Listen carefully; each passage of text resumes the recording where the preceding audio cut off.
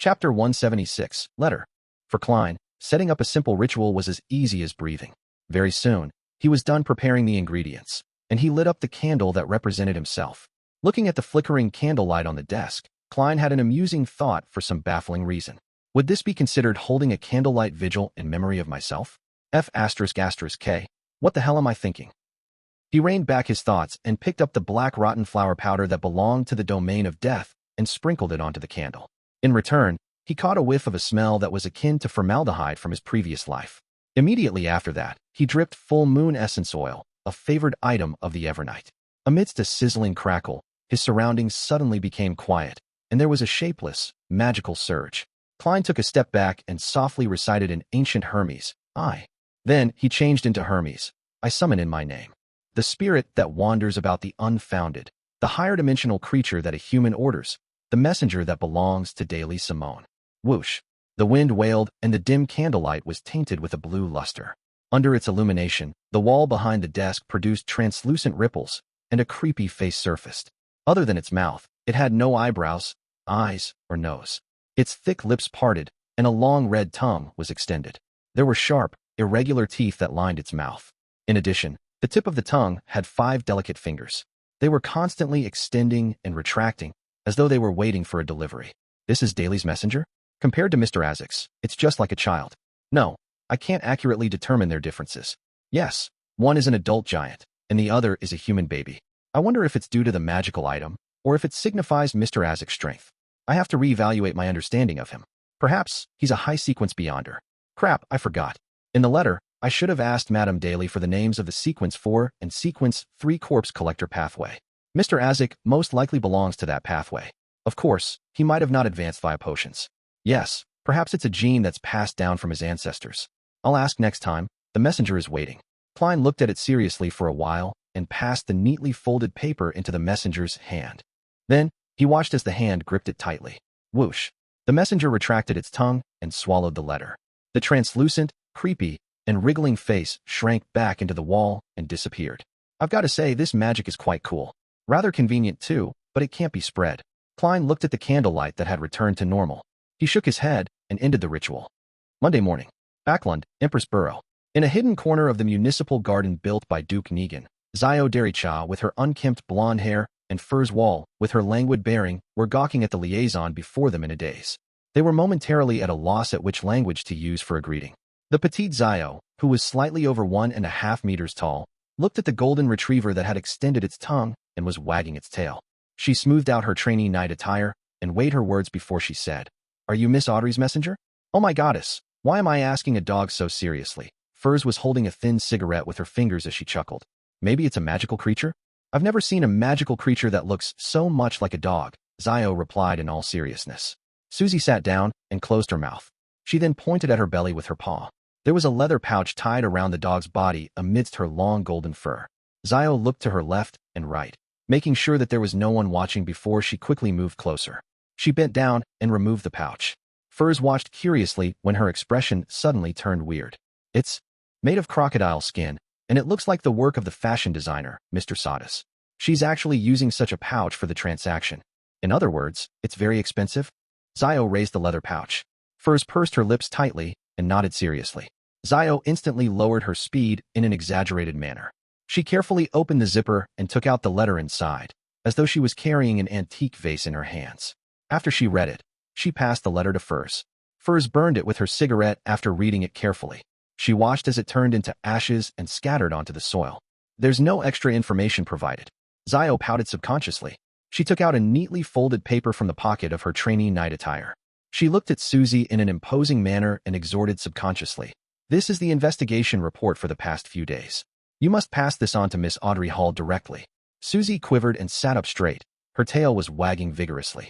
Zhou nodded in satisfaction, stuffed the stack of papers into the leather pouch, and tied it around Susie again. Susie howled and ran off very quickly. In the Hall family's luxurious villa, Audrey was sitting on the sofa of her own living room. She was holding a letter opener and was trying to open the letter before her. It was a letter sent by one of her brothers from the Balam Empire in the southern continent. There was a parcel that came along with the letter. At that moment, she saw Susie push open the half-closed door. The dog dashed over quickly. Susie sat on the carpet before Audrey and pawed at the leather pouch. You really are an excellent messenger. Audrey wasn't stingy with her compliments. Susie looked back at the door. It induced vibrations in the air and said softly, "Your friend is very serious." When I saw her, she reminded me of the time when a hunter came to train us. She had been a complimentary gift when Count Hall bought hunting dogs. Susie, your loan is getting more and more fluent. There are just a few problems with your logic in using the language.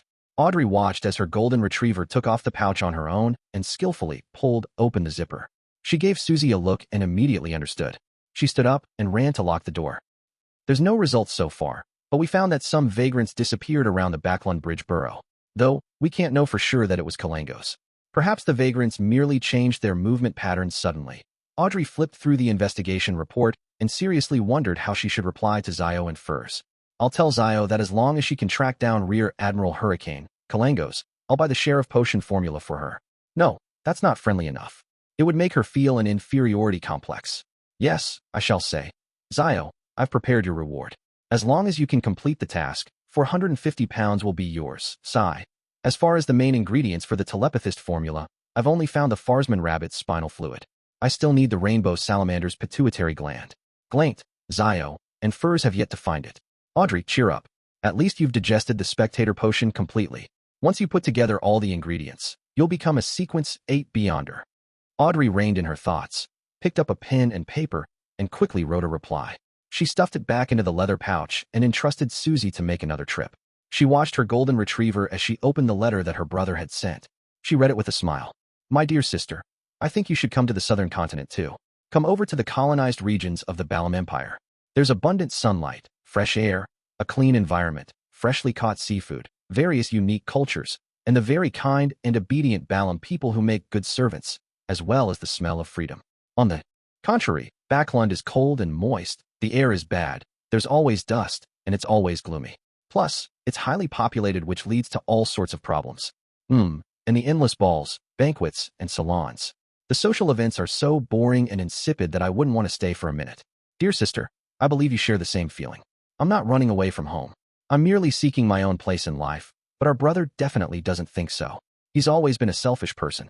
Of course, he wouldn't be stingy with you, because you can only claim a tiny part of the family wealth, while I would be his biggest competition in the fight for the inheritance within the ranks of nobles.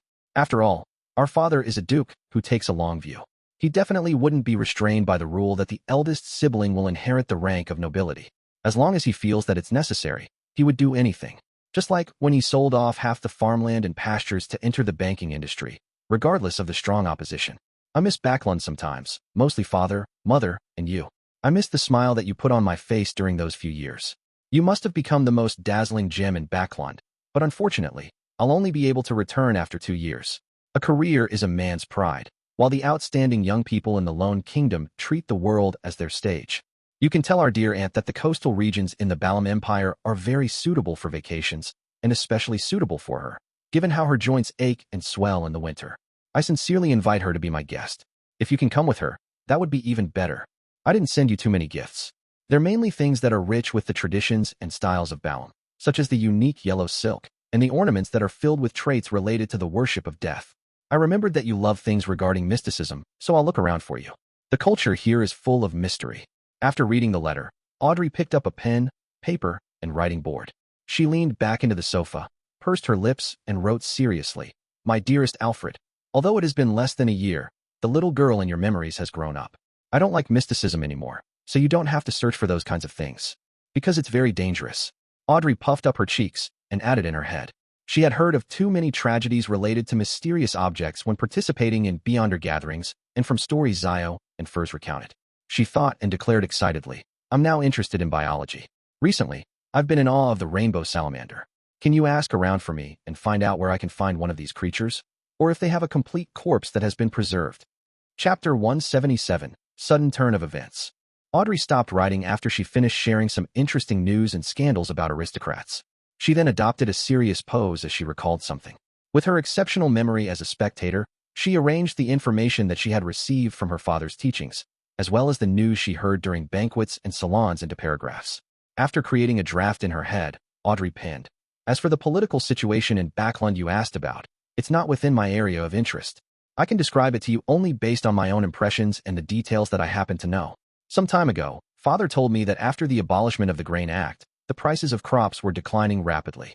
The rent of farmland and pastures were also plunging, but I don't know the exact magnitude. I can only explain it to you with this example. As you know, Duke Negan is an aristocrat who owns the most land outside of the royal family.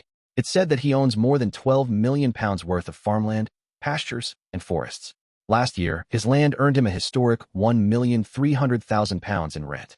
But this year, it's forecast that his rent will only be £850,000, a whole £450,000 less. That's more than the entirety of the assets that I'm entitled to.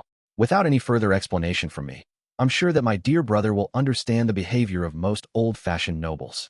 They're proud of being landowners, and their income is derived mostly from rent. They place a heavy emphasis on their appearance and would maintain their current lifestyle even if they have to go into debt.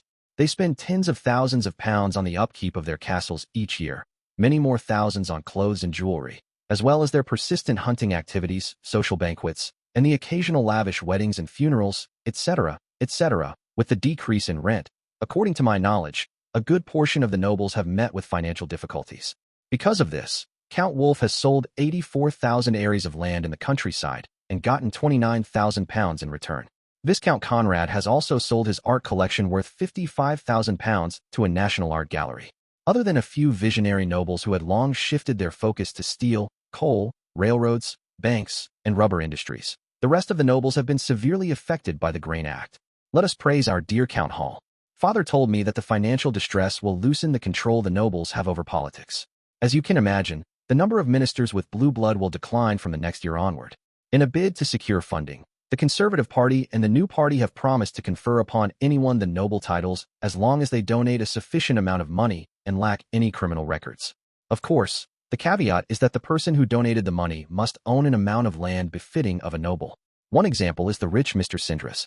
He purchased the lowest area of land expected of a baron, 60,000 ares, then donated £100,000 to the Carlton Club and £400,000 to the Conservative Party, and donations to charity amounting to £300,000.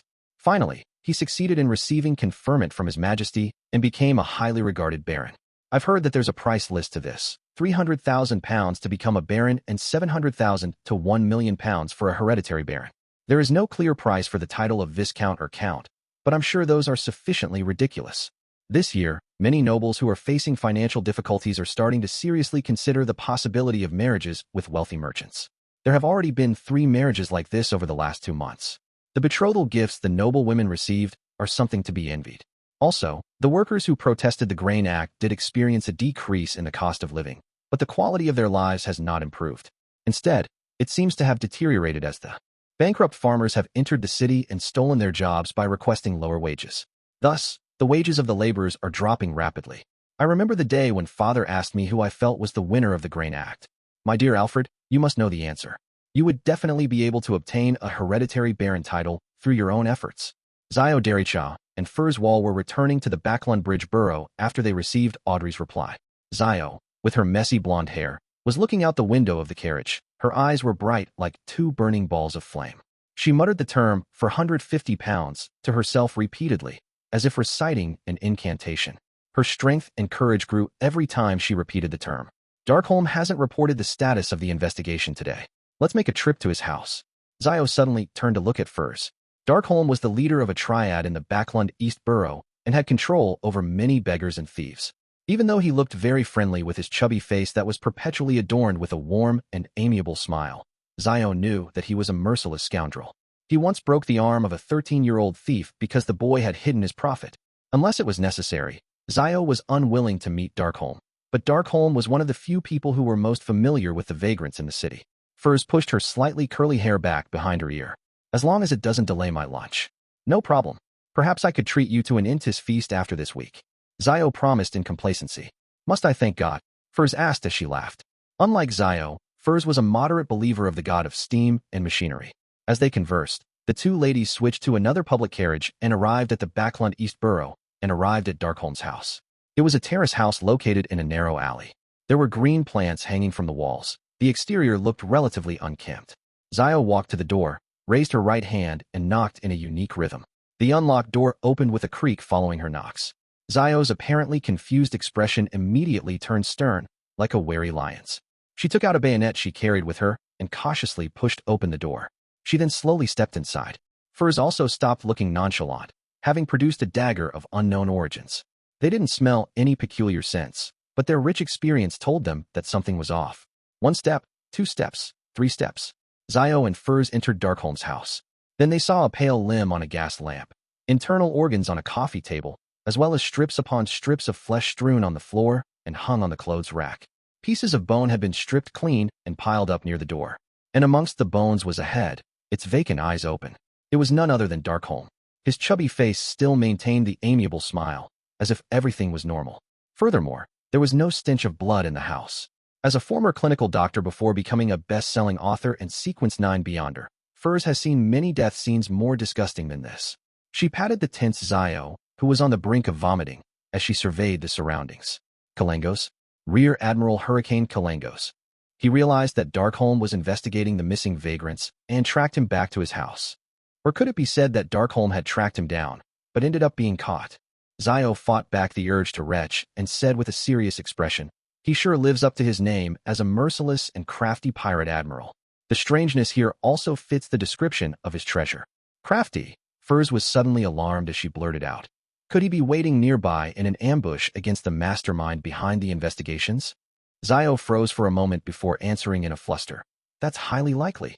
He was a Sequence 6 Wind-blessed, a powerful pirate with a mystical artifact, while they were just 2 Sequence 9s. This was an extremely simple and easy contrast.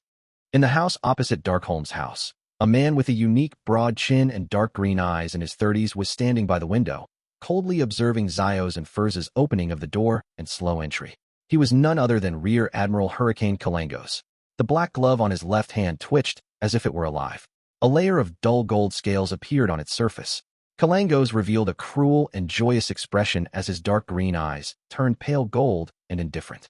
The moment Furs realized this, she dragged Zio to the other side and avoided the area just across the main door. She then gritted her pearly white teeth and took out a bracelet that was hidden by her sleeves. This silver bracelet had 3 dark green, coarse stones which showed signs of burn marks and were rough and uneven. Furs pulled out one of the stones and let out a low growl in ancient Hermes. Door. She grabbed onto Zio Dericha tightly as the stone released a faint blue glow. The figures of the 2 ladies turned indistinct, nearly invisible. They saw many forms they found difficult to describe. There were even transparent objects that didn't seem to exist. They saw different colors, lustrous splendors which seemed to possess immense knowledge. They had entered the mysterious spirit world. In this strange world that stood distinct from reality, Furs proceeded in a particular direction while pulling Zio along. Seconds later, they exited their indistinct states and returned to reality, to Backland. But they were no longer at Darkholm's house, but instead arrived at an empty cemetery. Kalangos, who was wearing his scaled glove, silently appeared at the door of Darkholm's house. He swept the interior with his cold gaze. He froze for a moment, then creased his brows as he muttered to himself, "Traveler. In the cemetery. What are we going to do next?"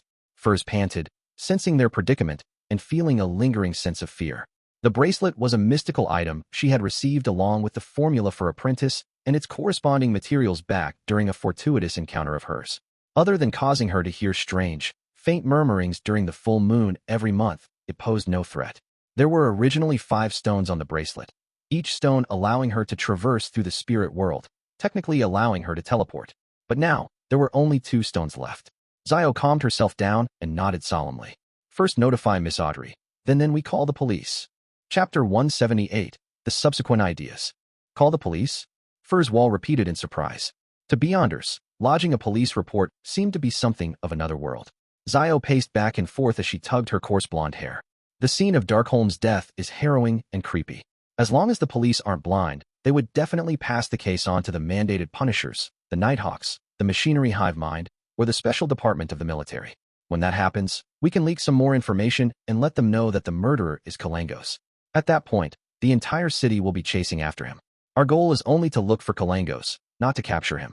With the help of so many Beyonders, things would become much simpler and safer. Once Kalangos panics and makes a mistake, it would be our chance to claim our bounty. Heh, I'm referring to the discovery of his whereabouts. Zio laughed dryly and looked at the appalled Furs.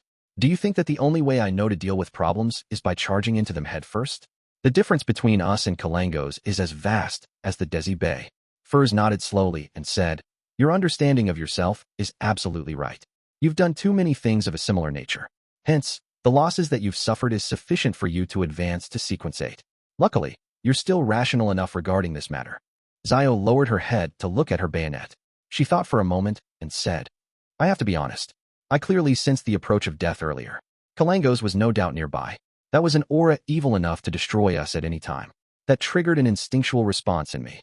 Furs wore her silver bracelet that had 2 stones left and thought seriously. I agree with your idea. Let's inform Miss Audrey first and lodge the police report after. Yes, regardless if it was Darkholm or his underlings who found Kalangos' traces, we could continue to investigate with that approach and find out Kalangos' activity range and the location of his residence. Zio creased her slim blonde eyebrows and said, but Kalangos would definitely not remain in the same place. Even as one of the 7 pirate admirals, even if he had the assistance of a mystical artifact, Kalangos had to be extremely careful in Backland. Even Nast, the king of the 5 seas, had once encountered disaster here and was nearly caught. No, what I meant was to surmise or confirm the purpose of Kalangos' visit to Backland based on the clues. Once we know what he's trying to do, no matter how he disguises himself or what tricks he pulls, he'll be exposed to us in the end. Then, our mission would be accomplished, Furs explained in detail. 2 years of novel writing experience tells me that things would become simple once we grasp the crux of the matter. Zio looked at her best friend in shock. She couldn't believe the woman had just made such a logical statement. I'm different from you. I'm merely too lazy to think, while you think with your muscles. Furs pursed her lips, leaned her head sideways, and smiled. Teasing me doesn't make you smarter. Zio tried to smooth out her few strands of blonde hair that was sticking out. All right, let's head over to Empress Burrow and tell Miss Audrey about this. Furs nodded faintly and said, so what's our emergency contact method with Miss Audrey? Zio was momentarily put at a loss. She looked afar at the tombstone as she said, she told me that pet dog of hers we saw earlier walks herself at least 5 times a day. Well, the next walk should be after lunch. In other words, we have to loiter around suspiciously outside Count Hall's luxurious manor? The corner of Furs's lips twitched. Zio suddenly looked sideways and revealed an obsequious smile. Furs, or would you prefer to just sneak in? I don't think that would be difficult for you. It's what you're good at. A hereditary count for centuries, one of the most influential Parliament members in the House of Lords, the largest shareholder of Varvat Bank, the 4th largest shareholder of Backland Bank, the special consultant of the Royal Bank of Loan, the 3rd largest shareholder of Suchit Bank in the Intis Republic, the 2nd largest shareholder of Constant Coal and Steel Consortium, and so on. These are the titles of Miss Audrey's father. Zio, use your brain. How could a man like that not employ any beyonders? Would he not have any prize collections? This is different from those destitute viscounts and barons. Furs replied in exasperation. I swear in the name of God, if I were to sneak in, I would be discovered and caught within 5 minutes. Zio nodded continuously in agreement. Let's wait for the golden retriever then. With that said, she led the way. After she took a few steps forward, she spoke with her back facing Furs. Well, I will compensate you for your losses and the damages in the future. I'm referring to the stone, of course. Listening to that, the corner of Furs's lips lifted and she said, I was saving myself. And, Zio, you're going the wrong way. God, if you were an apprentice and ended up becoming a traveler in the future, it would be a disaster. Outside Count Hall's luxurious manor, Zio and Furs hid behind an Intis parasol tree and secretly observed their target building in silence, watching the people walking to and fro. After God knows how long, they finally saw the golden retriever come out from a hidden hole under the wall.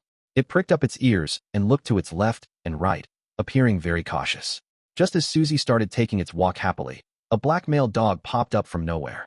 It fawned on Susie and started running around in circles. This is the first time I'm seeing a dog show such a human-like reaction. Just how much does it hate that black dog? Zio sighed. She could tell from Susie's gaze and facial expression that there was obvious detest. Furs smiled and said, it's just like encountering a rash, disgusting, and persistent lecher. Seeing Susie attempt to speed up to escape the black dog's pursuit, Zio stood up to administer justice. My ruling is for you to leave her alone. Zio shouted with a mask of solemnity. The black dog was taken aback and immediately scampered away with its tail between its legs. Susie let out a breath of relief and slowed down. It barked politely and wagged its tail. That was close. I nearly said thank you to them. The golden retriever thought in joy. That would have been a very awkward situation. A melodic tune slowly came to a halt as Audrey picked up the latest intelligence Zio and Furs had delivered and read it with knitted brows. She closed the piano cover and stood up elegantly. She paced back and forth in her piano room and considered her next course of action. Kalangos is a very dangerous man. If Zio and Furs continued investigating, they might end up in danger. It might even expose me. Yes, I should just proceed according to their suggestion. Oh yeah, it's another 2 hours until the tarot club. I wonder what Mr. Fool would suggest. If he's still not interested, I'll discuss it with the hangman carefully. Audrey gradually calmed herself down. This was the first time she had encountered, or perhaps was described as being placed in such a perilous situation. There was already one death. 3 in the afternoon. Audrey's vision recovered from a crimson and blurry state before seeing the boundless gray fog that didn't belong to reality, the lofty palace that looked like the home of a giant, the long ancient mottled bronze table, and the fool who was always engulfed by a thick layer of fog. Lastly, she saw the hanged man and the sun. At that moment, Audrey's tense and anxious emotions seemed to relax. She felt so safe, so calm. I'm participating in the tarot club that doesn't belong in the material world, and I'm dealing with Mr. Fool who's nearly a god. Kalangos and I are on different levels. Audrey sat in an upright position proudly. She lifted her chin slightly and greeted cheerfully. Good afternoon, Mr. Fool. Good afternoon, Mr. Hangman. Good afternoon, Mr. Sun. After they greeted one another, Klein saw that Miss Justice was indicating her desire to speak. Therefore, he nodded faintly to express his permission. Honorable Mr. Fool, I wonder if your adorer has received the compensation of 300 pounds? Audrey asked, holding back her urge to talk about Kalangos while she showed concern over her leader's adorer. Klein smiled and said, I didn't pay close attention to this matter, but as my adorer didn't request for additional help, I suppose he has already received it. Yes, I've checked multiple times. There are 300 pounds lying in my anonymous bank account. Klein added in his head happily. That's great. Audrey relaxed and looked across her. Mr. Hangman, there's been progress regarding Kalangos. Alger suddenly sat up straight. He couldn't hide his excitement as he asked, where is he? Unfortunately, he noticed our investigations just after we discovered his tracks. He killed one of the personnel involved. Audrey repeated the highlights of Zio's and Furz's story and explained their follow-up plan in detail. Alger nodded faintly and said, I'll pay close attention. Then, he turned to the side and looked towards the seat of honor at the long bronze table. Under the vacant gaze of the sun, Derek, who listened but didn't understand anything, he said, Honorable Mr. Fool, if I were to find out Kalangos' true intention and the very important and magical item that he intends to obtain, please allow me to recite your name and inform you through the ritual. He didn't repeat his request for the fool's adorer to provide him assistance. As he brought it up before and the fool had given his answer, there was no need to harp on the topic. Otherwise, it might provoke the god. Hence, Alger made it clear that his intention was only to report his findings. If the final temptation was sufficient, he believed that Mr. Fool's adorer would definitely appear. That works? Audrey widened her eyes. I should have asked for the right to report as well.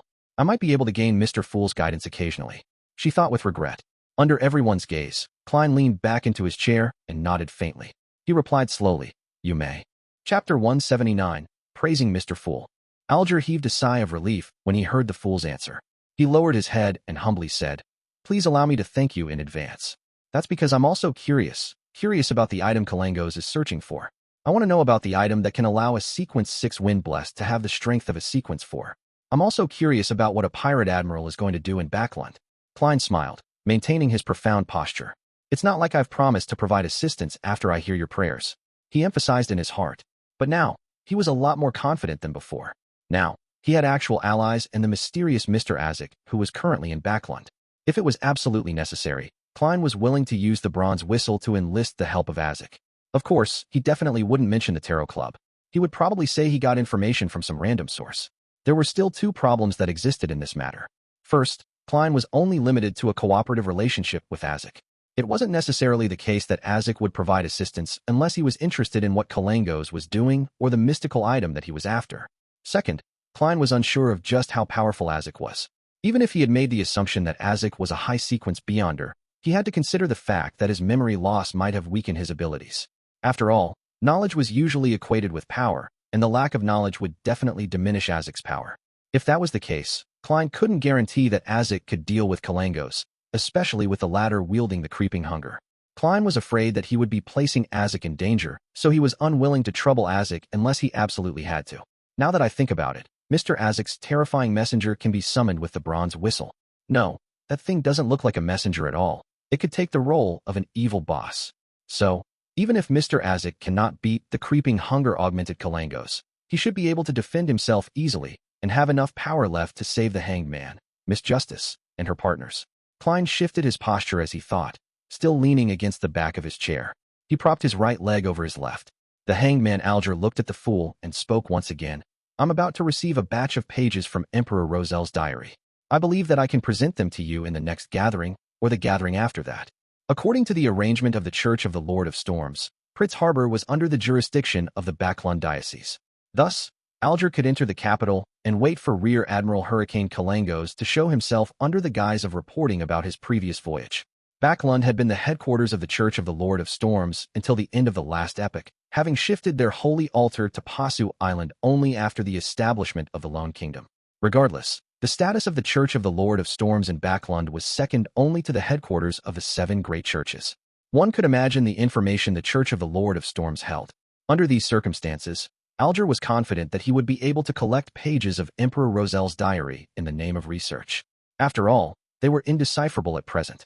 Klein allowed joy to color his tone, as he said with a gentle nod, "Very good."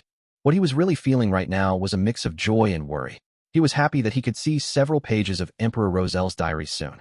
They might contain a lot of useful information, but he was also worried about what he had to give the hanged man in return. After all, no one knew if the hanged man would be interested in the contents of the diary, or if the content was valuable enough. Even a seer is unable to determine that in advance.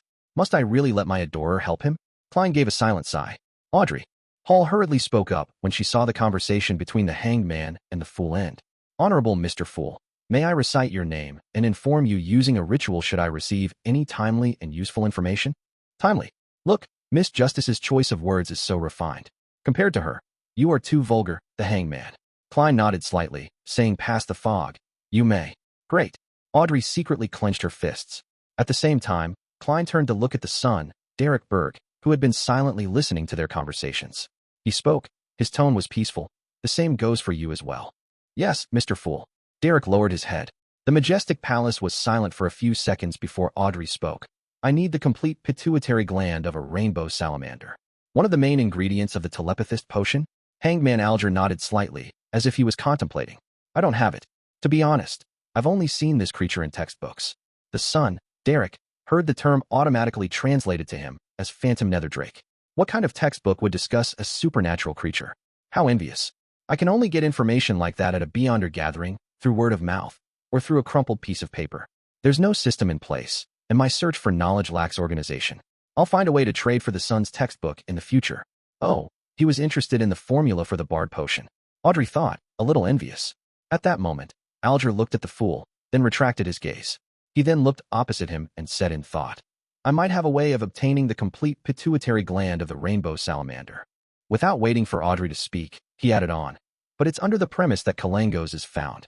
When the time comes, the complete pituitary gland of the rainbow salamander would be equivalent to the extra compensation that I owe you. Miss Justice, you might not know, but these creatures are nearly extinct, and we can only find traces of them in primitive islands in the Sea of Fog, the Berserk Sea, or the Sonia Sea. Not many people have the coordinates to these islands. If you're interested, we can make a deal, for I am one of the few who knows how to get there. I'm also interested in those primitive islands. Klein silently listened to their conversation. Thinking about the extinction of the rainbow salamander, he suddenly recalled the joke he cracked with Old Neil, the Dragons and Giants Protection Association. He let out a sigh in his heart. Audrey became thrilled after hearing that. She fought back her emotions as she said, I once dreamed of going on a voyage in search of these primitive islands to take in the history. My goddess, the Tarot Club is too powerful, too wonderful, to be able to recruit a member who has the coordinates of the primitive islands. Praise Mr. Fool. Audrey couldn't maintain her spectator state as a smile crept across her face. Primitive islands? Klein froze for a moment, then thought about a page of Emperor Rosel's diary that he had seen, the one where the emperor described himself as a pirate king. He said that he discovered an unnamed island with many supernatural creatures when he and his 4 horsemen of the apocalypse were traversing the Sea of Fog on an unsafe sea route. Could that be the so-called primitive island? How unfortunate. The great emperor didn't include any coordinates in his diary. Perhaps the information will be in some future pages, but as of now, I haven't received any pages of his diary in chronological order. Klein was filled with regret and anticipation. The son Derek was already confused by the terms Sea of Fog, Berserk Sea, Sonia Sea, Primitive Island, etc. He felt more and more certain that Miss Justice and Mr. Hanged Man belonged to a different world than he did. After collecting herself for a few seconds, Audrey asked curiously, does the near extinction of the rainbow salamander mean that the spectator pathway will be severed soon? No, There will definitely be substitute materials. Alger gave a definite answer. What substitute materials are there? Audrey's eyes brightened as she asked. Alger shook his head, replying without revealing certain profound truths. I don't know. Perhaps the members of the psychology alchemists might know. Then how can you be so sure that there will be substitute ingredients? Audrey didn't understand. Alger laughed and said, you will understand in time. Or do you have something to trade for the information right now? I guess I'll wait. Audrey pouted and sighed. She also dismissed the idea of asking Mr. Fool. There's no use in me knowing for the time being. The hanged man will definitely ask about something regarding Rear Admiral Hurricane, and I cannot be dragged too deep into that matter. She suddenly felt like praising her intellect. But what she never expected was that Mr. Fool was feeling very disappointed at that moment. Klein was rather curious about the secrets which Alger's words held. Unfortunately, Miss Justice, who was the best assist all this while, didn't choose to go through with the transaction. No matter what method they chose to perform a transaction, the contents of the deal couldn't be hidden from the owner of the fog. Well, even if the rainbow salamander is nearing extinction, the psychology alchemists are still giving out formulas listing it as an ingredient instead of providing a substitute. Does this mean that the psychology alchemists are in possession of the coordinates of certain primitive islands? Or could they be working together with an organization that has the coordinates? Klein wondered.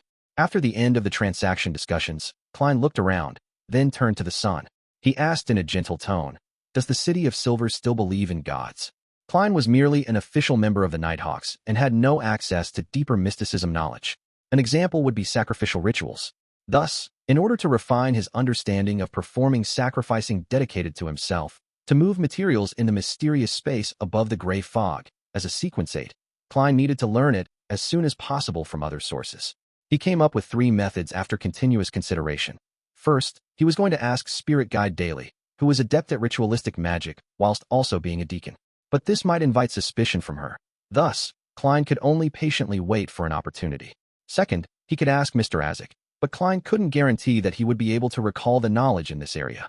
Third, he was going to use a roundabout way to ask Sun, who lived in the City of Silver. Klein already had an idea of how he was going to do it while effectively maintaining his image.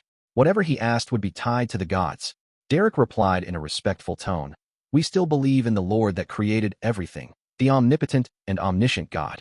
Chapter 180, A Smart Person Always Overthinks. Upon hearing the fool's question, Audrey perked up her ears and entered her spectator state. She waited for the sun to answer. She had always been curious about where the City of Silver was and what was so special about that place, but she couldn't bring herself to ask. It touched upon his privacy after all. At that moment, Mr. Fool was asking personally. It was like finishing the first volume of an outstanding detective novel she had been reading for a long time, and she finally had the chance to buy the next volume. The Sun's answer didn't disappoint her. They didn't believe in the mainstream 7 Orthodox deities, nor did they believe in death as the southern continent did. They also didn't believe in the hidden existences, evil gods or devils, primordial Demoness, hidden sage, dark side of the universe, chained god, or the true creator, which the hanged man had told her before. The City of Silver is really special. They actually worship the creator himself. This is the primordial worship that Mr. Hangman described, right? The description of omnipotence is a little strange. Audrey stole a glance at the hanged man subconsciously and realized that he was nodding slightly. Klein wasn't surprised at all. He purposely chuckled and asked in reply, even though he abandoned you? Abandoned? The creator abandoned the City of Silver? Alger was shocked. Suddenly, when he suddenly made the connection regarding a particular term.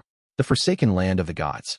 In the confidential information of the Church of the Lord of Storms, at the security clearance level that Alger, who was captain, equivalent to the bishop level, could access, the forsaken land of the gods had always only been a name with no actual description. However, it clearly pointed towards the end of the Sonia Sea. From what he knew, even the cardinals at the core of the church had no idea what the forsaken land of the gods represented. But only the leader of the church, the proxy of the Lord of Storms, knew something about the situation and seemed to be taking charge of the hidden mission to look for the forsaken land of the gods. Alger had once made a bold guess when he equated the true creator's holy residence, which was promoted by the Aurora Order, with the forsaken land of the gods. But, unfortunately, the fool hadn't confirmed his guess, so he couldn't be sure. Now he was shocked and surprised to find that the Tarot Club member, using the sun as his code name, was very likely from the forsaken land of the gods. Mr. Fool knew where the forsaken land of the gods was all this time, and he could pull someone from there to be a member of the gathering. This is a hidden place that the Church of the Lord of Storms has been trying to find to no avail. Alger looked at the fool who was seated in the seat of honor at the end of the ancient long bronze table in horror. He could only see that he was leaning back in his chair in silence. engulfed by the thick fog. Audrey wasn't particularly moved about it. The only time that she had heard about the forsaken land of the gods was from the hangman's question. She wasn't particularly interested, so she failed to associate it to anything from what Mr. Fool said earlier. The City of Silver has the legend about being abandoned by the Creator. Huh, Mr. Hangman seems to be deeply affected. What is he amazed and afraid of? Audrey nodded in puzzlement as she remembered the details of the moment. Yes, we believe that we will regain the Lord's favor in the end. Perhaps it will be on the day the sun rises again. Derek Berg answered in an uncertain tone. We were once ruled by the giant's royal family, and we worshipped the giant King Ormer. Later, we were saved by the Lord, and we will never betray the Lord again. Ruled by the giant's royal family.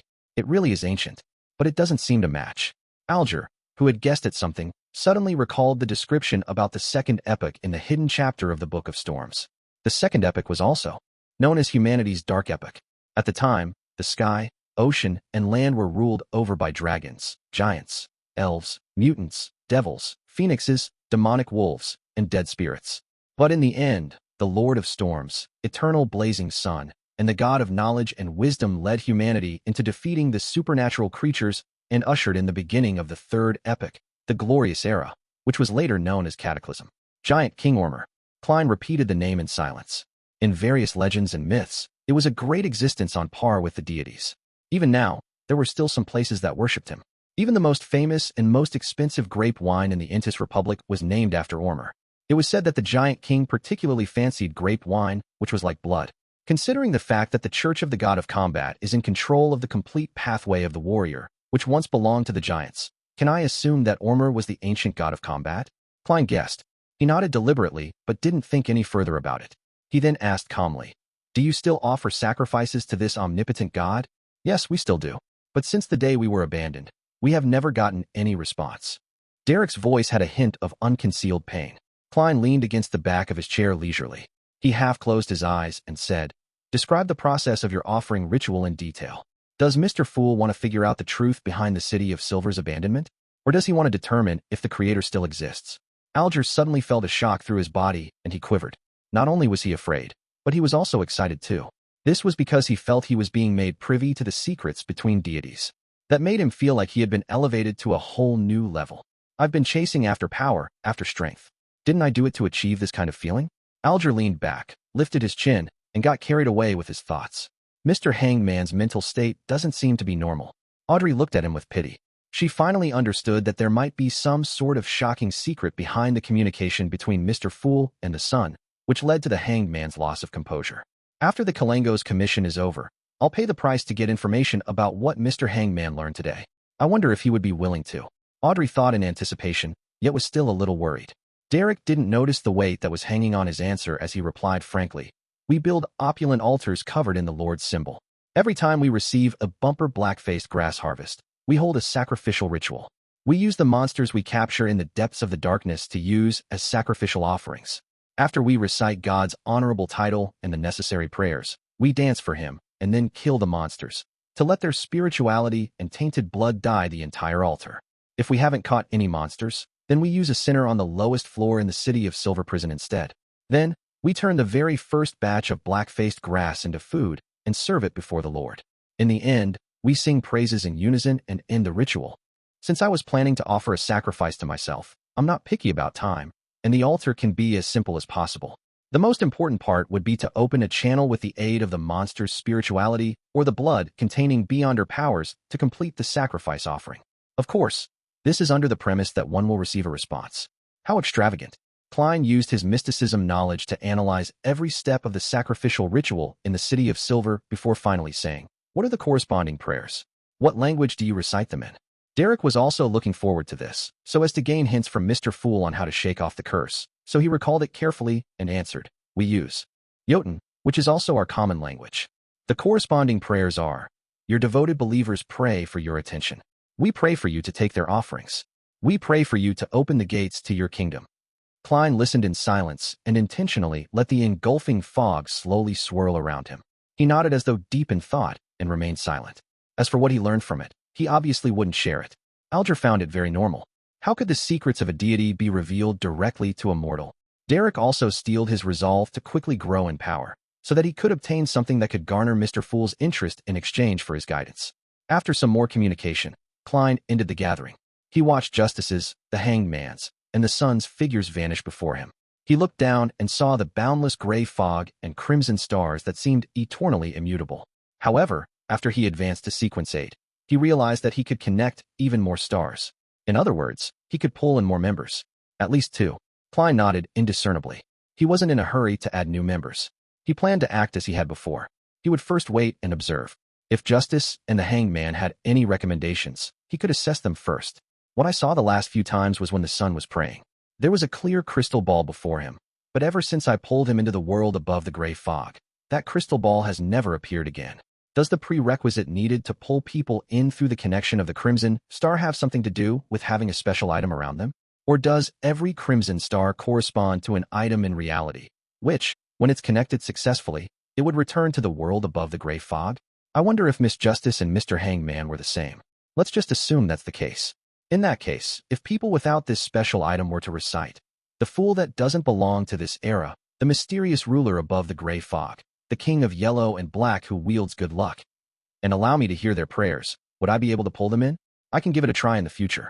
Klein didn't stay any longer. He wrapped himself with spirituality and stimulated a descent, leaving behind the lofty palace, the ancient table, and the 22 high-back chairs which sat immutably above the gray fog. He had mastered the overflowing power of the clown potion and eliminated the corresponding negative effects. Therefore, he wanted to try the ritual to summon himself. I wonder what I'll conjure this time. Klein thought in anticipation and fear as he fell through the mad ravings. Chapter 181, Different State.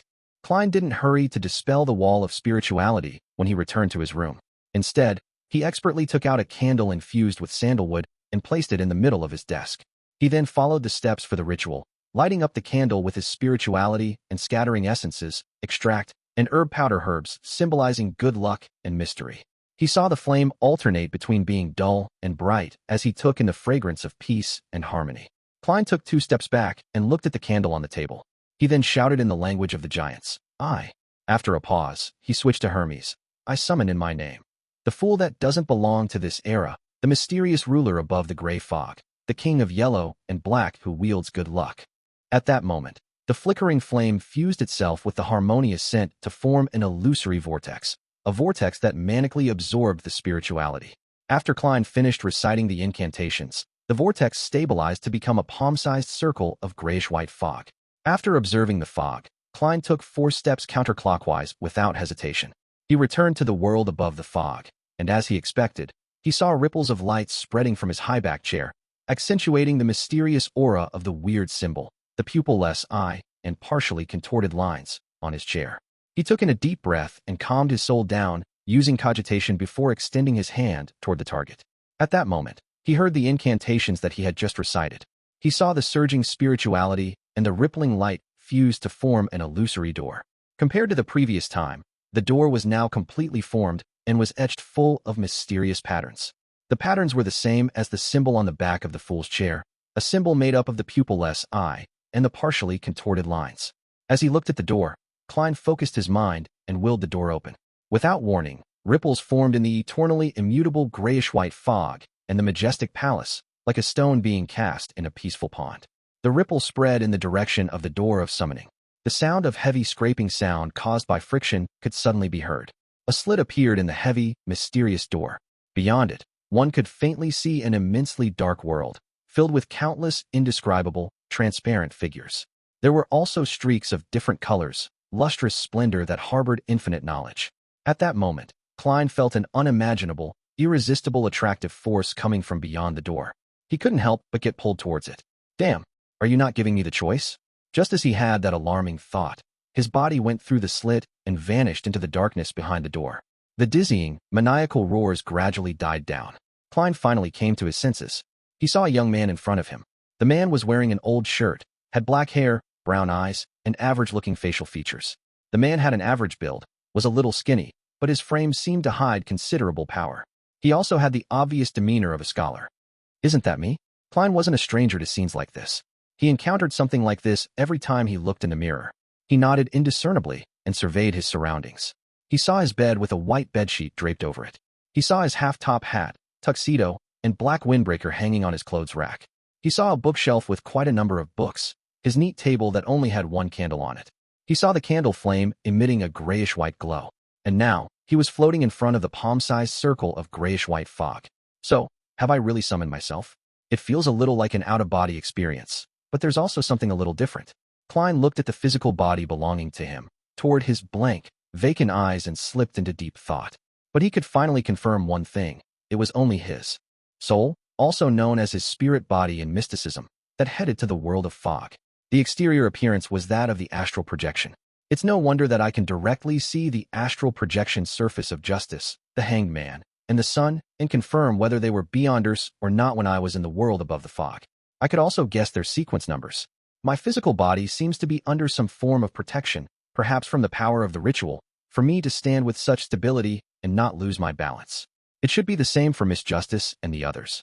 Klein slowly got used to the current situation and started to analyze the conditions of both his physical body and soul. He retracted his gaze and tried to move his soul, now fused with powers from the mysterious space. Whoosh! A cold wind started to blow as it spiraled around the room. Klein savored the sensation of flying, joyfully making circles in the room. I can also take on the role of a messenger in this city now. I wonder if I can carry physical items with me. He collected himself and stopped. He floated in the air and experimented with his other abilities. He tried to grab a notebook from his bookshelf, but his hand passed through it. It feels a little sticky. It's not like moving through air. I might be able to grab it after I become more powerful and able to better utilize the mysterious powers of the world above the gray fog. Klein once again tried grabbing a single piece of paper, but to no avail. After more than 10 seconds of deliberation, he flew toward the clothes rack and extended his transparent hand into the pocket of his black windbreaker. He touched the slumber charms and the requiem charms that he replenished from a successful claim.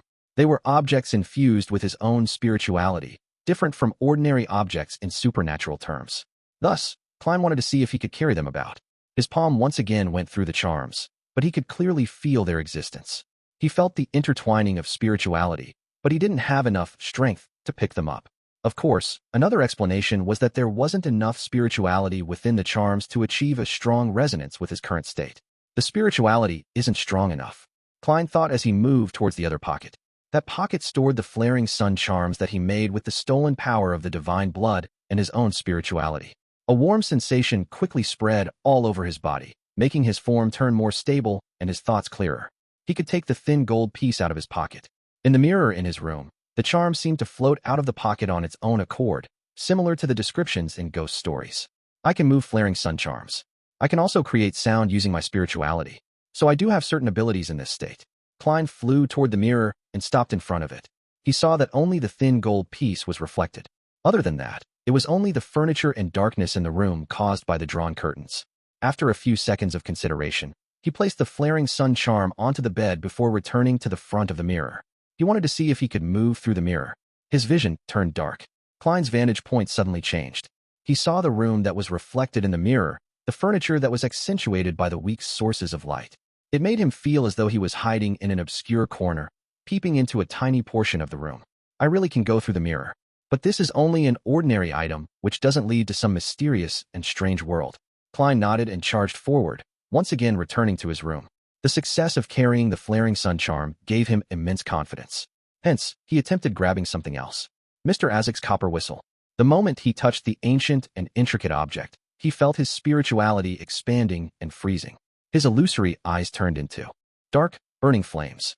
It feels like I have gotten a little more powerful. My form is like a wraith's, but without the strong sense of vengeance. Klein projected his current appearance by calming his mind. This was one of the abilities of a clown. Mr. Azik's copper whistle is truly fascinating. He nodded, noticing that he could now pick up pieces of paper with certain weights. He could also pick up his slumber charms. How unfortunate. I can carry the silver ritual dagger, but the revolver is too heavy.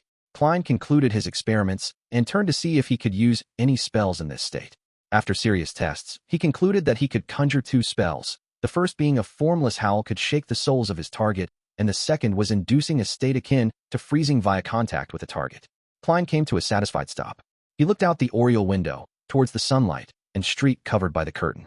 I wonder if I can move about during the day in this state, he muttered as he floated towards the window. He then carefully lifted the curtain, creating a slit and allowing a small amount of sunlight to pass through the wall of spirituality and into the room. Under the radiant sunlight, Klein felt his soul boil with a black fog. His powers were also being drained away, bit by bit. He quickly released his grip, allowing the curtain to block the light. I can't. Klein thought for a moment, then placed his gaze on the flaring sun charm on the bed. I wonder if the effect would be the same if I'm augmented with the divine blood of the eternal blazing sun. He floated toward the bed and tried to grab the thin piece of gold. But just as he touched the charm, the warm, pure feeling formed a stark contrast with his burgeoning cold spirituality. It was like an existential conflict between fire and water. Sizzle. He tossed the piece of gold away as if he had been burned. The power of Mr. Azik's copper whistle cannot inhabit my soul at the same time as the flaring sun charm. Klein understood as he set the copper whistle down. He felt his spirituality shrink, and the black flames in his eyes extinguished. In this state, both the spells I can use have been weakened. After another round of experimentation, Klein grabbed the flaring sun charm, once again feeling the stabilizing and warm purifying effects the charm had on his spirit body. He returned to the window and cautiously moved through the curtain. The sunlight only felt warm on his body, but it didn't inflict any harm. Not bad. Klein let out a mixed smile. He made his way past the wall of spirituality and cautiously flew out of the house with the intention of conducting more experiments. Chapter 182, Wanderer Klein. The weather in Tianjin turned from refreshing cool to a bitingly chill in early September. However, the sunlight at 3 or 4 in the afternoon was still warm and soothing. Klein went through the wall of spirituality and the oriel window. He floated in the air outside of his bedroom as he overlooked the people and carriages shuttling to and fro Daffodil Street.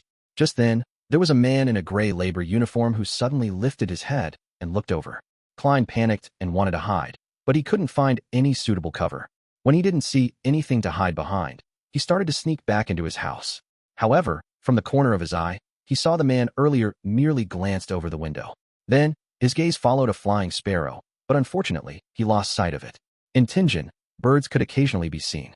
Phew, I forgot that an ordinary person wouldn't be able to see me. Klein let out a breath of relief and felt that he had yet to get used to the situation. As he grew more confident, he flew lower and went to a nearby spacious street where he floated above people's heads. As he drew closer, Klein immediately realized that his vision was the same as his spirit vision. There was no need for him to activate it, but there was a restriction to its range. Also, besides the aura and emotional colors, he could faintly feel the existence of everyone's soul. They were blurry, illusory, and transparent. In this state, I think I could bypass a person's body and directly attack their soul. Klein nodded thoughtfully. He circled around and prepared to test his fastest speed. Hence, he flew towards Iron Cross Street with all his strength. It didn't take long before he came to a halt and arrived outside the apartment he used to stay in. It should be about the speed of a car on the highway. It's a pity that I still can't go in and out of the spirit world. Otherwise, it'd be perfect. But if I were to be lost in the spirit world, it said that the consequences are very severe. Just as Klein finished his self-evaluation, he felt low-spirited and gloomy. There was an unspoken pressure. He looked around and felt that Iron Cross Street was engulfed with gloominess that ordinary people could see, a darkness that the sunlight couldn't dispel. There were layers of numbness, despair, pain, and other emotions overlapping, as though they were corporeal. It feels just like what I experienced when using spiritual perception on this street when I first became a seer. Iron Cross Street's middle street and lower street hasn't changed to this day. I wonder how many years it took to accumulate such oppression and gloominess. Klein recalled the past and sighed as he flew up to the 3rd floor of the surrounding buildings. He finally felt sunlight and shook off his depression. Klein flew along Lower Street, and, from time to time, he would see residents who were dressed in tattered clothes, looking expressionless and malnourished. He even ran into 2 bodies that had died of natural causes, prolonged starvation and malnutrition with a sudden infliction of an illness. There were countless people who died in agony every month. However, the bankrupt farmers and slaves that surged in from the southern continent replaced them very quickly. Klein sighed in silence and changed direction and flew south. That was the industrial area of Tianjin. The steelworks, lead factories, ceramic factories, printing factories, metalworks factories, machine construction factories, and other factories all built right next to one another. As he flew, Klein saw towering chimneys. He saw dust filling the air and a thick gloominess that was only slightly better than that of Lower Street. It was crowded with emotions of exhaustion, pain, pessimism, and numbness. Laborers who were in their 30s were considered the minority. Just as Klein wanted to fly lower to look at the area more closely, he suddenly felt weak. It was a weakness that came from inside him. My spirituality can't withstand the duress. Klein became alarmed. He was in a hurry to return home, but he suddenly thought of a better possibility. I was summoned out. If I were to end the summon, I would return naturally. He calmed down and carefully felt the surrounding environment and his status. Unsurprisingly, he discovered something that was connected to him from infinitely far away but also infinitely close to him. It formed an intricate tether to him. Through this connection, Klein clenched the flaring sun charm tightly and willed the strong desire to end the summoning. A massive and terrifying suction force overwhelmed him as his figure went from transparent to nearly invisible, and in a flash, he vanished from the corporeal world. Silence was everywhere in the boundless gray fog, and there were illusory crimson stars that twinkled. Klein reappeared in the lofty palace that looked like the home of a giant, as he sat in the seat of honor at the ancient bronze table.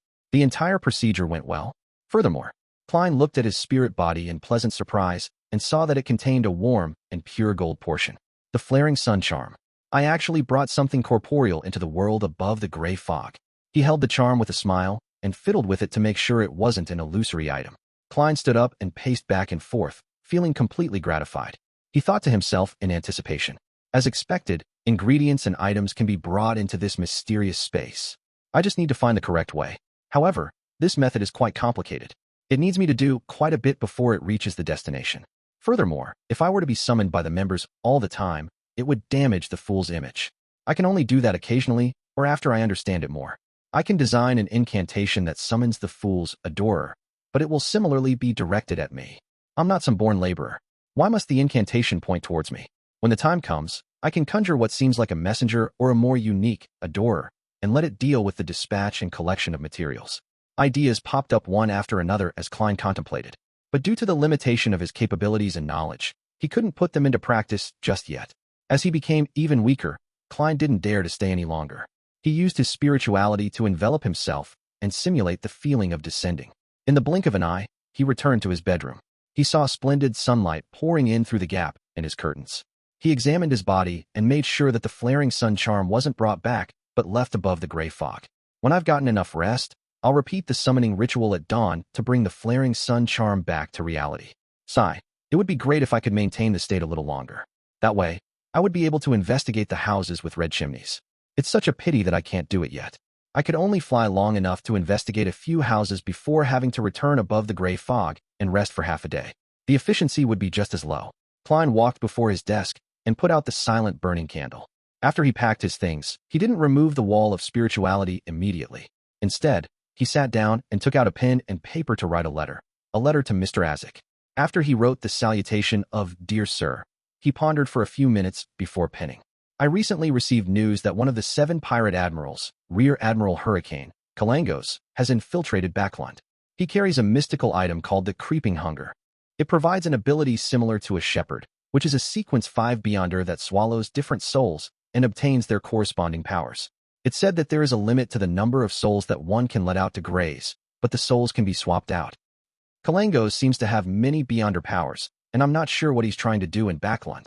The news I received suggested that he might be after a very important, very mystical item that could make Kalangos a high-sequence beyonder or as powerful as a high-sequence beyonder.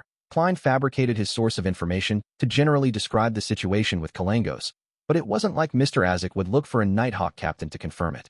Klein didn't directly request assistance, but made it seem like he brought up the subject casually to encourage Azik to be careful. Regardless of whether Mr. Azik was willing to help, it wouldn't hurt to first lay the foundations. If Klein eventually needed to ask for help, it wouldn't appear out of the blue that way. Klein let out a breath slowly and started writing the main content of the letter. The mastermind behind all that has happened hasn't taken any further action, and I still haven't found any related clues. The reason why I'm contacting you so suddenly is mainly to ask for your guidance regarding sacrificial rituals. I came across something like that during a recent mission. With the son's description and Mr. Azik's answer to compare, I should be able to try a sacrificial ritual after that. By reversing the ritual, I should be able to bestow items. This would be a more suitable ritual for exchanging ingredients and items rather than summoning myself. Yes, let's hope that Mr. Azik remembers the knowledge about this. Klein nodded slightly. He put down his pen without signing his name. There's only one copper whistle, so I'm sure Mr. Azik wouldn't make a mistake with the sender.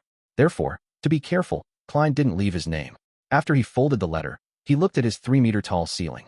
He picked up the copper whistle from the bed a little hesitantly. Perfect, let it squat and get the letter. Klein emphasized inwardly before lifting his right hand and putting the copper whistle to his lips. He puffed up his cheeks and blew hard. The whistle didn't produce a sound, but Klein's acute senses noticed that the surroundings had instantly turned cold. He activated his spirit vision and saw that there were blurry yet glistening white bones surging out of his study desk like a fountain as it rose in height. The white bones quickly gathered together and turned into an illusory yet huge monster. Its head tore through the wall of spirituality and reached somewhere unknown. Klein looked at the white skeleton's thighs and body, as well as its arm that hung down. Seeing its right palm open up, the corner of Klein's lips twitched as he tossed over the folded letter. The large bony palm did a sweep and caught the letter firmly.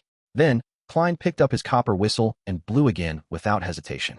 The monster crumbled in an instant, transforming into bones that fell onto his desk before sinking in and vanishing. After doing all of that, Klein removed the wall of spirituality. In the sudden wind that stirred, he hobbled towards the clothes rack and returned the copper whistle to its original place. Then, he quickly walked to his bed and planted his head into it. The moment his body touched the soft mattress, he fell into a deep sleep. Chapter 183, A Lesson on Mediumship. After dinner, Klein engaged in small talk before reclining on the sofa. He picked up the recently delivered Awa Evening News and started leisurely reading. Benson wore a bitter expression as he sat opposite his sister. In front of him was the dining table, which had been wiped clean by Bella. On it was grammar books, classic literature, accountancy notes, and other materials. In front of Melissa were her notes and stationery, including but not limited to pens, paper, rulers, compasses, etc. It's like I've been taken some 10 years back. Back then, I was still a student at the church's Sunday school, Benson complained, but he continued to study with his head down. That's not too bad. This scene makes me feel the achievement of being a parent. Klein smiled and said, knowledge can change one's destiny, and diligence will result in glory. I made up the latter half of that saying. I wonder if Roselle has said that before. He lampooned in his heart. The room quickly became quiet except for the sound of pens scratching across pages or of books being flipped. Bella had finished doing the dishes and tidied up the kitchen before returning to her room on the first floor, a small room that was formerly the guest room. Klein sipped on his side black tea as he read the newspaper, occasionally engaging in small talk with his siblings. It was relaxing. Suddenly, the gas lamps in the living room and dining room turned dark at the same time, as if they had run out of fuel. Benson and Melissa looked up towards the lamps, in an attempt to figure out the cause. Klein also looked towards the lamps.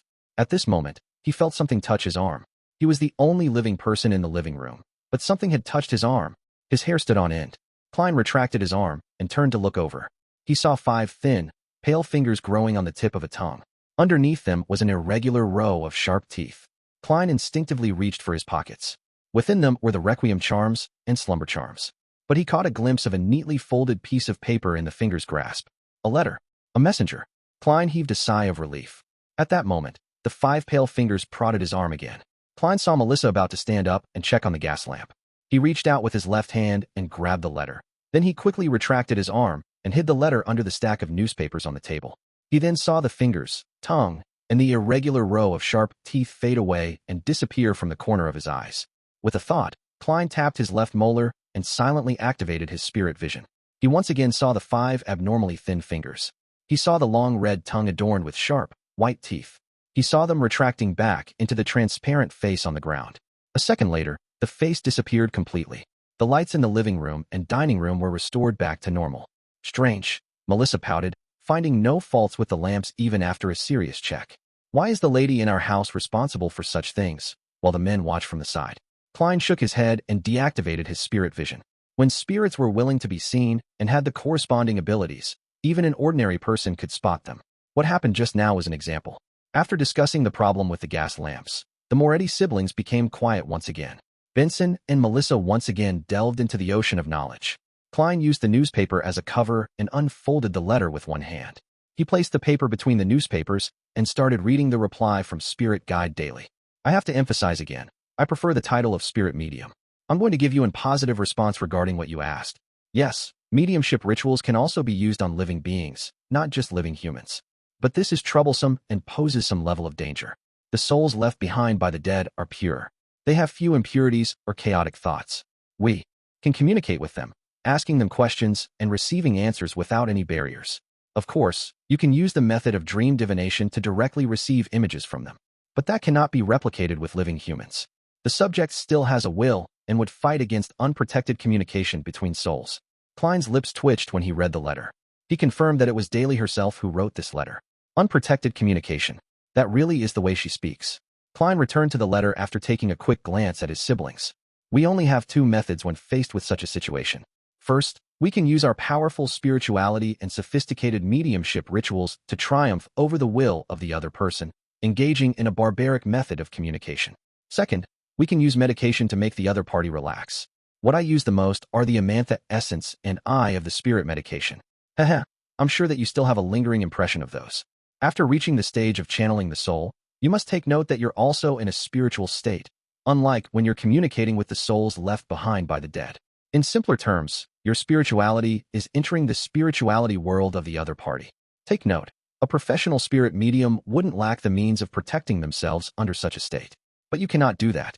You would not be able to learn or use the techniques that I know of even if I explain them to you. So you have to maintain a certain level of lucidity and rational thought. Only through this method can you fight back against the torrents of the other party's random and chaotic thoughts before arriving before his spirit and establishing communication. At this point, you'll be communicating at the level of the body of heart and mind. At this stage, you have two options. One is to use a technique to forcefully read the memories of the other party, but you have to be very careful, for you cannot be sure if the things you're reading are the things that you want to know. If you indiscriminately receive a large amount of memories from a person, it's very likely that your soul would collapse. Furthermore, it will cause severe damage to your target soul, sometimes even destroying them completely. Unless you're a professional spirit medium, I do not suggest using this method. The second option is to gently communicate with the other party's body of heart and mind. No matter how you entered, whether it be through violence or medication, the target will definitely be in a groggy state. They would generally not be able to lie, just like you couldn't. No, you cannot recall what happened to you, although I know you've definitely forgotten about it. Sorry, Madam Daly, I was very awake back then. Klein chortled inwardly as he lowered his gaze and read the rest of the letter. Such communication can allow you to obtain real answers, but they won't necessarily all be the truth. You should understand what I mean. As long as you read the news, you must have heard Emperor Rosel's famous quote. I don't remember the actual quote, but the essence of the quote is that what one says shall be the truth, the whole truth, and nothing but the truth. In short, a spirit might not remember everything because a lot of memories are in one's subconscious or collectively be in the subconscious. Oh, I shouldn't mention that. Dunn calls it the evil theories of the psychology alchemists. Thus, you must be able to guide the soul and be good at designing your questions. Do you understand? The corresponding techniques include. These are all under normal circumstances. What should we pay attention to when we're trying to communicate with the soul of a beyonder who has gone insane? It's the same, maintaining your lucidity. You must not fall into a daze at all. This is because a beyonder's spirituality is very potent and their spirit is filled with chaotic thoughts. Let me give an example. An ordinary person's consciousness is an island. The subconscious is the portion of the sea beneath the island. The collective subconscious is the surrounding sea. The sky belongs to the spirit world. As for a beyonder, his island might have a controllable active volcano. A lunatic's island might have a volcano that can erupt at any time. It would quake the foundations and pollute the sea. When you come into unprotected contact with the spirit of an insane person, his chaotic thoughts might infect you, just like how polluted water in the sea would flow outward, spreading further. Yes, channeling his spirit under such conditions is like linking your sea to his. Thus, you need to pay close attention to this pollution. A few examples are when a spirit medium is careless when doing similar things and didn't use any protection. After that, they can develop mental problems similar to that of the target. Under normal circumstances, mental diseases are not contagious. But in the domain of mysticism, in the world of channeling spirits, they can indeed be contagious. Maintaining your lucidity and not being affected by the chaotic thoughts of the target are things that you must pay attention to. Following those would be the guided questions, which can be used to effectively communicate with an insane person. If you wish to try this, I suggest applying a sedative agent before doing so. The corresponding formula is available behind Tingen City's Chinese Gate. There's also the formulated product. It can be effective in helping you maintain rational thought during the process. Of course, you can also get done to apply for help from the Backlund Diocese. I'm very willing to see the spirituality state of an insane sequence 7 psychiatrist. Lucidity and rational thought. That's my expertise. I maintained lucidity and rational thought even when my soul was being channeled. Of course, I'm not someone who lets confidence get to my head. I'll still apply for the sedative agent, Amantha extract, and eye of the spirit medication. Klein heaved a sigh of relief, a little eager to make the attempt. He put down his newspaper and stood up. He then entered the bathroom and ignited the letter with his spirituality before tossing the ashes into the toilet bowl and flushing them.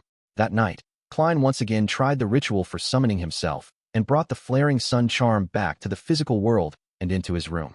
He also didn't receive Mr. Azik's letter, even though he had expected a swift reply.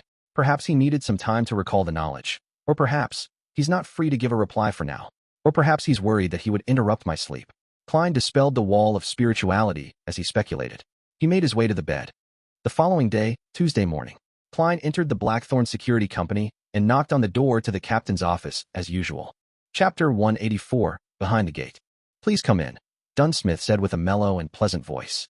Klein turned the doorknob and pushed open the door to see the captain having his breakfast. In his right hand was a cup of coffee emitting a rich aroma. On the plate in front of him, there was white bread, toast, and bacon. Dunn placed the remaining sandwich toast with butter into his mouth and ate it. He then silently pointed to the chair opposite his desk. Klein didn't disturb his captain from enjoying his breakfast. With a smile, he sat down as he waited patiently. Dunn saw that he was in no hurry, so he relaxed back into his chair, picked up his coffee to take a sip, and swallowed the food in his mouth. He took a napkin, wiped the corners of his lips, and said, "What's the matter?" Klein nodded seriously and said, "I've met Daxter Guderian, the doctor at the asylum, and also member of the Psychology Alchemists." As he spoke, he caught a glimpse of the magazine that was spread open before the captain. "Did he provide any news?" Dunn asked, crossing his arms. Klein simply described. "He told me that before Hood Eugen went crazy, there was someone who visited him quite frequently. That person's name is Lenevis." "Lenevis," Dunn massaged his temples. "I seem to have heard of it before. He's the cheat who swindled at least 10,000 pounds, Klein reminded him. Dunn thought for a while with a serious look on his face. He then shook his head to show that he had no memory of it. "Captain, you're not sensitive at all when it comes to money." Klein lampooned and told him the related story about Lenevis by highlighting the main points. The cheat falsely claimed that he had prospected and purchased an iron mine with rich deposits of iron ore. He raised funds from private individuals in Tingen and swindled more than 10,000 pounds. Someone I know from the divination club suffered a loss from this. In addition, a young woman was swindled into an engagement with him and is now pregnant with his child. He visited Hood Eugen multiple times before he went crazy, Dunn said in thought. Sequence 8 Beyonder, Swindler? The Marauder Pathway. "Captain, your memory is actually good when it comes to this kind of thing." Klein found it funny as he reflected over it. He nodded faintly and said, "That was my guess as well. Because the steelworks company that Lenevis set up was in the South and the victims were of several different beliefs, the case wasn't passed to us in the end. Even if there had been evidence of Beyonder involvement in the case, it would have been passed over to the mandated punishers." Dunn finally understood the ins and outs of the story. He looked at Klein with his deep gray eyes and said, "What do you want to do?" "Cough. Captain, can you please not be so sensitive?" Klein replied with a mask of solemnity. "I want to talk to Hood Eugen via a mediumship ritual and figure out why Lenevis came looking for him. I want to know if that visit is directly related to him going insane." Dunn nodded slightly and said, "Even if you hadn't applied to do it, I would have had a similar experiment done when we were certain that Hood Eugen is crazy. However, Daly told me that it's quite risky. Are you confident? I can ask for assistance from the Backlund Diocese. It shouldn't be a problem to delay it for a few days." Klein's main motivation to become a Beyonder was to study mysticism and find a way home. As it was a chance for practical exercise and he was confident enough, he was naturally unwilling to give it up. "Captain, I've mastered knowledge on the subject. I'm confident about this. Of course, I'll require certain ingredients, such as the amantha extract. I have the spirit medicine and sedative agent." Sedative agent. Dunn ruminated over the name and confirmed Klein's professionalism. He remembered Daly mentioned that it was a liquid medicine that was rarely used yet was very efficient in mediumship. Dunsmith pondered for nearly 20 seconds and leaned back into his chair. He said, "Go ahead and fill out a request form. Then, collect what you need from behind Cheney's gate. I'm not sure if there are any finished goods. If there aren't any, pick up the ingredients you need and concoct the medicine accordingly." "All right," Klein replied happily. He didn't get up, but sat firmly in his chair. Dunn massaged his temples. He thought carefully and said, "It happens to be my turn to monitor the asylum this evening. We can't visit Hood Eugen directly. No one knows if there are members of the psychology alchemists disguised as doctors, nurses, janitors, or patients in the asylum. No one knows if the psychology alchemists are monitoring Hood Organ either. Any action we take must be secret. We can't expose that Daxter Guderian has become our informant. We'll go at dawn by sneaking in secretly. Yes, I'll keep guard while you perform the ritual to prevent any accidents from happening. That'd be best. If Hood Eugen is just pretending to be crazy, while I use a mediumship ritual on him, it would be like I barged into the zoo and danced before a tiger." Klein relaxed and said sincerely, "Yes, Captain." He stood up and walked towards the door. Just then, the corner of his eyes noticed the title of the magazine article the captain was reading. "Donningsman tree sap in the southern continent's rainforests has had a significant effect on boosting hair growth." Klein retracted his gaze, opened the door, and exited the captain's office. Suddenly, there was a playful thought that flashed through his mind. Actually, a Beyonder doesn't need to go through such trouble. If old Neil was still around, he could design a ritualistic magic for hair regrowth. Then, he would pray for the goddess's assistance. Whether one would be covered with hair and become a curly-haired baboon, that's another story. What would the goddess's response be? If it were me, I would definitely curse. Motherf asterisk cur. That thought suddenly tainted Klein's happiness with sadness, but there was also a hint of hilarity in the sadness. He entered the clerk's office and sat before the Ackerson Model 1346 typewriter and finished typing his application. After Dunsmith stamped and signed the application, he took it down to the basement and walked along the tunnel that was lit up with gas lamps towards Cheney's Gate. Only at that moment did Klein realize something. It would be the first time that he was going beyond the mysterious gate. I wonder what it looks like. He quickened his pace with anticipation and came before the twin doors of the Black Gate. He first passed his request to Sikatron, who was on duty that day for registration purposes. Then, Klein took back the document that now had her signature as well.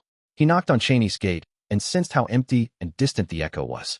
He didn't hear any footsteps, but within half a minute, the gate with 7 dark sacred emblems opened with a creak. Cheney's Gate opened up to allow a single person's passage before coming to a stop. Klein then walked in with the help of the gas lamps on both sides of the corridor. Behind the gate, there was an elderly man with obvious wrinkles and thinning hair. He was wearing a classic black robe and holding a barn lantern. The dim candlelight shone through the glass, illuminating the elderly man's expressionless face, which was a mixture of light and darkness. His light blue eyes were like ice that had been frozen for 1,000 years. "Document," he said with his husky voice. Klein had seen the elderly man before because at dusk every day, he would come out from behind Cheney's Gate with his partners. They would pass by the duty room and take the hallway leading to St. Selena Cathedral. They were Nighthawks who had aged and volunteered to keep guard inside. According to Klein's understanding, there were 5 of them who were keeping watch. "This is my application." He passed the document in his hands to the elderly man before him. The guard with light blue eyes raised the barn lantern and looked through the request carefully. After he made sure that there were no mistakes, he moved aside and let Klein pass. Klein passed through Cheney's Gate slowly. He had yet to take a good look around when he felt an indescribably chill. It wasn't the cold of winter, but a chill that would make a human's spirituality shiver. Klein lifted his gaze and looked afar. He saw candlesticks appearing on the wall in succession, and there were silver candles with carvings on them. The flames gave out a blue luster, without any flickering. Creak. The guard closed Cheney's Gate, and the surroundings became extremely quiet. There was a broad walkway before Klein, a walkway paved with ancient stone slabs. On both sides of the walkway were stone doors labeled ingredients, medicine, information, and so on. At the end of the walkway, there was a flight of stairs that connected to the lower floors. It extended into the dark as though it was connected to the abyss. It should be connected to different sealed locations that have sealed artifacts. I heard that there are a few floors. I wonder which floor contains St. Selena's ashes. Klein adapted to the brightness behind the gate and suddenly felt that there was something shapeless scraping against his skin. They were in strips, and every one of them chilled him to the bones. He shivered, and he couldn't help but activate his spirit vision. Then, he looked at the entire area behind Cheney's Gate. It was filled with fine black lines. They were swaying lightly, occasionally clustered together, occasionally extended. They were tightly knitted without any gaps. This is the sealing power behind Cheney's Gate. Klein nodded indiscernibly. He reined in his thoughts and followed the guard. They went through a heavy stone door labeled medicine room. Very soon, he found the amantha extract, the eye of the spirit medicine, and the sedative agent by following the alphabet labels. He had seen the first 2 before, but it was his first time picking up the latter one. He saw that a blue fluid rippled in the translucent glass bottle. For some reason, looking at the fluid made him feel as though he had entered a mother's embrace. On the bottle, there was a label. It showed the manufacturing date and the expiration date, which was still some time away. Luckily, it can still be used. Klein took the 3 tiny bottles of medicine and walked back to Cheney's Gate with the guard, keeping him company. He shook off the feeling of coldness that reached the deepest corner of his soul and the creepy experience of being swept by the black lines. When Cheney's Gate closed, he couldn't help but look back. He mumbled to himself, staying in there for a long time would affect both the body and soul, right? It's no wonder the guards have to volunteer. Around dawn, Klein used a special technique to lock his bedroom. He pushed open his oriel window and jumped down. The 2-story height posed no danger to the present him. He landed steadily, without faltering at all. The Nighthawk's carriage was already parked opposite, waiting for him. Without any exchange, Klein quickly arrived at Tingen Asylum in the North Borough. Following the captain's instructions, he took a detour to one of the corners without a street lamp, where he saw the waiting Dunsmith. "Let's go in." Dunn nodded faintly. I've made sure that there's no one around. All right. Klein quickly got closer. As a clown, entering an asylum, it keeps reminding me of a famous saying. It's like returning home one, he mused to himself. He followed Dunn closely. With the aid of the wall's bumpy surface, they somersaulted into the asylum quickly and agilely with outstanding balance. Dunn turned around and looked. He nodded slightly to give his approval. The two of them crouched and silently moved through the hospital's small park and activity square. They then entered the 3-story building in the asylum and arrived at the top floor where Hood Eugen's room was.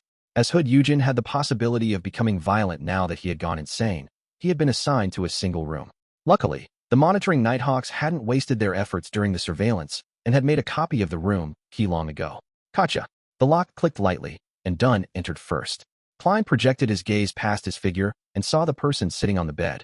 Hood Eugen's face was long and skinny.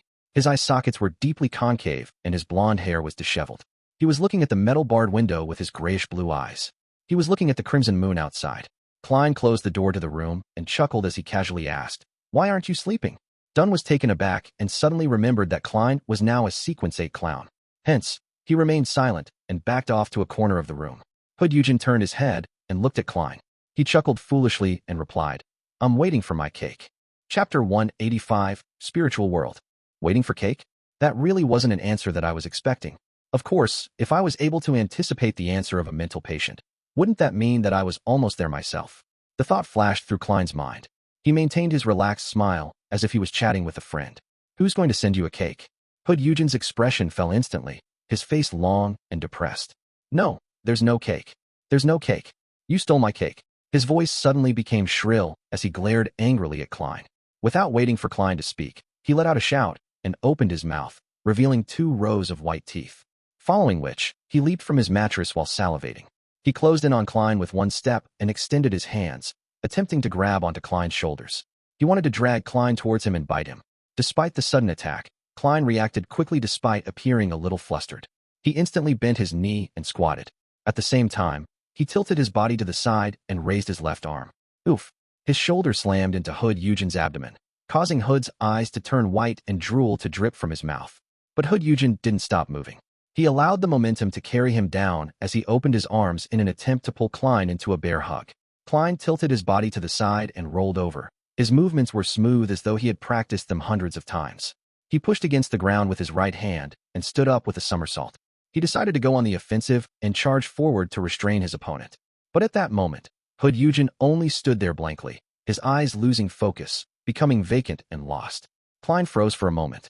He turned his head towards the corner of the room, only to see Dunn Smith, wearing a black windbreaker and matching hat, with his hands clasped tightly together and looking down. The captain has dragged Hood Eugen into a dream. Upon realizing this, he stopped his subsequent attack and took the opportunity to take out the silver ritual dagger that couldn't harm anyone.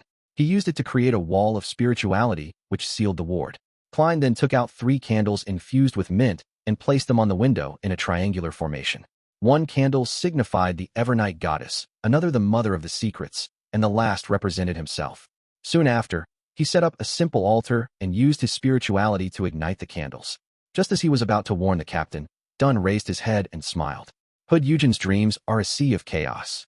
There's no way to guide it. Just as he finished his sentence, a luster returned to Hood Eugen's eyes. It was no longer vacant. Then, the insane psychiatrist moved his waist, letting out a comfortable yawn. Klein was momentarily at a loss, so he remained quiet. He picked up a metal bottle containing the amantha extract. He dripped the transparent liquid extracted from the night vanilla, slumber flower, and chamomile into the flames of the candle representing himself, allowing the serene aroma to spread around the room. Hood Eugen's nervousness, anger, and relief completely vanished. He languidly sat down again on the edge of his bed and looked out at the crimson moon outside the window in a daze. His eyes once again lost their focus as peace was restored. Klein also felt the peace that came with the night. He set the amantha extract down and sat beside Hood Eugen. He wanted to find something to break down Hood's last line of defense. Only with the removal of the last line of defense could he use the eye of the spirit medication to make Hood Eugen's soul slip into a turbid state. After all, I'm not a professional spirit medium. He had already thought of an idea before coming. He fished out a set of tarot cards from his pocket. This set of cards only had the 22 major arcana, so it was easy to carry around. It was a weapon that Klein had successfully applied for. Each of the cards was lined with metal threads made from pure silver. Each of them was able to kill undead beings. Their patterns were complicated and gorgeous, making Klein feel like they were a collector's item and not used against enemies. Klein cut the deck with one hand and smiled at Hood Eugen. Let's play some card games. Cards. Hood Eugen retracted his gaze from outside the window as he repeated the term in a daze. Klein didn't answer, placing the deck of tarot cards into Hood's palm with a sincerity that could not be rejected. Hood Eugen mimicked Klein's actions, trying his hardest to cut the deck with one hand to some success. The attention of the mental patient was slowly drawn to the hard yet flexible, beautifully textured cards in his hand. He flipped over the first card. It was the picture of a man in tattered clothes with his hands tied. He was hanging by his leg with a faint halo at his head. The Hanged Man. Klein nodded in thought. He took the opportunity to grab the eye of the spirit medicine, dripping the amber liquid onto the candle flame. Still the one, representing himself. An alcoholic fragrance spread forth, inducing an intoxicated feeling to anyone who took a whiff of it. Hood Eugen spaced out bit by bit, his vision losing its focus. The deck of tarot cards in his hand fell onto the bed, but he remained sitting upright, without slumping over. Klein used cogitation to fight back against the medicine's dreamy effects of turning lightheaded and ethereal.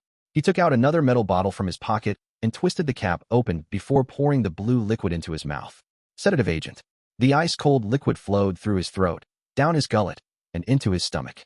Klein instantly felt unusually awake, without any sense of drowsiness. He slowly exhaled, then familiarly took out the other essential oil extracts and herb powders, dripping them onto the two candles signifying the Evernight goddess. In the faint fog, he took 2 steps back and solemnly murmured in Hermes, I pray for the power of the dark night. I pray for the power of the mystery. I pray for the goddess's loving grace. I pray that you would allow me to communicate with the spirituality of the beyonder beside me. Hood Eugen. The incantations reverberated around the room, and Klein saw the flames of the candle, now dyed black, spread outward. He didn't avoid them, nor did he guard against them. He allowed the dark night to envelop him. In this unusually lucid state, he felt his spirit leave the protection of his body and enter a space akin to deep space. All around him was boundless, silent darkness. The sky above him was filled with countless, indescribable, transparent figures. There were also streaks of different colors, lustrous splendors that harbored infinite knowledge. The spiritual world. Klein was no longer a stranger to this. Just as he had this thought, a foggy world appeared before him. It was a world enveloped by a faint tornado of light. Klein knew that it represented Hood Eugen's spirit, that represented his body of heart and mind. Thus, he leaned over, digging into the wall that was the tornado. In an instant, he saw countless specks of light pelting him. He heard the voices of thousands of people discussing something in whispers. These murmurings were very chaotic and lacked any sense of logic. Some included praises for the elegance of some lady. Then it turned into a description of the feeling of relief after using the toilet. Some started as a weep, then turned into frenzied joy. The insane thoughts latched on and gnawed at Klein's spirit in a bid to assimilate him. But Klein maintained his lucidity and rationality, quickly flying towards Hood Eugen's spiritual world. This is like a pleasant concert compared to the horrifying murmurings and howls I hear when entering the world above the gray fog. Klein smiled secretly and made his way through the tornado. He saw a groggy, translucent Hood Eugen. This sequenced 7 psychiatrist maintained the same state as he was in the outside world. He looked over with a dazed expression. Klein stopped before him and asked softly, Do you know Lenivis? Hood Eugen replied blankly, Yes. The light around them underwent a transformation as if Hood Eugen was revealing his spiritual sea. Quickly, the intertwining light revealed a bespectacled average-looking man who wore a sarcastic smile. It was the same Lenivis whom Klein had seen in the arrest warrants. Klein nodded in satisfaction and collected himself. He asked a guided question. Why did Lenivis look for you? He said. Hood Eugen's voice slowly turned soft. Suddenly, he changed into a more charismatic voice and laughed a little maniacally. Hood Eugen, this is the worst era, but also the best era. As long as you seize the opportunity, we can become the rulers of this world. We can become true immortals. As long as you're willing to help, I'll not only tell you the way to master your potion and avoid losing control, I'll also promise that you'll receive godhood qualities in the future, immortal godhood qualities. You should be able to see the presence behind me. My promise is his promise. In some sense, the psychology alchemists are connected to him. Do not doubt. The psychology alchemists aren't strong enough at the moment. It is unable to provide you with enough help unless you're willing to stay at this level for the rest of your life. The method to grasp your potion without losing control. Why does this sound like how I entice others with the acting method? Lenivis sure has lofty ambitions. He's only a sequence 8, yet he's already talking about manipulating godhood qualities. Just what hidden presence is backing him? This guy seems to be plotting something. which isn't solely just to cheat people out of their money. Or could running scams just be his hobby? Klein had many thoughts as he listened on. When Hood Eugen stopped talking, he quickly pressed on. What kind of assistance did Lenivas want you to provide? Hood Eugen didn't answer immediately. His spiritual world turned silent. He then broke out into laughter. He replied erratically, help, help, help, ha ha ha, I provided help. I provided help. I made. His words came to an abrupt halt as his blurry soul contorted. The light and darkness of the surroundings which represented the spiritual sea quickly turned incorporeal, forming a sinister, scary, dark altar. On top of the altar was a cross. There seemed to be something hanging on the cross, as well as things that appeared indiscernible piled at the bottom. The light and darkness alternated, and as the hanging item was about to become clearer, the entire spiritual world shook, as if it was experiencing a magnitude 10 earthquake. Holy shit. Klein had a premonition that something dangerous was about to happen. Without thinking, he turned and flew towards the chaotic tornado of thoughts in an attempt to escape. Chapter 186, The Handsome Captain. Countless rays of brilliance drowned Klein as ravings of a million people filled his ears. However, Klein thought nothing of it. His abilities as a clown told him that his spirit was being engulfed by a black shadow that was rapidly expanding. The black shadow was a huge cross, and there seemed to be a person hanging upside down on it. Gotcha. The chaotic tornado of thoughts unleashed its load outwards and turned uniform. Slowly, Hood Eugen's spiritual world disintegrated. Klein noticed that he had exceeded his fastest flying speed from his previous trial. His soul had become significantly stronger after he briefly mixed with some of the strength from the mysterious space above the gray fog. Just as the cross's shadow was about to engulf him entirely, he dashed out of the blurry world and felt his body.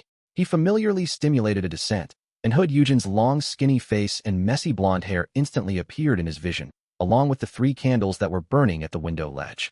He had managed to get out of the mediumship state in time. In that instant, he saw black scales growing one after another on Hood Eugen's face. His vacant pupils turned into slits, becoming extremely cool and ruthless. Oh shit, he's going to lose control. Klein's pupils constricted, and before he could react, he saw a figure in a knee-length black windbreaker and silk top hat take 2 huge strides before Hood Eugen. He then raised the revolver and pushed it against the man's head. Bang, bang, bang, bang, bang. Dunsmith fired 5 bullets consecutively. Hood Eugen's head suddenly blew up like a watermelon falling down from a high height. The red and white rainstorm splattered across each and every corner of the room. He had taken care of Hood Eugen before he lost control completely. Klein, who was 50 centimeters away, was covered in blood and dirt. He looked at Dunsmith in a daze, only having the feeling that the captain was very handsome at that moment. As long as you ignore his memory problems, the captain is very trustworthy. He complimented sincerely from the bottom of his heart.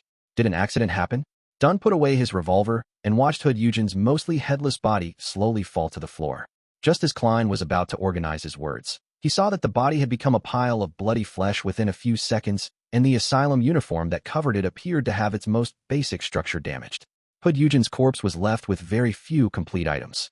There were dozens of scales twinkling with a black shimmer, and his heart that had turned crystalline and faint blue. The heart had a magical luster, like a diamond refracting incoming light. It could calm someone down or make them restless. It could create tension or develop chaos. But other than that, there was nothing notable. This item should be controllable. After Dunn holstered his revolver, he took out a black glove and wore it on his right hand. He then squatted down to pick up the crystalline heart. A controllable item. According to what the captain previously mentioned, it could be used as the main ingredient for the formula of a sequence 7 psychiatrist. But would it lead to the advanced Beyonder losing control even more easily? Klein took out his handkerchief to wipe the blood from his face and body. He then picked up his specially made tarot cards and cleaned their surfaces. He looked at the ground and asked curiously, what kind of items would these black scales be considered as? These are ingredients that are contaminated with Beyonder power. They could be made into items that have long-lasting effects. For example, our demon-hunting bullet's ability to injure dead spirits or monsters would decrease drastically as soon as they passed the 3 months mark, leaving only a tiny portion of demon-hunting characteristics in the remnant materials. If the materials used were something like the black scales, the effective period would be as long as a year or 2, and the effects would be even better. Of course, due to their characteristics, the black scales are obviously not suitable to be made into demon-hunting bullets. Dunn explained as he took a piece of paper from Klein to wrap the blue heart and black scales. It's just like the materials we use as supplementary ingredients for the potions? Klein asked. Dunn stood back up and nodded slightly. Yes. Someone who loses control will really become a monster. Klein sighed. He seized the opportunity while the room was still sealed with a wall of spirituality and quickly described his encounter in Eugen's mind. When I was communicating with Hood Eugen's spirit, I saw a figure like the true creator in his mind. But it was different from the mainstream ones. It wasn't the chain-bound hanged giant, nor was it the eye behind the shadow curtains. Instead, it was similar to the one you saw in Hanas Vincent's dream. Hanas Vincent was a member of the Aurora Order. As Melissa's friend, Celine, had peeked at his incantations and completed the magic mirror divination, it led to the Nighthawk's investigation of him. Dunsmith saw something close to the true creator in his dream, but it was a different image than the mainstream image that was widely circulated. In the end, the result was an injury and a strange death. When Hood Eugen flipped over the tarot card of the Hanged Man, Klein had actually already expected it, but he never thought it would be presented in such a way. Of course, it was only indirect contact. It wouldn't be comparable to the time he had spied on the eternal blazing sun directly. The worst outcome was just mild injury or mild corruption. As he listened to Klein's description, Dunn's expression became solemn. He knitted his eyebrows and said with a deep voice, "A huge cross, black nails, a naked man covered in blood hanging upside down?" I didn't see it clearly. That's also the reason why I'm not injured. I only noticed a huge cross and figure similar to a man being hung upside down, Klein replied tactfully. At that moment, all he cared about was fleeing. Seemingly in thought, Dunn nodded and said, "Lenivis's visit to Hood Eugen was related to the true creator, so the Aurora Order is involved." Klein quickly repeated the conversation he'd had during the communication. Lenivis tempted Hood Eugen with the acting method and a so-called immortal godhood. But I don't understand why he said that it was the worst of times and also the best of times. Perhaps it was just the way he speaks as a swindler? The help Hood Eugen provided involved a sinister and dark altar. I suspect that Lenivis is plotting something terrifying. Then, his heart stirred as he spoke. "Captain, do you remember the letter written to Mr. Z? The letter that the member from the Aurora Order whom I killed carried. He mentioned in the letter that he was waiting for an appropriate opportunity, something about the arrival of the end of days. He will offer all the lambs and Tingen to his so-called god. Would this be related to Lenivis's plot? Could Lenivis be the Mr. Z from the Aurora Order?" Dunsmith thought carefully and said, "I don't think so. Lenivis couldn't be Mr. Z. Otherwise, he wouldn't be setting up a fake steelworks company to scam people while the Aurora Order was up to something. It would introduce too many variables in his main mission. If anything went wrong with the scam, he would draw the attention of the police and us. He would have to run away from Tingen and abandon his plan. Of course, if he was just insane, it would be perfectly normal for him to act illogically. But judging from the scam he set up, the calmness and cunningness with which he swept away the money doesn't make him look like a real lunatic. So, I don't think he's Mr. Z from the Aurora Order. Of course, he might really be involved in the matter as mentioned in the letter, the one offering all the lambs and Tingen to the so-called god." Upon saying that, Dunn paused, then paced back and forth as he said, "This incident might have quite severe repercussions. We have to reinvestigate Lenivis and get some clues. Let's clean up the scene and cover up any evidence here. Let everyone know that Hood Eugen died, but leave no clue as to who killed him. This should lead to action by the psychology alchemists or other beyonders that are paying attention to the asylum. They might know something. The Lenivis scam is either still in the hands of the police department or transferred to the mandated punishers. We'll join the investigations by saying that we obtained clues while investigating the Aurora Order. Then, we'll work together with the mandated punishers and the machinery hive mind. We'll concentrate the forces in Tingen and investigate everything and anyone associated with Lenivis. We can request assistance from Backlund Diocese and the Holy Cathedral if it's necessary." After that, Dunn turned his head sideways to look at Klein. He ruminated and said, "Do you have anything that you'd like to add?" "Captain, you basically said it all." Klein shook his head solemnly. "No." He hurriedly used ritualistic magic to remove some of the necessary traces with the aid of the simple altar that he had yet to clear in order to ensure that no one would be able to tell that they were the ones who killed Hood Eugen. Then, he put away his ingredients, blew out the candles, removed the wall of spirituality, and left the ward in silence with Dunsmith. They left the asylum by climbing over its walls. "Go back and rest." Dunn stood at a corner without a street lamp. He pressed his black silk hat and said, "There are many things that can only be done tomorrow." All right. Klein wasn't a sleepless who only slept 2 to 3 hours a day. He immediately bade farewell to the captain and took the Nighthawk's dedicated carriage that was waiting nearby and returned to Daffodil Street. Before he entered the carriage, he turned back to take a glance. He saw the captain still standing in the dark, which even the moonlight couldn't touch. He appeared to be thinking in silence. The streets were quiet and void of people before dawn. The carriage tore through the streets, sometimes going straight, sometimes taking turns. Klein was pondering about Lenivis when suddenly, he felt as if he was in a trance. He saw that the color before his eyes became saturated. The reds became redder and the blacks became blacker, just like an impressionist's oil painting. The surroundings slowed down, and the carriage seemed to enter a strange world. Klein grabbed his flaring sun charm and drew his revolver. Just then, a huge, white, bony palm extended through the carriage window and threw in a neatly folded letter. Then, the palm pulled back and vanished. The oil painting-like scene suddenly returned to normal while the carriage was still driving along the street steadily. It's a really well-hidden method. Klein looked at the letter by the side of his foot as the corner of his lips twitched. Chapter 187, Azik's Warning. The actions of the messenger shocked Klein for a full 5 seconds before he recovered. He bent over and picked up the letter. Even if Mr. Azik is unable to use a good portion of his abilities as a beyonder because of his memory loss, being able to send out such a messenger should make him powerful enough to deal with a sequence 7 or 6 beyonder. His heart reflected his shocked and envious expression. He didn't unfold the letter immediately. Instead, he placed the letter into his pocket, together with the slumber charms. The carriage continued forward. When Klein exited the carriage at Daffodil Street, he instinctively looked at the driver, Cesare, only to see his relaxed smile, as if he hadn't noticed anything unusual that had happened. Klein nodded and returned home after observing Cesare with his spirit vision. He looked at the balcony and pipes on the second floor and pondered for a few seconds. He decided to maintain his gentlemanly behavior and not attempt to scale the pipe back into his room. As for his stained clothes, he would take them to the Blackthorn Security Company tomorrow and get a professional to wash them through the police department. That would prevent his clothes from shocking his maid Bella and his sister Melissa. Klein had removed the reverse lock on the front door before he leaped out the window from the second floor. Now, he took advantage of the fact that it was late at night and quietly opened the door to his house, deftly making his way in. After closing and locking the main door, he heaved a sigh of relief. He went up to the second floor with hushed footsteps. Stopping before his locked bedroom, Klein took out a tarot card calmly. He inserted it into the slit of the door and lightly pulled, easily breaking the specialized lock he designed himself. He then entered the room, locked the door, and removed his clothes before he fully relaxed. It sure feels like being a thief. Klein laughed as he shook his head. He calmly took out his revolver and placed it under the pillow.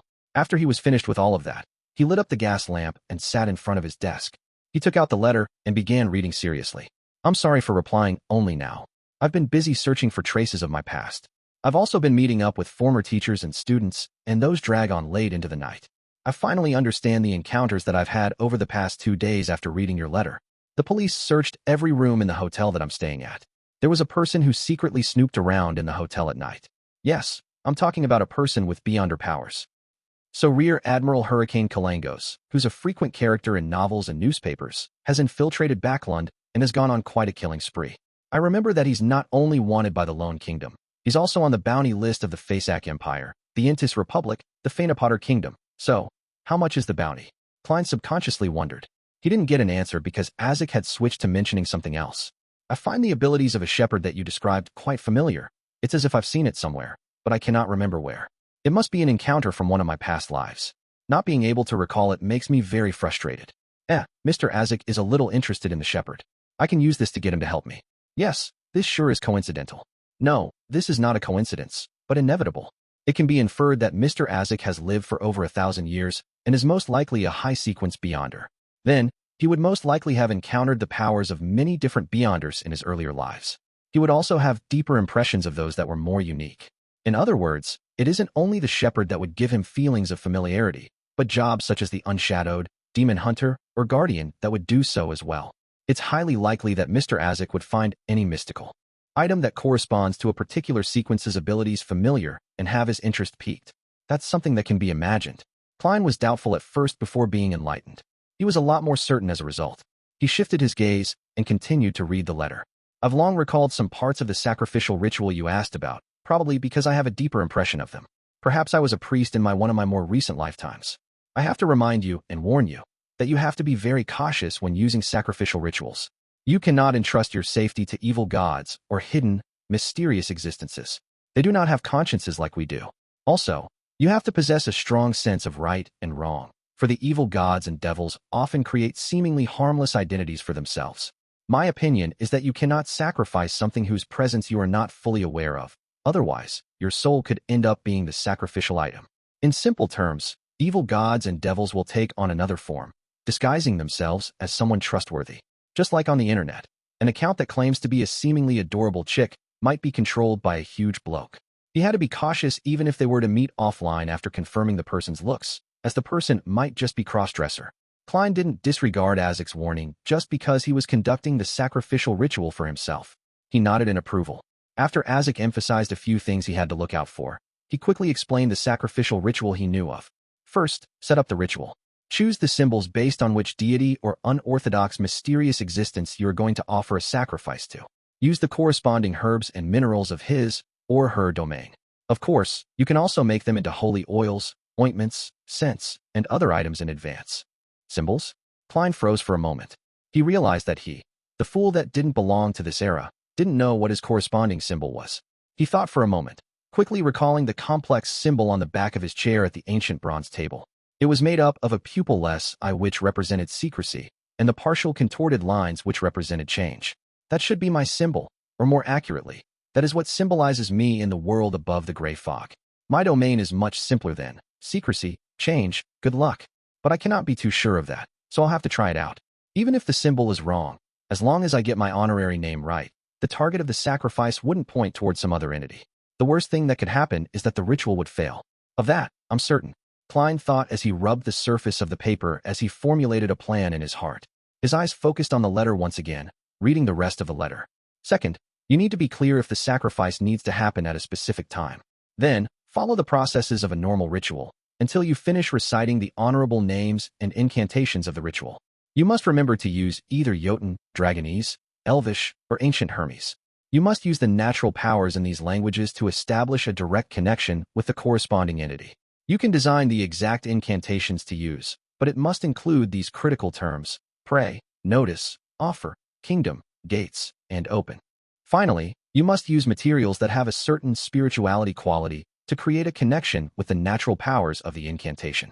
This will allow you to construct a tunnel that connects to the gates of the kingdom where the corresponding entity resides. If the entity is interested, then your sacrifice is complete. This step isn't absolutely necessary.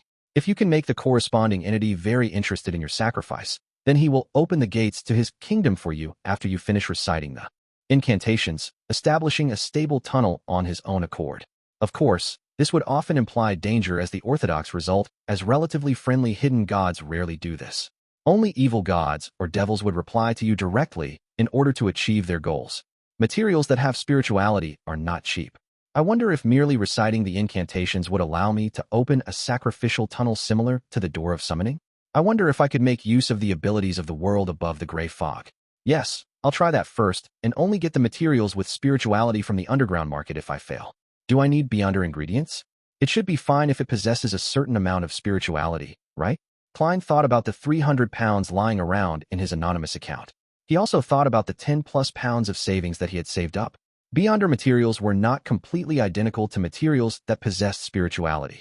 For example, the heart that Hood Eugen left behind was a beyonder ingredient, while the black scales were a material possessing certain amounts of spirituality. After he finished reading Mr. Azik's letter, Klein rubbed his fingers together and ignited a flame of spirituality.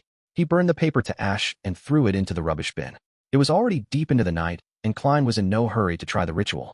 He intended to first make a plan and go through everything that he needed to take note of before putting it into practice. He had a vague understanding of his shortcomings long ago. He was cautious and rational when it came to things he made plans for. But once the events deviated from his original plans, he would easily consider only the good and disregard the bad when he was forced to be on his toes. A simpler description would be that a rash action of his would easily cause him to court death. Klein extended his palm to cover his face. The next day, Dunn Smith, who had communicated with the mandated punishers and machinery hive mind, started to assign missions. Klein also received his assignment. He was tasked to investigate a number of people who had connections to Lenevis. But because of his suggestion and the policy of the Nighthawks, he didn't have to be responsible for the people he had met previously.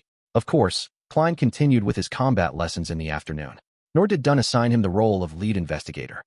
Backlund, Hilston Backlund, in a building with a horse stable and garden. Kalangos, who had a unique wide chin and dark green eyes, looked at the unconscious man before him. He took off the man's clothes and wore them. He then leisurely walked in front of the dressing mirror and saw the black glove on his left hand twitch. He saw many contorted lines appearing on its back. A few seconds later, Kalangos saw a thin veil of light envelop his figure. His muscles, skin, and bones began undergoing a strange transformation. Sometime later, he transformed into the unconscious man, completely identical in height, appearance, and demeanor. Chapter 188, Ball. Sharp nose, thin eyebrows, slightly droopy cheeks, faint blue eyes. Kalangos examined himself in the mirror. He was certain that he looked no different from the unconscious man. After he rehearsed a few of the man's gestures, he bent down to drag the man off the ground and shoved him into a wardrobe. Then, he extended his right hand. With an audible snap, he broke the man's neck. Kalangos took out his handkerchief and wiped his hands before closing the wardrobe door. He slowly walked back to the mirror, wore a black double-breasted suit, tied a bow tie, and raised a bottle of amber-colored cologne. He dripped a few drops on his wrist, then dabbed them over himself. Kalangos tidied his hair in front of the mirror, then walked out of the room. He clasped his hands and told his butler who was waiting outside, "Don't let anyone enter my room. I'm keeping something very important in there." "Yes, Baron." The balding butler pressed his hand against his chest and bowed. "Your carriage and personal servant is waiting downstairs. Duke Negan's invitation card is there as well."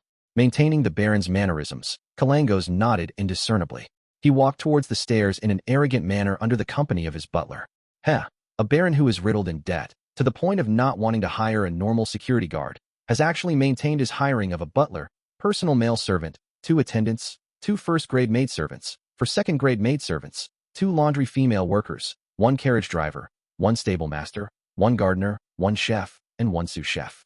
To these foolish nobles, dignity really is everything. I even had to waste some of my time to learn the strange pronunciations and so-called noble slang. Kalangos thought to himself in disdain. Backlund, Sherwood Backlund. In a particular cramped apartment, Zhou Mingrui sat cross-legged on a bed and looked at Fur's wall, who was reading a novel with the light from the window. This is so disappointing. Kalangos didn't leave any clues behind. We still haven't figured out what he's trying to do in Backlund. They had acted according to their initial plan and lodged a police report. Then, they secretly sent a letter to the local police station and described the strange situation at the crime scene in detail. They also mentioned that the suspect could be Kalangos. The police station responded as they had predicted. The policemen were very careful, and they transferred the case directly to the mandated punishers. After a day's time, the news that Rear Admiral Hurricane had sneaked into Backlund was widely spread among all enforcement teams. Zio and Furs also left the place they originally rented and hid to investigate in secret. They didn't want to be brought back to the police station to help with the official investigation. The mandated punishers, Nighthawks, and Machinery Hive Mind were all hostile towards non-official Beyonders. The churches viewed them as potential criminals. Hence, not only were Zio and Furs avoiding the possibility of Kalangos' pursuit, but they were also hiding from the enforcement authorities. If we could discover his purpose so easily, Kalangos would have been buried in a cemetery long ago, and the tombstone would be covered in weeds, Furs replied casually. We need to wait patiently. As long as the authorities continue to take this much interest in him, Kalangos will definitely make a mistake. I've got to say, I'm quite envious of a mystical item that can allow one to change appearances. Zio hugged her knees and looked out the window. I'm just worried that Kalangos will take action soon and then flee from Backlund before anyone can respond. If that happens, I don't know when I'll be able to advance to Sequence 8, let alone Sequence 6 or Sequence 5. She paused and muttered as her mind spaced out. I don't know when I'll be able to take back the things that belong to our family. It's been almost a year since I last saw my younger brother. Furs gave her a comforting smile. When you fulfill your wishes, please allow me to write your experiences into a story. It would definitely be an interesting and exciting one. I actually find Miss Audrey very generous. Even if Kalangos escapes, I think she'll still reward us handsomely. We've been busying ourselves for so long after all, and we've even caused Kalangos to appear. I hope so. Sigh, why can't I have any fortuitous encounters? Zio grabbed her shoulder-length blonde hair. Furs frowned and said, in the Beyonder world, fortuitous encounters are usually accompanied with danger. I have yet to figure out what the ravings we hear during the full moon mean, or if they will result in negative changes. Fortuitous encounters without dangers may exist, but they are very, very rare. It's difficult for your wish to be fulfilled, unless we receive the favors from an orthodox deity or the attention of some friendly hidden existence. However, it would be hard for us to tell if it was really an evil god or devil in disguise. Zio sat straight and drew a crimson moon on her chest. May the goddess watch over me. Duke Negan was in his mansion located in Backlund, Empress Borough, where he was hosting a grand ball. There were 2 parts of the mansion. One was the dancing hall located on the ground floor, which was covered with glamorous stone slabs carved with complicated patterns. There was the Duke's excellent ensemble playing music in a corner. Up the stairs, there was a winding corridor that circled the hall located on the 2nd floor. The guests were holding their glasses, leaning against the railing, overlooking the people dancing on the ground floor as though they were enjoying a fencing match from the stands. Occasionally, A gentleman would walk before a lady or his wife to invite them to dance. If the invitation was accepted, both of them would walk down the stairs hand in hand and enter the hall. On the far side of the corridor, there were doors after doors. They were rooms that had been allocated to the guests as their resting quarters. But behind a French door was a corridor, and on both sides of the corridor were various gypsum statues. They were all the ancestors of the Negan family. At the end of the corridor was another hall, which could see the ball. Long tables were covered with a variety of delicious food and fine wine, and another ensemble belonging to the Duke was playing relaxing melodies for the guests. In the hall, the guests were gathering in groups. Some were seated and some stood around, chatting about all kinds of matters. Those who wished to get away from the frivolities for a while would go to the attached balconies to overlook the garden and enjoy the crimson moon in the sky. After participating in the opening dance, Audrey Hall stood on the second floor above the dancing hall and stared at the candles on the huge crystal chandeliers hanging from the rooftop in a daze. However, she noticed that many young men were appearing to pump themselves up to come over and invite her for a dance. So, she wisely left the place and went to the corridor that connected to the dining hall. How boring, but my attendance is necessary. Sigh, can't they just let me observe in silence? I have to say, some people have rich facial expressions when they dance. They remind me of animals seeking mates. Audrey lowered her head, looked at the tips of her feet, and walked in a straight line out of boredom. Just then, the corner of her eyes caught an approaching figure. She slowed down, stood straight, and instantly became the elegant yet quiet Miss Hall. Good day, Baron Grammer. Audrey greeted with a flawless smile and etiquette. Baron Grammer had thin eyebrows and faint blue eyes. He smiled and bowed. Nice to meet you again, Miss Hall. You are the brightest and most dazzling gemstone at this ball. After exchanging a few words, Baron Grammer headed for the dancing hall, while Audrey continued approaching the dining hall. After a few steps, she suddenly frowned. There was puzzlement in her green eyes. Baron Grammer isn't the same as before. In the past, when he sees a pretty lady or madam of a higher rank than he is, and one that's relatively prettier, he would look to the side without looking at them directly. Then, he would steal glances constantly. But today, he appears very confident. Also, his cologne smells off. In the numerous parties in the past, his body would emit the final note of the amber cologne fragrance. Musky yet faint, not ostentatious yet elegant. In other words, he would spray the cologne a few hours earlier to let the front and middle notes disperse before the gathering. But just now, his cologne was amber in middle note, rich and refined. Audrey slowed down her footsteps. As a spectator who had completely digested her potion, her sensitivity towards details wasn't anything other Beyonders could compare to. Suddenly, she thought of a possibility. Her green, crystal-clear eyes froze. It couldn't be Kalangos in a disguise, right? The creeping hunger has the power to change a person's appearance. The more Audrey thought about it, the more possible it seemed. She felt uptight as she turned nervous and panicky. If he really was Rear Admiral Hurricane, what is he trying to do? It's a pity that I can't bring Susie to the ball. Otherwise, I could ask her to observe Baron Grammer. No way. I have to warn Father. Amidst her frantic thoughts, Audrey quickened her pace and entered the dining hall. She found Count Hall, who was talking to the chief cabinet secretary and others. She flashed a flawless smile and walked over. She held Count Hall by his arm and told the others, "Gentlemen, do you mind if I borrow Count Hall for a few minutes?" "Beautiful lady, it's your right," the few gentlemen said in a friendly response. Audrey held Count Hall by his arm and moved to the nearest balcony. They found a quiet, uninhabited corner, and she said to her middle-aged father, who was getting plump, "Father, I have something to tell you."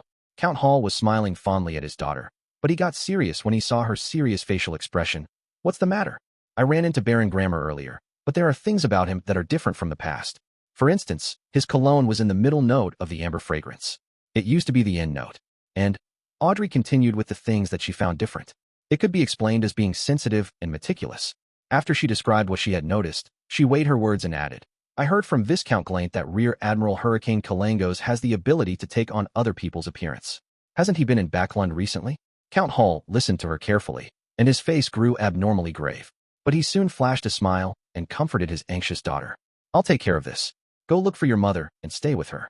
She's at the lounge in this hall." "Okay." Audrey nodded obediently. On the way back to the lounge, she turned around and looked at her father.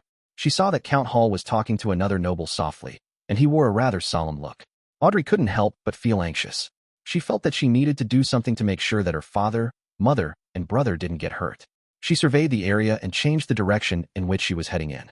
She left the dining hall and found Duke Negan's small prayer room. She pushed the door closed and locked it behind her. She looked at the symbol of the Lord of Storms before her and subconsciously found a remote and dark corner.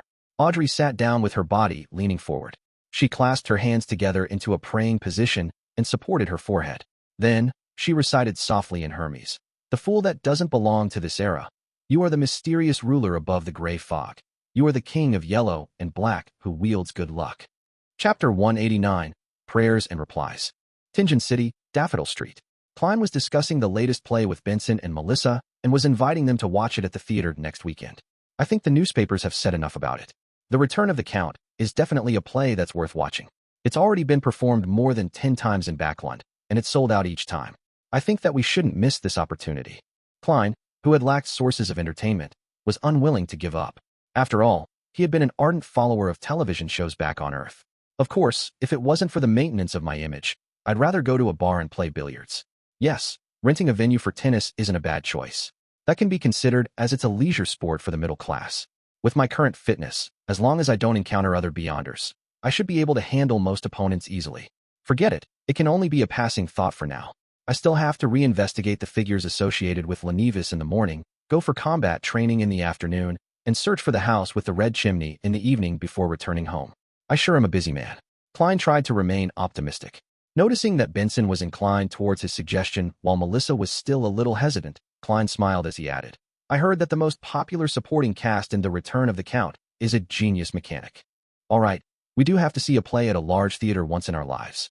Melissa pouted and nodded her head grudgingly, but there was now a sparkle in her eyes. Klein was about to respond when he heard a buzzing in his ears. He became dizzy for a few seconds. "Someone is praying to me." He supported his back with his right hand and chuckled. "Then I shall wait patiently for the tickets to go on sale. All right, I'll be returning to my bedroom to write up a report. We also have to plunge into the sea of knowledge and hope that we don't drown." Benson let out a self-deprecating laugh as he returned to the dining room with Melissa. Klein went to the second floor and locked the door to his room. He sealed the room with a wall of spirituality. Then he took 4 steps counterclockwise as he recited the incantations, returning to the world above the gray fog. His figure suddenly appeared at the seat of honor in the magnificent palace fit for a giant. A pulsing crimson star reflected in his eyes. Klein lifted his right hand and extended his spirituality, establishing a connection with the star representing justice. With a boom, he saw a blurred, distorted image. He saw Miss Justice in a long beige regal dress sitting on a chair in a dark corner. Her head was bowed, her hands clasped. At the same time, her still nascent and nervous voice stacked in an illusory manner, reverberating around the space. "The fool that doesn't belong to this era. You are the mysterious ruler above the gray fog. You are the king of yellow and black who wields good luck. I pray for your attention. I pray for you to listen. I'm at a ball held by Duke Negan and encountered someone who's suspected to be Kalangos. He is disguising himself as Baron Grammar, and his motives are unclear. I noticed today that some of the details regarding Baron Grammar were a little different than usual. This made me recall the appearance-altering beyonder power that Kalangos' mystical item has." Klein listened seriously and carefully interpreted what was happening. Finally, he understood what Miss Justice was describing. Kalangos has actually used the special powers of creeping hunger to infiltrate Duke Negan's ball. But Kalangos probably didn't expect that one of the ladies at the ball is a spectator who has committed the mannerisms of Baron Grammar to memory. Hence, he doesn't realize that he's been exposed. What does Kalangos want? And what should I do? I've tried conducting the sacrificial ritual without spirituality infused materials over the past 2 days and realized that I can create something like the Door of Summoning, but I'm unable to open it. I was going to find some time to purchase some materials with spirituality in the underground market to prepare for my second experiment. Miss Justice definitely wouldn't have spirituality-infused materials when she's attending a ball. Klein thought for more than 10 seconds before beginning his response to Justice's prayer. In a small prayer room in Duke Negan's mansion, Audrey repeated her prayers a few times before finally stopping. She tidied her clothes and walked quickly to the door. She knew that she couldn't be gone for too long because her parents would worry about her and thus misjudge the situation. It would cause them to react in the wrong way. Standing behind the door, Audrey took a deep breath, extended her right hand which was covered in a white veiled glove, and released the lock with a wary heart. After leaving the small prayer room, she followed the path back to the dining hall. She saw the figures holding wine glasses and plates get closer when her vision suddenly turned blurry. She realized that an illusory fog was spreading into the surroundings. In the middle of the thick, wide fog was an ancient chair, and atop the chair was a mysterious presence that seemed to overlook everything. "Mr. Fool," Audrey almost shouted in pleasant surprise. She then heard a deep, familiar voice. "I'm aware." The voice reverberated around the space as the fog vanished. Audrey's vision was still filled with images of the long tables of food and wine, as well as the bustling sights of interacting guests. The worry and unease in her heart vanished as she subconsciously straightened her back and entered the dining hall with light steps. She walked toward the recreation room in the dining hall. In the magnificent palace in the world of fog, Klein started to think about how to convey the message to the hanged man after finishing his reply to Miss Justice. I cannot just repeat the description to him since it undermines my authority. After all, what mysterious existence would personally take on the role of a messenger? He deliberated for nearly a minute before an idea came to him. He conjured the scene of Miss Justice praying and transformed it into something akin to a movie scene, with the faces mosaicked and censored. He then extended his hand and tapped, launching the scene into the crimson star representing the hanged man. Backlund, Sherwood Backlund. At the Holy Wind Cathedral, the hanged man, Alger Wilson, was going through the investigation reports in a simple room, trying to find traces of Rear Admiral Hurricane Kalangos. Near his right hand was a stack of paper filled with many contorted symbols. Just as Alger was leaning back in his chair and rubbing his eyes, he saw his field of vision turn blurry. His line of sight was filled with thick, gray fog. There was an ancient chair which seemed to exist eternally, deep within the endless fog. Atop the chair was a faint human figure. Mr. Fool. Just as this thought came to Alger, he saw that another hazy figure in a regal dress within the grayish-white fog. She was in a praying position, repeating, "I'm at a ball held by Duke Negan and encountered someone who's suspected to be Kalangos. He is disguising himself as Baron Grammar, and his motives are unclear. I noticed today that some of the details regarding Baron Grammar were a little different than usual. This made me recall the appearance-altering beyonder power that Kalangos' mystical item has."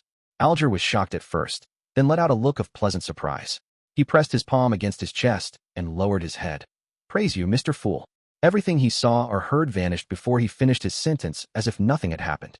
Staring at the desk strewn with Emperor Rosel's diary pages and his investigation reports, Alger's pupils constricted as he realized how powerful the Fool was once again. This was the Holy Wind Cathedral, once the headquarters of the Church of the Lord of Storms. Even though that was history from more than 1,000 years ago, many believers still viewed this place as sacred. But Mr. Fool could still descend upon this space without warning and give a reply. After nearly 20 seconds of silence, Alger gathered his stuff and exited the room. He was going to look for one of the cardinals of the Church of the Lord of Storms, the Archbishop of the Backlund Diocese, Spellsinger of God, a snake. For Alger Wilson, being able to kill Rear Admiral Hurricane Kalangos personally was the best course of action, but if he was unable to do that, guaranteeing that he was really dead was also acceptable in his book. After forwarding Miss Justice's description to the hanged man, Klein left the mysterious world above the gray fog and returned to his bedroom. While he was in no hurry to dispel the wall of spirituality, he sat before his desk and took out a piece of paper. He picked up a pen and began his letter. According to an urgent indication from a source, Kalangos has used the abilities of a shepherd to take on the appearance of Baron Grammar and has infiltrated Duke Negan's ball. His motives are unclear as of this moment.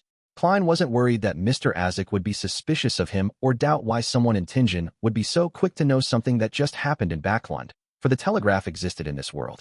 "I don't know if you would be interested in this, but I thought that I should let you know." Klein quickly ended the letter and folded the piece of paper. He then found the ancient copper whistle, brought it to his mouth, and gave it the hard blow. The gigantic, terrifying, and illusory skeleton messenger appeared once again, still standing at its original spot, not minding that its head was going through the ceiling. Klein fought back the urge to use the abilities of the clown to turn the letter into a flying dagger. He tossed the letter towards the messenger without a fuss.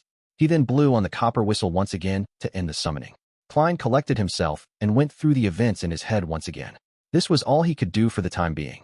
Although Klein could also make use of the summoning ritual and bring the flaring sun charm directly to Backlund, it was too dangerous for him to do so. First, Kalangos was a sequence 6 wind-blessed, and had with him the creeping hunger. Second, it was too troublesome. He had to first bring the flaring sun charm to the world above the gray fog. Third, his image would be affected. Thus, he wisely gave up on this idea. To be honest, the problem is not too serious. Duke Negan is the most influential noble outside of the royal family, a key member behind the Conservative Party. There will be many high-ranking nobles attending the ball today. I have no doubt that there are beyonders guarding the area. If not for this consideration, there would have been no need for him to infiltrate the place under a disguise. Since Miss Justice noticed him early, the nobles should be prepared. This incident shouldn't blow out of control. I wonder how fast Mr. Azik's messenger is. If it travels through the spirit world, Mr. Azik could still likely make it in time for the main course. But if it's as slow as Madame Daly's messenger, Then he might only read about the incident in tomorrow's paper. Klein nodded indiscernibly and tossed this incident to the back of his head. After all, there was nothing more that he could do. Chapter 190, The Assortment of Abilities. In Duke Negan's mansion, in the dancing hall, disguised as Baron Grammar, Kalangos held a glass of blood-red Ormer grape wine and casually stood behind the railing on the winding corridor on the second floor. He overlooked the people on the dance floor and enjoyed the view of the glamorously dressed ladies. However, there was no lust in his eyes. They were as calm as a frozen lake. From the corner of his eyes, he stole glances at the hanging chandelier and the nearby Duke Negan, who was looking at the beautiful figures passing by. The Duke was wearing a well-ironed navy uniform with red ribbons attached to the medals on his shoulders. He preferred to wear his military uniform on formal occasions, in remembrance of his decades of illustrious service while in the military. However, he had put on much weight since then. His once sharp gray eyes had been left turbid and filled with desire. However, he took good care of himself, as the wrinkles at the corners of his eyes, lips, and forehead were faint, and his black hair was still thick and luxuriant. That was Palace Negan, the current Duke Negan, the main supporter of the Conservative Party, the brother of Prime Minister Aguisid, one of the richest and most powerful men in the Lone Kingdom. At the same time, he was also the reason why Kalangos had sneaked into Backland. The thought of assassinating such an important figure makes me shiver in excitement. Kalangos retracted his gaze and closed his eyes. He was willing to accept the commission because he had been offered a sufficiently attractive price, and it was also because Kalangos loved adventure and enjoyed taking on difficult challenges. If this assassination is successful, my fame will spread across the northern and southern continents, placing me above the four kings. And I'll receive a card which contains the mystery of God that the Emperor Roselle created. Kalangos suppressed his excitement and lowered his head to examine his left hand. Creeping hunger had become transparent. It was impossible to tell that Baron Grammar was wearing a glove via the naked eye or through contact. This is such a magical item. If it wasn't for this, a Sequence 6 like me wouldn't have achieved the rank of Pirate Admiral. Thoughts flashed through his mind as bouts of regret surged within Kalangos. In his years as a pirate, he had seen and interacted with many Beyonders. Among them were members of the Aurora Order who enjoyed adventuring at the ends of the Sonia Sea. So, he knew that creeping hunger was still rather different from a real shepherd. Firstly, the speed of switching states was too slow. It required at least a second, but a real shepherd could switch instantly. Secondly, the controlled soul could only use 1 to 3 abilities before the person died.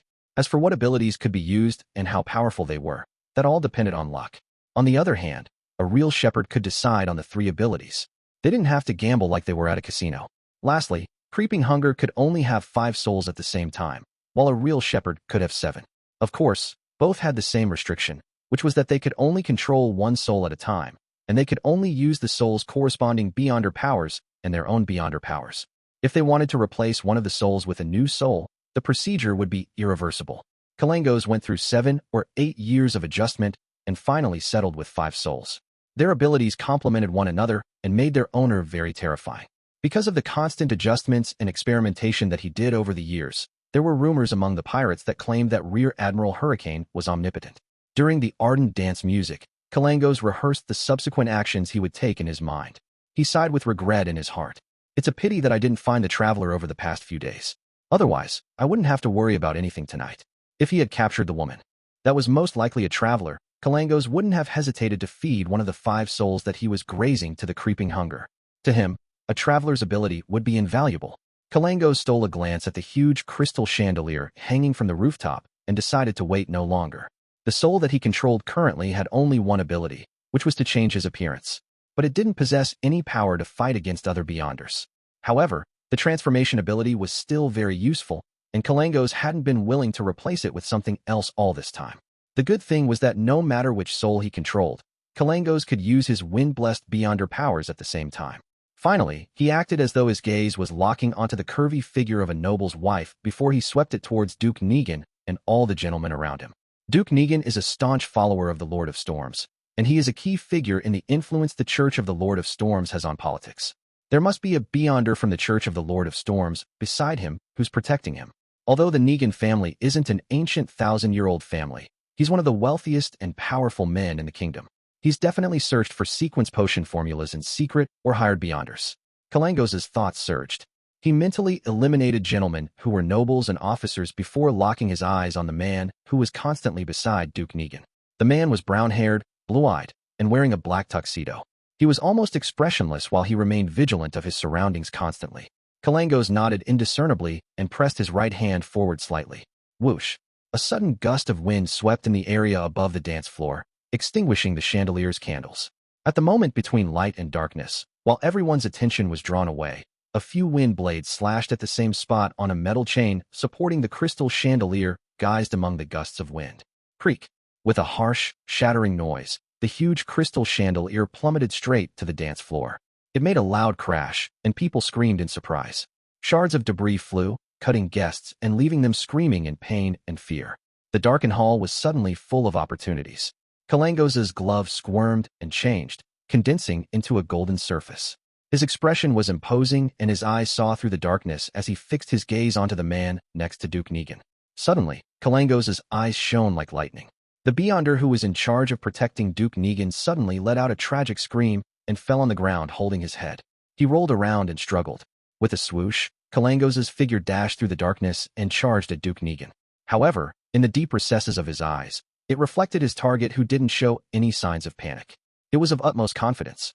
Duke Negan's plump figure stood erect on the spot and observed the incoming assassin as if he were looking down on him. He lifted his right hand and pushed forward. He murmured in ancient Hermes, "Imprison." In silence, Kalangos suddenly stopped. He was suddenly surrounded by a transparent wall, something that wrapped around him like a sticky liquid. It made him seem like an insect in amber or a prisoner in prison. The leader of the Conservative Party nobles, the hereditary Duke Pallas Negan, was a Beyonder himself, a very strong Beyonder. Duke Negan spoke in a low voice again and waved his right hand. Flog. Pa. Pa. Kalangos seemed to be whipped by a shapeless whip. His clothing tore from the whipping as his skin was lacerated, revealing white bone. Then, Duke Negan leaned forward and held his right first. He declared in an imposing manner, "Death." Pa. His arm waved as his entire body slammed into Kalangos's head with numerous afterimages.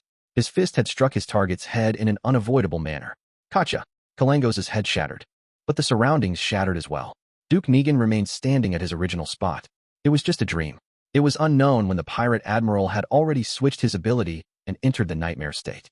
Unlike an ordinary nightmare, he could still move his body after he dragged people into a dream. Kalangos stealthily appeared behind Duke Negan, and his cold gaze locked onto the Duke. Wrapped with high-speed, spiraling winds, his right fist stabbed into the target's vest like a sharp blade. Whoosh!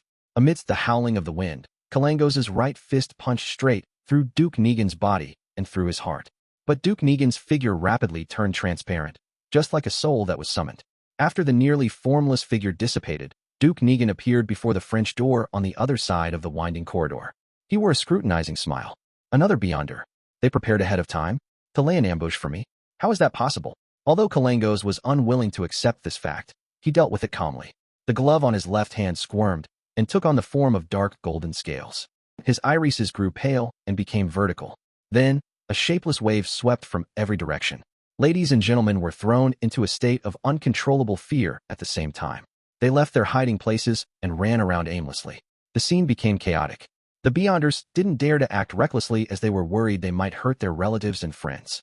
Seizing the opportunity, Kalangos ran quickly as hurricanes whirled around him.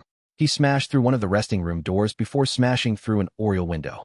Amidst the shattering sound, he leaped outside and flew a distance away from Duke Negan's mansion with the aid of the wind. The moment he landed, Kalangos immediately ran towards a forest ahead of him. It was a municipal garden, an escape route he had scouted out a while ago. Once he shook off his pursuers, he could change his appearance and blend into the massive population of Backlund of more than 5 million people. That was also the reason why he dared to accept such a difficult mission. After a while, there was gale blowing towards Duke Negan's mansion. The Cardinal of the Church of the Lord of Storms, the Archbishop of Backlund, Spellsinger of God, Ace Snake, brought a few mandated punishers and flew towards the mansion. He couldn't inform the other Beyonders in time. Alger was one of the members that arrived with Archbishop Ace. However, he was in a bad mood because he saw the broken windows and the other Beyonders running out of the mansion. It meant that Rear Admiral Hurricane Kalangos had escaped. Chapter 191, Unclear Motives.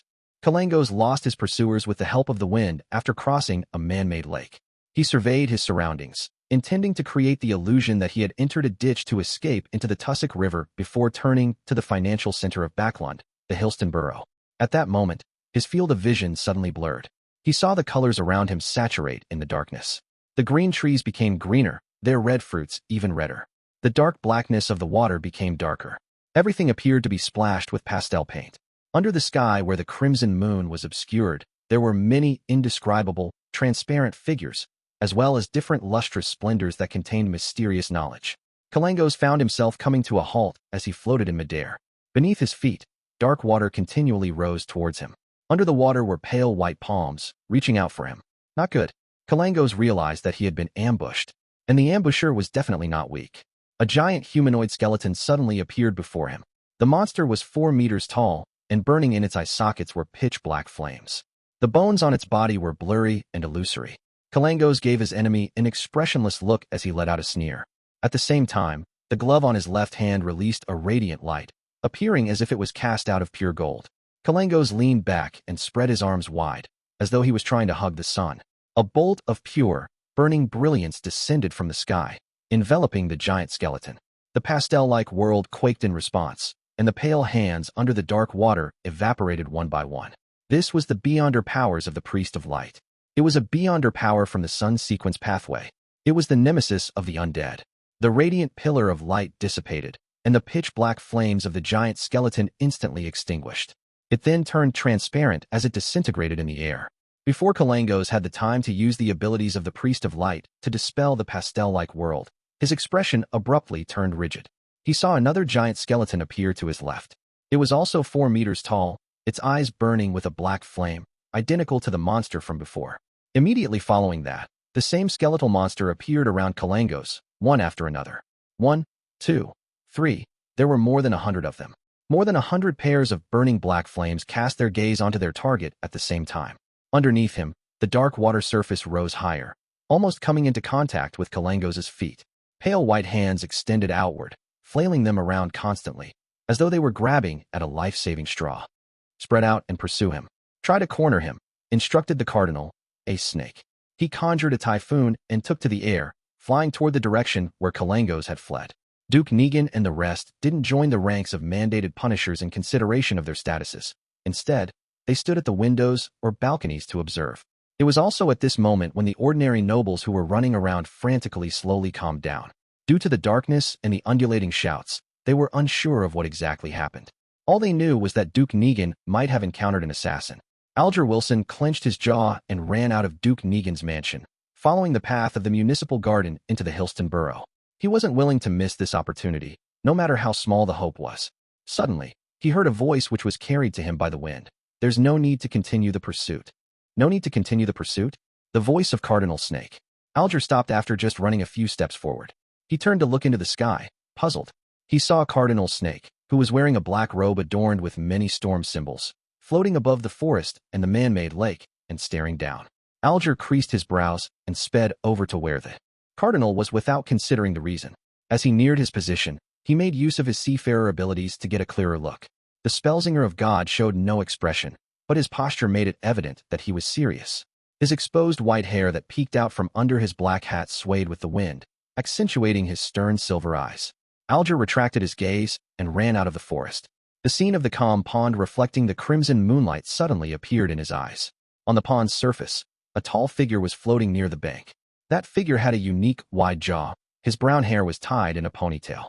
His dark green eyes were cold, yet blank. Kalangos. Rear Admiral Hurricane Kalangos. Alger was taken aback at first. Then he felt both surprise and joy. He couldn't believe his eyes, and even suspected that the darkness was causing him to hallucinate. Before he could react, he suddenly saw Kalangos' face rot rapidly. It oozed a yellow-green liquid, his flesh peeling off piece by piece. Pat, pat, pat. All that was left of Kalangos' face was a skull. His 2 vacant eyeballs fell from their sockets and onto the ground beside the lake. Kalangos fell apart completely. His clothes draped over his rotting flesh and white bones and blocked the sparkling radiance. In less than 20 seconds, one of the 7 pirate admirals, Kalangos, had died mysteriously in front of Alger's eyes. This shocking scene was etched deeply into Alger's mind. It made him suspect if he was having a terrifying nightmare. What was happening? Didn't Kalangos escape successfully? Why did he die so simply, yet so mysteriously here? What did he encounter for him to lose his life in such a short amount of time? He's a Sequence 6 Wind-blessed, the owner of Creeping Hunger. Who did it? What was the motive for killing Kalangos? Just as countless ideas flooded Alger's mind, he heard Spellsinger of God, a snake's charismatic voice. Did you give the information to anyone else? Is there anyone else who knows of this information? Alger quickly calmed down. He glanced at Kalangos's remains and gave an explanation that he had prepared. I reported the information to you the moment I found out about it. He couldn't help but grumble inwardly. If it wasn't for the fact that a snake had gone for a walk along the Tussock River, forcing me to spend time finding him, Kalangos might not have even escaped Duke Negan's mansion. Of course, he didn't dare say this in front of a high-sequence beyonder. He could only respectfully and humbly continue. The personnel who received the information directly even sacrificed himself for it, and no one opened the letter during its transfer. I can vouch for this. But I cannot confirm if there was a leak at the source of this information. Since we could learn of it, others might have too. As Alger spoke, he formulated some guesses about who killed Rear Admiral Hurricane Kalangos, the person or organization who tasked Kalangos to assassinate Duke Negan. Since Kalangos had already successfully escaped, and there was no threat of any information leaks, there's no need to kill him. If it were me, I would get Kalangos to lay low and try another assassination attempt when everyone was certain that he had left Backlund. Also, Kalangos only trusts himself, so he wouldn't tell his assassination plan to anyone. Duke Negan has been organizing gatherings lately in preparation for his bill proposal in September, so there are abundant opportunities. Other than Kalangos himself, there's no one who can correctly predict when he would strike. You unless that person was a prophet. But that is unlikely. Other factions? Not possible. Miss Justice prayed to Mr. Fool to relay the information the moment she noticed a problem. There was no way another organization could have received the information at the same time. Mr. Fool. Alger was shocked as he thought of a possibility. The person who struck was Mr. Fool's adorer. He happened to be in Backlund and thus lent a hand. The more he thought about it, the more Alger felt that this guess was close to the truth. Only the members and subordinates of the Tarot Club could have received the information in time. Only the help of the Fool's adorer could make it seem so mysterious and without motive. Just as he was immersed in his thoughts, Cardinal Snake fell silent for a moment.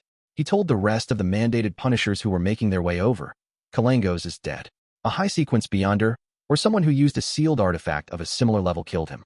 But this is rather dangerous and highly unlikely. After a preliminary analysis, I believe that the high-sequence beyonder is of the pathway of death, perhaps a member of the Numinous Episcopate, but not someone I know of. There's also the possibility of it being a member of another secret organization. The motive is unclear. The Numinous Episcopate originated from the southern continent.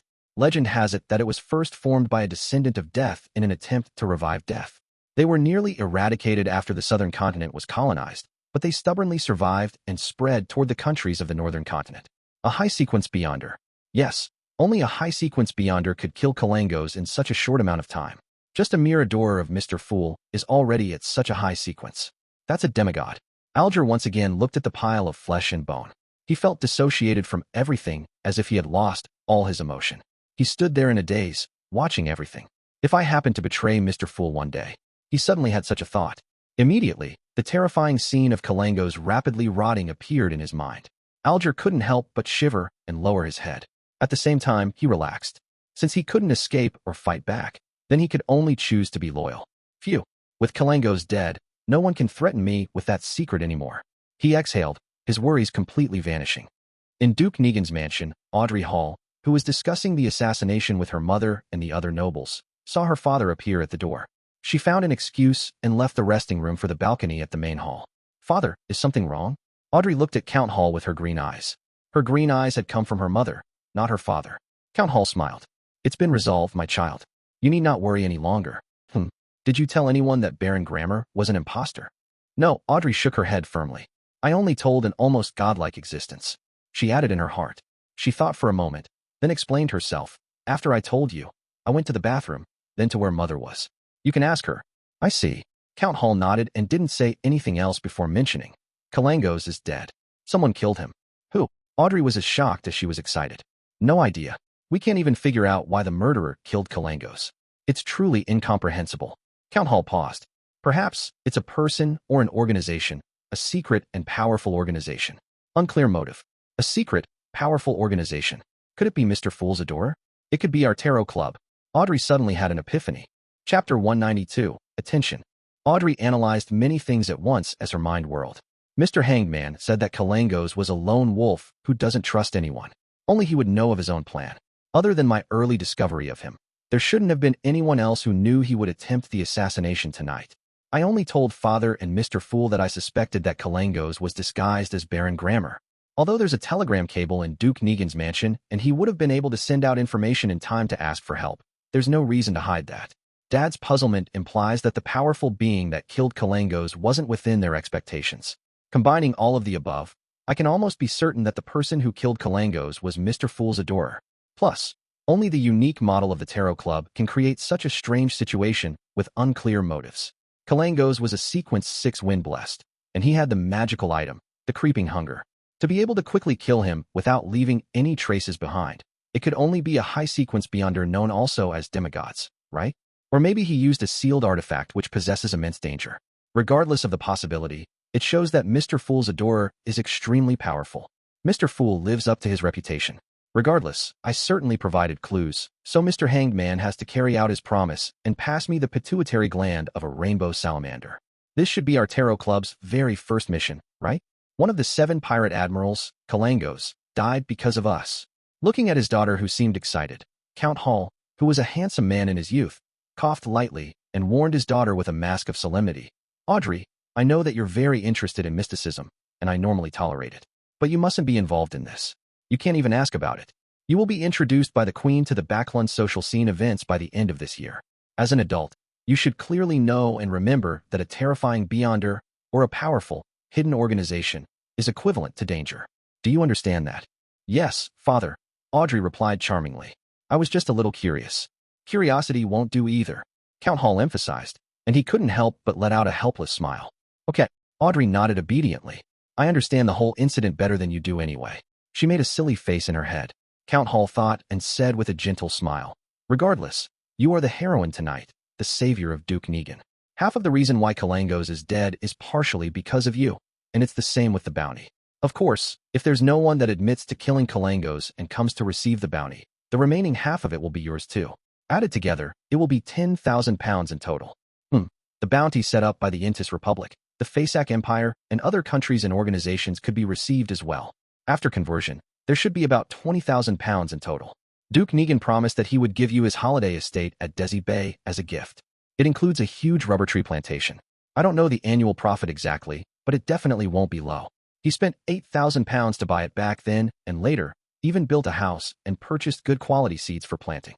Audrey, who already had an inheritance of 300,000 pounds, was considered rich. However, a reward that was almost 40,000 pounds was still a huge amount of income. Many noble ladies wouldn't even receive such a figure as a dowry. In an allied marriage of a noble and a businessman in August, Miss Mary Oldbury, the daughter of a millionaire, only had an 80,000 pound dowry. I never considered the bounty, Audrey muttered inwardly. Suddenly, she thought of something. If she were to receive the bounty and her name spread, the Hanged Man could easily find out who Justice was. This can't happen. As a member of the Tarot Club, I have to maintain a sense of mystery. Audrey looked towards her dad and reorganized her words. Dad, I'm a little worried. Why? What happened? Count Hall asked in concern. If it were to spread that I found out that Kalangos was disguised as Baron Grammer, I'm afraid that his underlings would take revenge on me. I'm afraid that whoever instructed Kalangos to assassinate Duke Negan would target me. Audrey tried to make herself seem pitiful, weak, and helpless. I'll hire someone to protect you, Count Hall replied.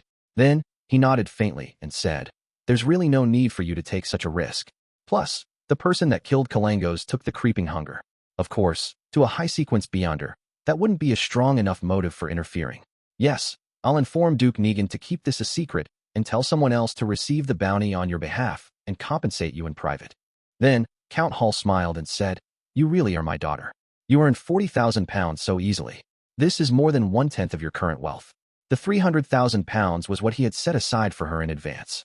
He would still add in another part when she got married as his daughter's inheritance. Am I as good as you were? Audrey happily asked in reply. Count Hall shook his head and laughed. Much better than I was.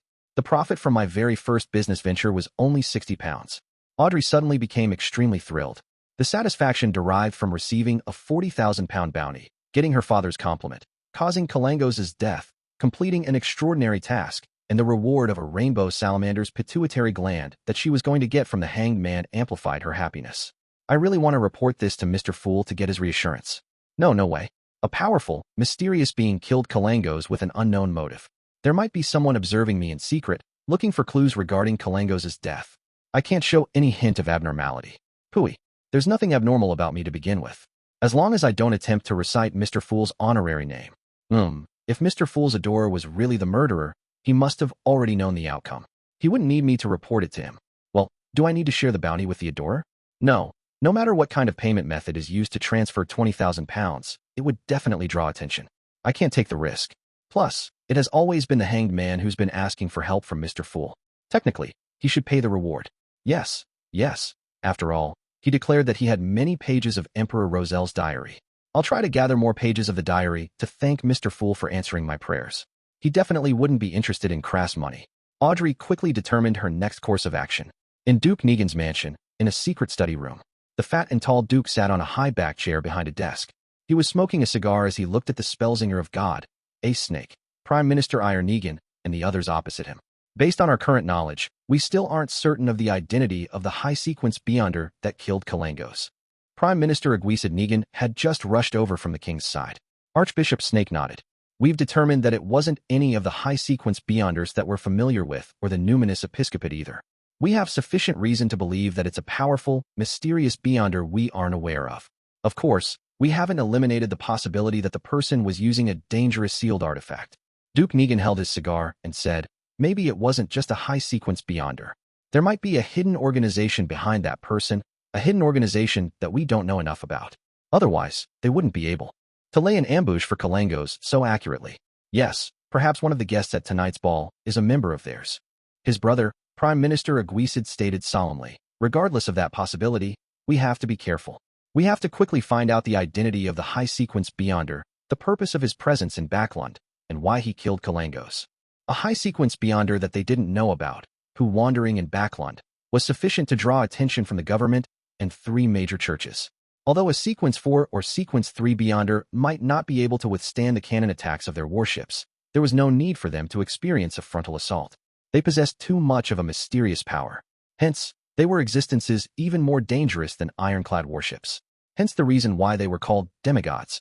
Spellsinger of God, Ace Snake stood up and said, let me make some arrangements and get into contact with the Church of the Evernight Goddess, the Church of the God of Steam and Machinery Hive Mind. His Majesty will allow the military and the intelligence agencies to cooperate, Prime Minister Aguisid promised. In a hotel in the North Borough of Backlund, Azik sat under a gas lamp and looked at the glove before him. The glove was very thin, as though it was made from human skin. It seemed that as long as it was filled with flesh and blood, it would turn into a hand. Azik looked at it for a very long time. His face suddenly contorted in agony and pain as he muttered, I seem to have cooperated with them before.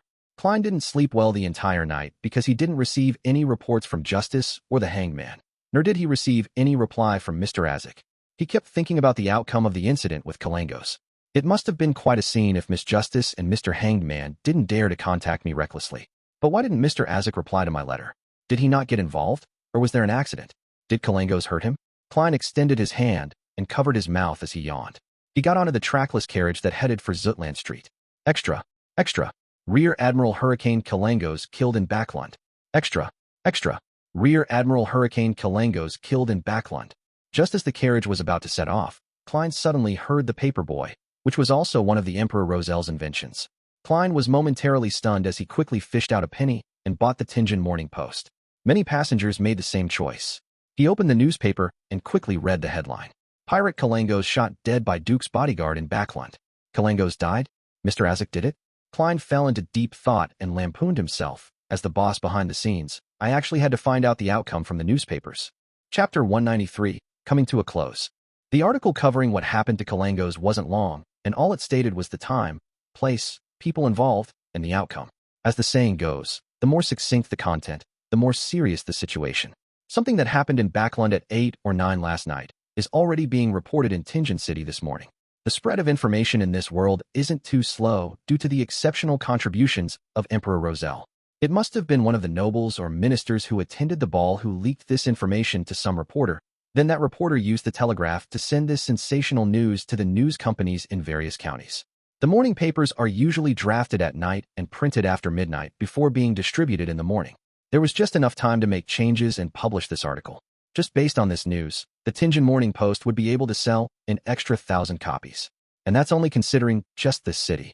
Klein's thoughts became more and more distracted before finally calming down.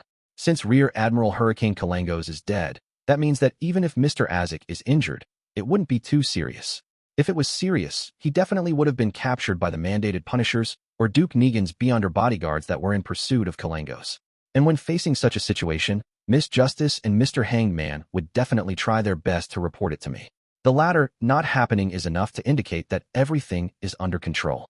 Yes, if Mr. Azik doesn't give me a reply, or if Miss Justice and Mr. Hangman do not pray to me by tonight, I'll blow the copper whistle once again to summon the messenger and send over a letter of inquiry. Relaxing, Klein shifted his attention away from the newspaper. Then he surveyed the public carriage. Most of the people who could afford transport like this could read, and under the influence of the term extra, many had bought the Tianjin Morning Post. Now, a few of them were quietly discussing the incident.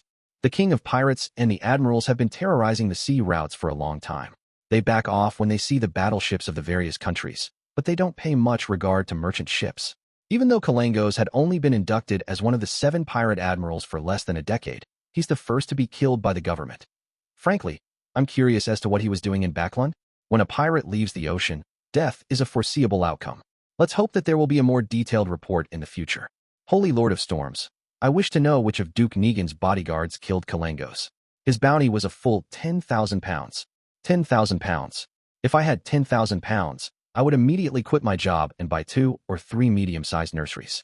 I would invest in the shares of some colonizing companies and railroad companies and receive a stable dividend every year. That's only the bounty of this kingdom. Intis, Fasak, Fainapotter, and some merchant organizations also have bounties for Rear Admiral Hurricane Kalangos. I sure hope that there's a newspaper that will give a full list of the bounties. 10,000 pounds. Klein was shocked to hear that. With his already impressive pay, he would have to take 20 years to be able to save up that much money even without eating or drinking. If only. Forget it, there's nothing I can do either. It would be impossible for me to claim the bounty. He folded the newspaper a little dejectedly and looked out the window of the carriage. At this point, he finally concluded that the incident with Rear Admiral Hurricane Kalangos had come to a close. All that was left was to tie up the loose ends, such as the batch of Roselle's diary that the hanged man had promised him. Backlund, Sherwood Borough. Furs Wall and Zio Cha were walking along the street towards the nearest branch of the Varvat Bank. My money seems to disappear without me noticing. Furs sighed. Zio felt the same way. That's right. Luckily, my book, Stormwind Mountain Villa, is rather popular, and there are still royalties being sent to my account. Otherwise, I'd have to find a clinic or a hospital and become a doctor once again. Furs let out a sigh, both in satisfaction and in worry. Zio was silent for a moment before carefully asking, will the investigation of Kalangos affect your status as an author? After all, we could be under the attention of the mandated punishers, Nighthawks, and the rest. No, the only one they would focus on is you. Furs laughed. You were the one who sent someone to make a police report. Same for the one who sent the letter and the one famous among the alleys and gangs of the East Borough. As for me, Furs Wall, I'm still the popular best-selling author. Zio said in a daze. So you've just been accompanying me all this time? Furs stroked her hair and laughed. Don't you find that this was an interesting experience? This experience has provided me with the much-needed inspiration for my work. My next novel will be about a sudden, brutal murder. Zio paused, not knowing how to continue the conversation. All she could do was continue walking forward bitterly, forgetting to make a turn until Furs dragged her back. At that moment, they heard a paperboy shout, Extra! Extra! Rear Admiral Hurricane Kalangos killed in Backlund. What? Zio and Furs looked at each other in confusion. They only came to their senses after the paperboy repeated himself multiple times. What? Kalangos is dead. Furs couldn't believe what she was hearing. He's dead. How did he die so suddenly? Zio, who was trying to hide from the prosecution of this merciless pirate, was shocked and dazed. Doesn't this have to follow a normal procedure? First, they find clues to confirm Kalangos' motive. Then they would gather powerful beyonders and ambush him. Killing the pirate was the last step. But Kalangos was killed even though the first step hadn't been completed yet. He died just like that. Furs and Zio exchanged looks as if they were 2 marble statues. Nearly a minute later, Zio charged towards the paperboy and bought a copy of the Tussock Times. This was one of the 3 most distributed newspapers in the Lone Kingdom. Oh, Kalangos is really dead, killed by Duke Negan's bodyguard. Oh goddess, Negan's bodyguard is, Zio gasped, leaving out the a powerful beyonder that she had wanted to say. Furs looked at her good friend in pity. To think that you would believe everything the newspapers say. All right, perhaps someone realized Kalangos' motive in advance, and the mandated punishers, Nighthawks, machinery hive mind, and the military cooperated and executed a successful ambush. Zio froze and exhaled. We don't need to worry about it any longer. We can go back to our normal lives, but we have to avoid the sphere of influence of that police station from before.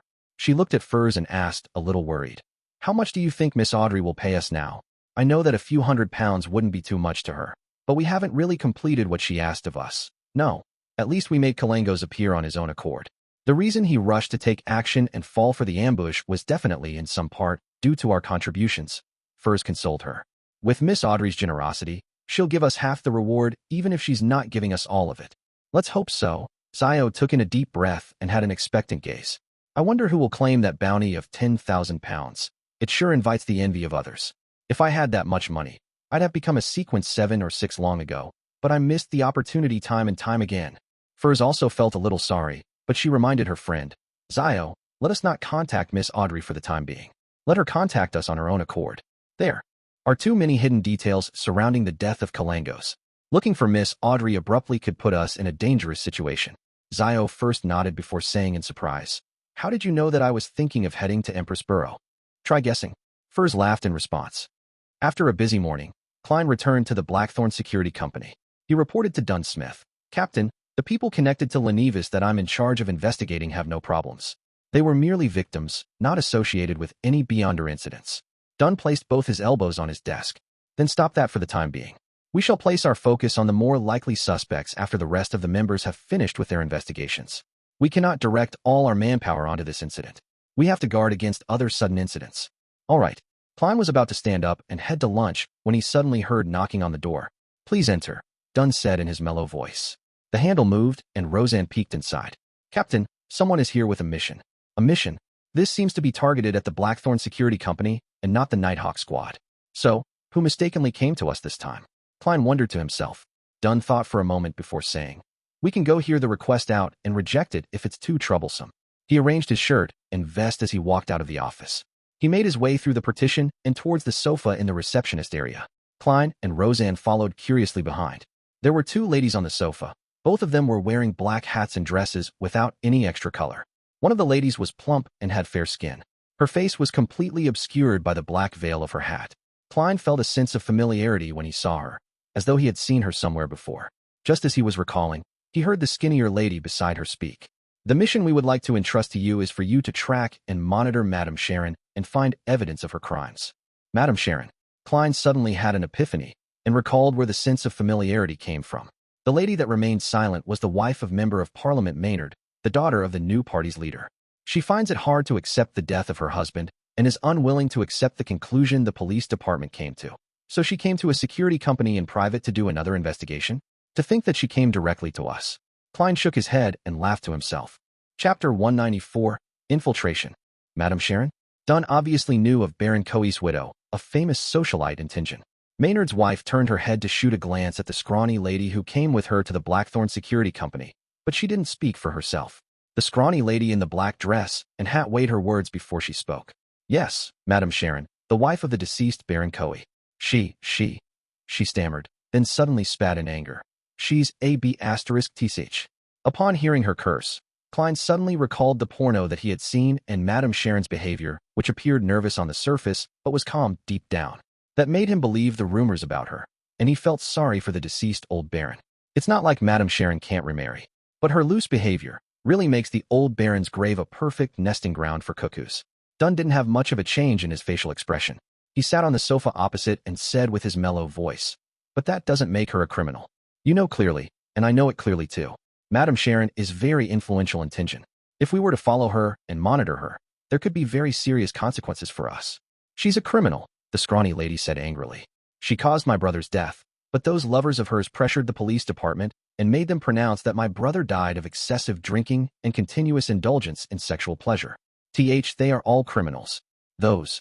Klein realized that the scrawny lady was Maynard's sister while feeling sorry for the old baron once again.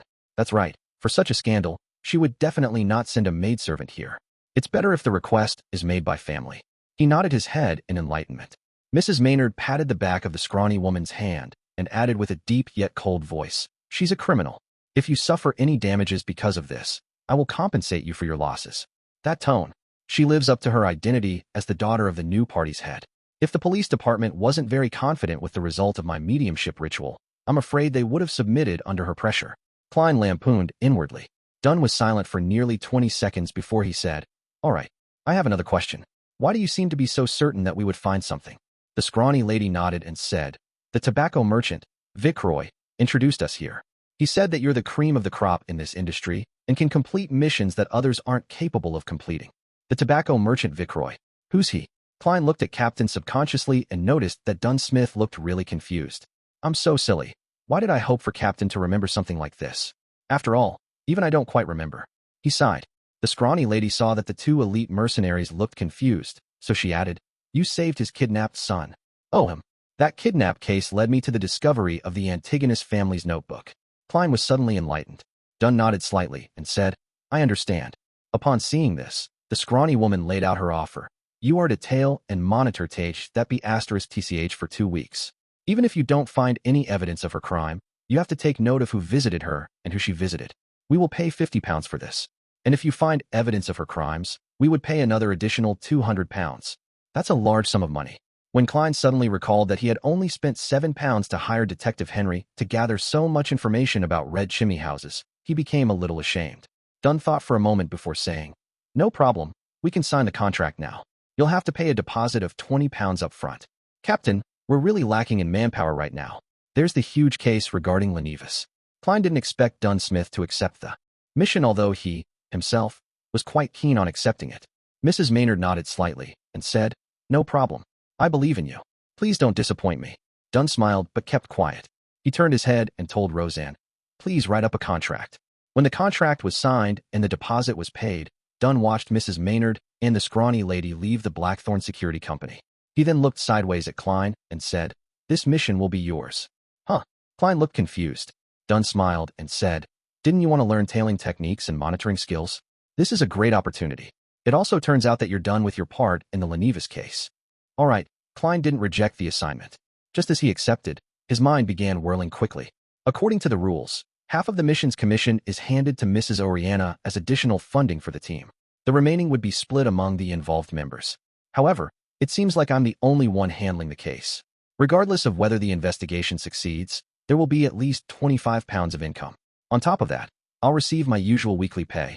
If I really could find some clues, I could even receive £125. Captain is a wise man. Dunn stole a glance at him and said, learn the tailing techniques and monitoring skills from Leonard and Fry in the morning, and put your combat training on hold for this week. Yes, I think you're quite well trained already, so I'll send someone to inform Gawain. Learn tailing techniques and monitoring skills from Leonard and Fry? That doesn't seem very reliable. Klein was stunned. He could imagine Leonard using only one method, which was playing his Phaenopotter lute while singing melodious poetry. Then, he would probably seduce Madame Sharon to bed in order to monitor her up close. As for Fry, he had a unique air to him. He was cold and gloomy, so no matter where he went, he would catch the attention of others. How could such people make good spies? As his thoughts churned, Klein replied seriously, all right. Dunn nodded slightly and walked towards the partition. Suddenly, he paused, turned around, and hesitated before he spoke. Do you remember the tobacco merchant? What was the kidnapping about? So you didn't remember anything or understood anything. Why were you acting so staid and confident? Klein facepalmed. Based on Leonard's guidance, Klein wasn't in a hurry to tail Madame Sharon, even though he knew that she stayed on Osna Street in the East Borough. Until you know the target's routine, you can't tail your target recklessly. Plus, monitoring alone makes it difficult to take note of everything. Unless you don't eat, drink, sleep, and go home, Leonard had said. Hence, Klein followed his suggestion and found one of the Triad bosses in the Hound pub and spent £5 to get his underlings to monitor Madame Sharon and record her daily routine. Luckily, this can be reimbursed. Why does it feel like I'm subcontracting? On Friday afternoon, Klein received the investigation report from the Triad boss. Calling it an investigation report was an obvious insult to professional detectives. Not one of the Triad boss's underlings was literate. They relied on drawings and symbols, which was then interpreted and organized by their semi-literate boss who had attended Sunday school for a year. Klein got a headache just from reading it, and took quite a while to finish reading the report. According to the surveillance, Madame Sharon seldom leaves her place recently. There aren't many guests who visit either. She might be affected by Maynard's death. Those Triad underlings are quite capable. They even gathered information from Madame Sharon's maidservant. She will be attending the Conservative Party's banquet tonight. She might return home quite late, or maybe not return. This is an opportunity for me to put theory into practice. Klein quickly decided to sneak into Madame Sharon's house and search through it. With his duties regarding the Lenevis case over, the temporary suspension of combat training, and the end of the Kalangos incident, Klein only had 2 matters on hand. One was to investigate the red chimney houses, and the second was following and monitoring Madame Sharon. In other words, he was relatively free. 2 days ago, he had received Mr. Azik's reply. There was only one sentence on the letter. I obtained the creeping hunger and recalled something. Klein had finally confirmed that it was Mr. Azik who killed Kalangos, and that this amnesiac teacher of his who had a long life was a high-sequence beyonder. However, he didn't dare ask him what he had recalled with the aid of the creeping hunger. Azik obviously didn't want to talk about it. If he was willing to share, he would have described it directly in the letter. In Klein's reply, he only reminded Mr. Azik that the creeping hunger yearned for the flesh, blood, and soul of living humans. He had to find a safe sealing method. In addition, Justice and the Hanged Man had yet to pray to him, but Klein wasn't worried. He understood that both members were afraid of being monitored, so they didn't recite his name recklessly. Gas street lamps illuminated the straight Osna Street at night, while the crimson moon hung high above. Klein, who had sneaked out with the clown's balance and agility, leaped over the outer wall of Madame Sharon's house quietly. Passing through the garden, he arrived by the side of the house. He climbed up the water pipe and slipped onto the balcony on the second floor. Klein had never even climbed a tree successfully when he was young, so it was quite a monumental event. He took out a tarot card from the pocket of his black windbreaker, slotted it into the gap of the balcony door, lifted it lightly, and unlocked the door. The servants are so careless. They didn't use an additional lock. Otherwise, I'd have to try entering by climbing through the window. Klein muttered silently and entered the house. Based on the information provided by the Triad boss, he found Madame Sharon's bedroom easily. He turned the knob and stepped into the room. He closed the door carefully and suddenly smelled a faint fragrance. It reminded him of the fragrance of a woman that caused the blood vessels of other people to swell. Klein felt a little faint, and he even felt his body reacting. He immediately calmed down with cogitation and made a self-deprecating comment. She's using an aphrodisiac as perfume? Chapter 195, Lockpicking Expert Klein. A few seconds later, Klein activated his spirit vision and surveyed the room, only to find how extravagantly decorated Madame Sharon's room was. In a spacious area with a cloakroom that was ajar, there was a thick carpet, a blanket made with goose feathers, a makeup table strewn with skincare products and cosmetics, a dazzling array of jewelry, thin clothing and socks thrown over the rocking chair, and multiple decorative items adorned with gold silk. All of these entered Klein's field of vision. What attracted Klein's attention the most was an unfinished oil painting. On the painting was the naked figure of Madame Sharon herself, her brown hair like a waterfall, her eyes like an innocent deer's, pure and limpid. But her curved eyebrows, sharp nose, and tender lips accentuated her form as a mature female. The two qualities fused together despite the contradiction, releasing an alarming temptation. Klein only gave a cursory glance at the area under the neck for a moment. He wasn't trying to be gentlemanly. After all, he had already seen the porno, so why would he have scruples over a picture? His attention had been grabbed by the pastels, palettes, and paintbrushes beside the painting, as well as a full-length silver-coated mirror. This combination and their placement relative to each other gave Klein a weird thought that the painter was Madame Sharon herself, and not some artist she had seduced. A beautiful woman with a great figure, flirtatious yet innocent, stripping and drawing herself, while looking in the mirror to chronicle her beauty. It feels a little odd. Is Madame Sharon narcissistic? Klein gulped silently and retracted his gaze. He started to search for possible evidence of her crimes. Following Leonard's and Fry's instructions, he kept his black gloves on as he searched. He had to keep the original position of everything in his memory to facilitate putting everything back after he was done. This proved easy for an advanced seer. If he forgot, he could use dream divination to recall the placement easily. Of course, he had performed a divination before he left the house tonight. There was going to be no danger, and he would be met with relative success. That's something a good charlatan would do. Even if I'm already a clown. Klein lampooned himself. He spent 20 minutes searching Madame Sharon's room, but he didn't find anything noteworthy, nor did he see any light emitted by spirituality. Finally, he stopped before a safe in the corner of the room. The steel safe was a meter tall, thick and heavy. It gave the impression that it was unusually sturdy, as if it could only be opened using explosives. This sure is a characteristic of the age of steam. There must be complicated machinery within the safe. Klein tried to open the safe, but failed miserably. He left the safe for last. He took off his left glove and unwound the topaz dangling on his left wrist. Grabbing the silver chain and allowing the pendulum to fall, Klein dispelled the excitement that the fragrance in the room gave him and entered a state of cogitation. His eyes turned dark as he chanted to himself. There is a secret room or hidden partition in this room. There is a secret room or hidden partition in this room. After reciting it 7 times, Klein's eyes regained their normal color. He looked at the dangling topaz, which was turning counterclockwise. It was a negative result. Klein nodded slightly and left Madame Sharon's room. According to the process from before, he went through the study, the living room, the greenhouse, and other parts of the house, but he didn't find any clues of value. He didn't use dowsing rod seeking since he didn't exactly know what he was looking for. Klein took out his silver pocket watch and gave it a look. He confirmed the time before returning to Madame Sharon's bedroom. Carefully closing the wooden door, Klein took out the silver dagger used for rituals and released his spirituality, allowing it to fuse with the powers of nature and seal the room.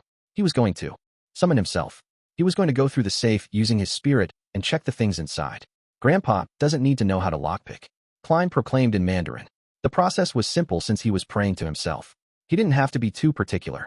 Klein took out a candle infused with sandalwood and ignited it using his spirituality. That was going to be his altar. I summon in my name.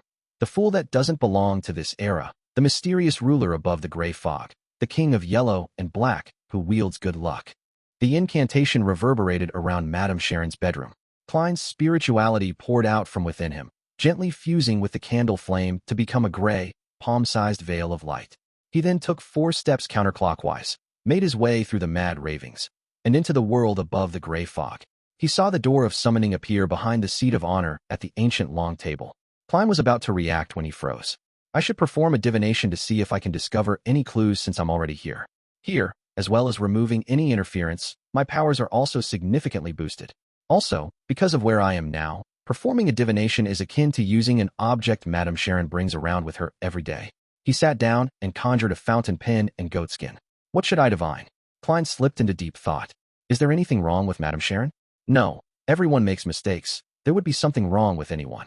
Is Madame Sharon involved in a crime? No, that's not narrow enough either. As a famous socialite tied to the political sphere, it's natural that she would be associated with something dirty, yet cannot be convicted for. Also, what is the definition of a crime anyway? The laws of the Lone Kingdom, or the laws of the Intis Republic, or is it up to me to decide? Despite his many thoughts, Klein didn't want to delay it any further. After all, his physical body was still in the real world. Thus, he decided to confirm the past few divinations he did regarding the incident. He picked up the pen and, without writing, he conjured a divination statement on the goatskin before him. John Maynard's death was due to supernatural influences. This was the divination he did when he went to Maynard's house to help the police. The answer he received last time was negative. Grabbing the silver chain, he allowed the topaz pendulum to almost touch the statement on the goatskin. Klein half closed his eyes and silently recited the divination statement. John Maynard's death was due to supernatural influences. John Maynard's death was due to supernatural influences. After repeating it 7 times, he opened his eyes and looked at the pendulum. His pupils constricted suddenly. The topaz pendulum was spinning clockwise. Clockwise meant a positive result. Maynard's death was really due to supernatural influences. Klein stared at the pendulum that was slowing down, his heart churning in turmoil. My divination back then was influenced, disrupted. Madame Sharon is a beyonder, a rather powerful beyonder? Or is there someone backing her, having helped in planning Maynard's death? Did they want to remove a powerful opponent to the seat of mayor, to remove a future House of Commons member of Parliament from the new party? Many thoughts raced through his mind as Klein wrote a new divination statement. Madame Sharon is a beyonder. He recited the statement 7 times, still using the pendulum technique. Klein used the location he was at, as well as the information he knew regarding Madame Sharon, to complete the divination. He saw an answer. The answer was the clockwise rotation of the topaz pendulum. The answer was yes. Madame Sharon is a beyonder. Klein's nerves tensed. He didn't delay any further, immediately answering his own prayer and pushing open the mysterious door. After a moment of chaos and dizziness, he saw Madame Sharon's bedroom and himself. Klein floated to the front of the heavy safe and extended his right hand. He carefully extended his hand into the safe. Since Madame Sharon was a beyonder, he had to be wary of traps in the safe. In such a state, where his soul was infused with powers of the mysterious space and his spirituality, Klein no longer needed divination. He would receive a warning when he was approaching something dangerous. A large portion of divination was obtaining revelations by allowing one's astral projection to roam in the spirit world. In other words, it was derived from one's spirituality. Klein didn't notice anything unusual when his nearly transparent hand made it through the thick metal door. After sweeping his hand, he leaned forward, plunging his entire spirit into the safe. He saw that the inside of the safe was split into 3 sections. The first was filled with gold bars, thick stacks of cash, and even more precious jewelry. Another layer had sealed documents. Klein blew on them, but he didn't manage to flip them open to look at their contents. Yes, I'll have to try again with Mr. Azik's copper whistle. Klein had experimented with it previously. When he enveloped the flaring sun charm or Azik's copper whistle with his spirit, both the items were able to make it through obstacles, as if becoming illusory items themselves. The bottommost layer of the safe was rather strange. There was only a black and white photo there. On the photo was a suave young man. Madame Sharon's past lover? Were they forcefully broken apart, and Madame Sharon having no choice but to marry the old baron and, thus, embarked on her path of debauchery by entering the beds of multiple men? But deep in her heart, she still harbors a pure space. Every night, when it's quiet, she takes out this photo and strokes it with tears on her face. Klein instantly imagined the plot of a great romantic tragedy. But the more he looked at it, the more something seemed amiss. The young man in the photo seemed, perhaps, a little too much like Madame Sharon. Madame Sharon's brother? She's a beyonder. F***K. Could she also be of the Demoness pathway? The same as instigator Trissy. Klein suddenly had a stroke of inspiration, which scared himself. Could the reason Trissy stayed in Tingen this long be because her partner was here? Klein observed the photo closely, realizing that the young man looked remarkably like Madame Sharon. His nearly transparent face grimaced in pain. He could no longer view that porno the same way as before. Collecting himself, Klein felt for the corners of the safe to see if they hid anything. Even though he couldn't pick up any papers in his current state, passing through objects was a different feeling from passing through the air. The feeling was also different when passing through objects of different densities. In his search, Klein suddenly froze. He found an empty space on the side of the safe facing the wall, a hidden compartment. After confirming that there was no danger, Klein made his way inside. What entered his field of vision were ointments, fragrances, powdered herbs, and other objects. The centerpiece was a statue of a god that took the form of a skeleton. The statue was about the size of a palm, and probably of a beautiful girl. It had long hair all the way to its heels. Each strand of hair was thick and clear, like a venomous snake. Situated at the tip of every strand of hair was an eye, some closed, others open. Klein was shocked. He caught a whiff of an evil scent and hurried out of the hidden compartment. He now understood why his divination for any secret rooms or partitions in the room had failed. Chapter 196, Spirit Medium Mirror. Klein rushed out of the heavy safe and retreat. Only when he realized that everything seemed fine did he calm down. That white bone statue is creepy. Although it isn't dangerous, it gives me the creeps.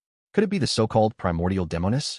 An evil god like the hidden sage, the dark side of the universe, or the true creator? Klein recalled his hunches about Madame Sharon, and he suddenly understood what existence the white bone statue might represent.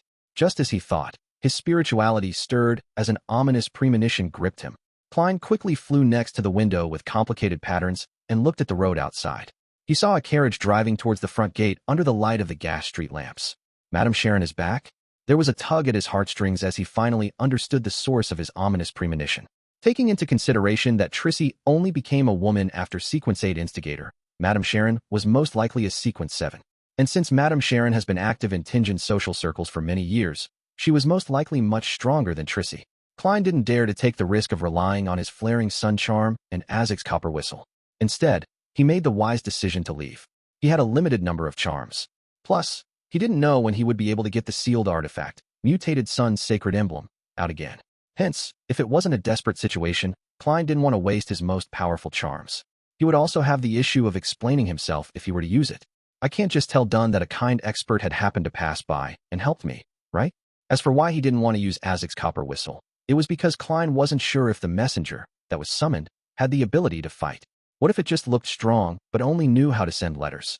With what I discovered earlier, it should be sufficient for the Nighthawks squad to take action. Why should I fight against Madame Sharon alone? We can totally gank her. Klein emphasized inwardly and ended his summoning. With a whoosh, he returned to the world above the gray fog. He then quickly wrapped himself in spirituality and stimulated a rapid descent to return to his body in reality. He quickly put out the flame and put away the candle. He removed the wall of spirituality and left Madame Sharon's bedroom. He took the same path back, but he didn't have the time to reset the bolt on the balcony door. Sliding down the water pipe, Klein climbed over the wall which was opposite the entrance of the house. He remained hidden until he reached the neighboring street. Then, he hired the expensive night carriage to Zutland Street. Madame Sharon, who looked beautiful in her black dress, slowly walked to the second floor. She dismissed her maidservants and opened the door to her bedroom. Her pure clear eyes suddenly concentrated and reflected fine threads that were almost transparent and unnoticeable. They didn't possess the luster of spirituality. They were like human hair that was pathologically changed. If one didn't already know of their existence or have a pair of very special eyes, they wouldn't notice the strands. All those fine threads had torn and fallen to the ground. Madame Sharon squinted her eyes and directed her focus onto the thick, gray metal safe. 36, Zutland Street, the Blackthorn Security Company. Dunn was reading the newspaper casually with his legs crossed. He looked at Klein, who appeared before his office door with a strange expression. He sighed and said, "Weren't you supposed to slip into Madame Sharon's house to do an initial search? Did you encounter some sort of problem?"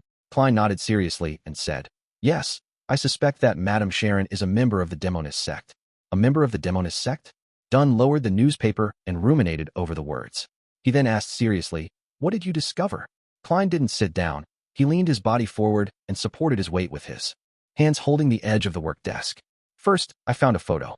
There was a young man in the photo, but he looked very much like Madame Sharon.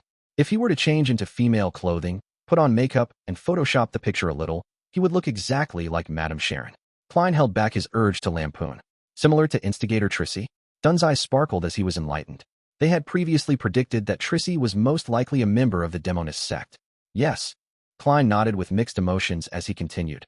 "I used divination to discover that Madame Sharon has a white bone statue in a hidden compartment in her safe. It's of an extremely beautiful woman, but her hair is very long, to her ankles. Every single strand is as thick as a venomous snake. On the tips, there were eyes. They looked rather creepy." "Captain, is that the image of the primordial Demoness?" As his security clearance was insufficient, the information about the Demoness sect that he could read was very limited. Dunn recalled and nodded with a serious expression and said, "That's the image of the primordial Demoness. We have to take action immediately and seize control of Madame Sharon." Klein immediately agreed and said, "If Madame Sharon is a mid-sequence beyonder from the Demoness sect, I have to assume that she'll be able to tell that someone had sneaked into her bedroom." Then he suddenly felt puzzled as he blurted, "Captain, why do the 7 Orthodox gods only have symbols without any actual image, while the evil gods that I'm currently aware of have anthropomorphic appearances? The true creator and the primordial Demoness are examples. Is this one of the differences between Orthodox gods and evil gods? Why would there be such a difference?" Klein added inwardly, but he wisely didn't say it out. "That's one of the differences between Orthodox gods and evil gods." Dunn gave a reassuring answer. Then, he got up and walked towards the clothes rack. He said, "Let's not delay any further. I'm worried that Madame Sharon will run away." Then, Dunn paused. "Go upstairs to get Kenley. With the three of us taking action together, we can apply for one sealed artifact. Madame Sharon is very likely higher than a sequence 7 beyonder." "Captain, you're so wise." Klein answered without hesitation. "All right."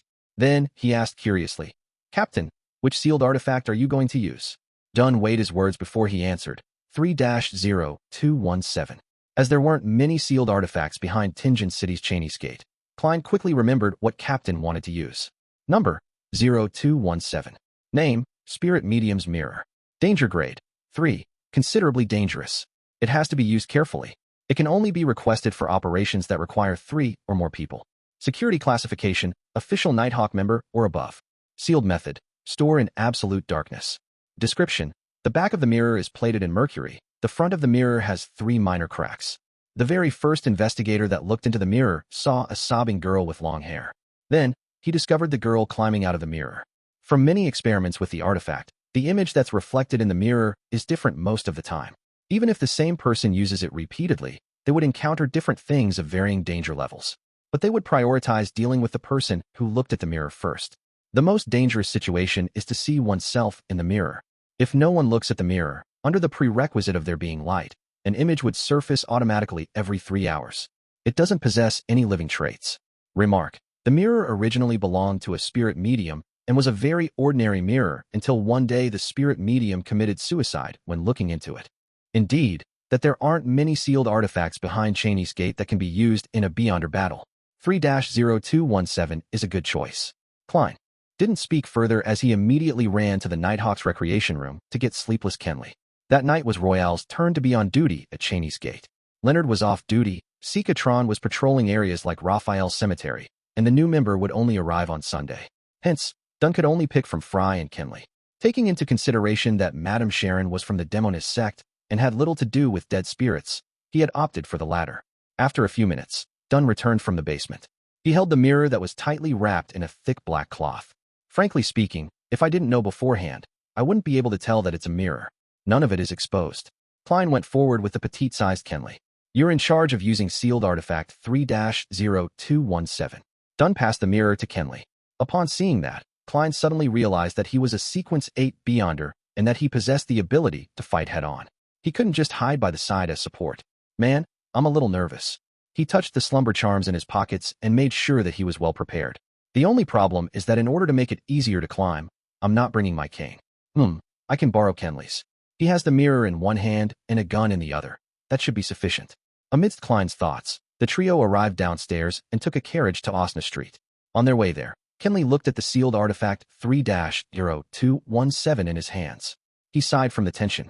This is the first time I've been involved in such a dangerous operation. Normally, the Nighthawks wouldn't use any sealed artifacts to deal with Beyonder incidents. When they went to Morristown, they had applied for the mutated sun's sacred emblem for preventive purposes. Given how far away Morristown was, it would have taken backup some time to arrive if they needed it. This time, they were almost certain that their target was a mid-sequence Beyonder. Don't worry, perhaps Madame Sharon has already fled, Klein replied with a smile. Honestly, he was just as tense as Kenley. Dunn's eyes turned and looked at him helplessly. Let's try not to let Madame Sharon escape. About 20 minutes later, the three Nighthawks arrived at Osna Street. They saw the garden and Madame Sharon's house in the darkness. The house lay in silence as though nothing had happened. Klein took out the pendulum in his left sleeve and made a quick divination. There's danger inside. There's danger inside. After he recited the statement 7 times, he opened his eyes and saw the topaz pendant spinning clockwise. The amplitude and speed were considered medium level. It meant that there was danger in there. Not very high, but it wasn't very low either. Chapter 197, Operation. There's danger in there. Not very high, but it isn't very low either. This means that Madame Sharon is still in the building. She hasn't fled yet. Klein froze for a moment, quickly realizing the reason. He had entered a unique state by summoning himself to inspect the safe. He hadn't forcefully broken the lock when he was inspecting the secret compartment, nor did he activate any hidden traps. Thus, Madame Sharon wouldn't have discovered that her secret had been exposed. She would only think that there was a break-in, or some private investigator was checking on her to no avail. In such a situation, it was logical that she would continue to stay home. It made logical sense. To lose composure from a tiny matter and overreact wasn't the Madame Sharon whom Klein had come to understand. She was a calm socialite who was capable of acting afraid and pitiful, as well as a Beyonder member of the Demoness sect who had kept her identity hidden for many years. If the telephone had been invented, Madame Sharon definitely would have called one of her lovers and complained about the security in Tingen City, whilst hinting that it was Madame Maynard. Klein began imagining a melodramatic plot. He told Dunn and Kenley the results of his divination as well as his guess. That's the most reasonable deduction.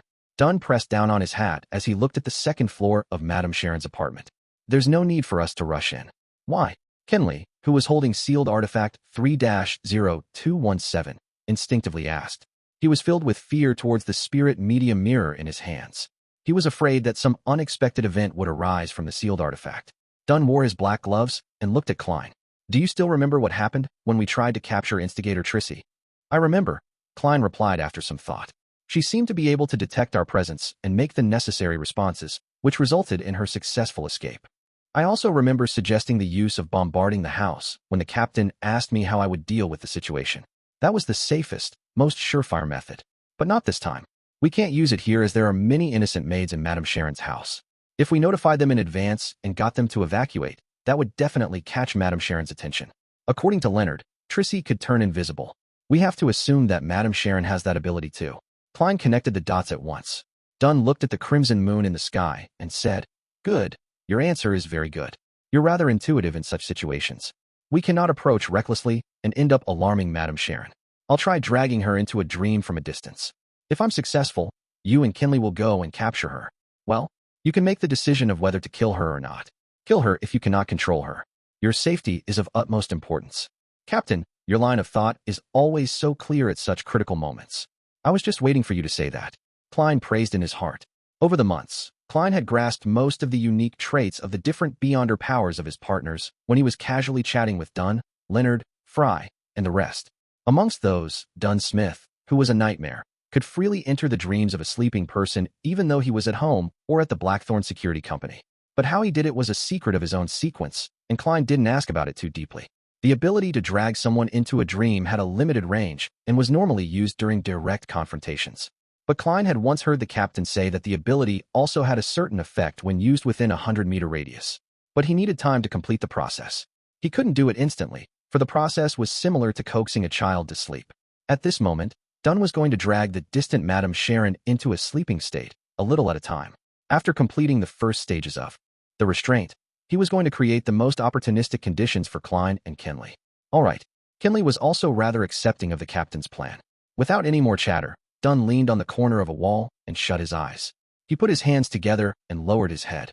His black windbreaker and silk hat blended into the night. In the opulent bedroom, Madame Sharon was leaning on her comfortable rocking chair, completely naked. Her fair and excellent figure was completely exposed. She sometimes turned her head towards the full-length mirror to admire her charming self. As she looked, her face would flush red as tears welled in her eyes. Her expression emitted a strange tenderness amidst her stupor. The skeletal statue of the goddess was sitting on the table beside her. The thick strands of hair seemed gentle under the warm, pink light. Slowly, the frequency in which Madame Sharon looked into the mirror decreased. Bit by bit, her eyelids couldn't help but droop. Seconds turned into minutes when Klein suddenly recalled something.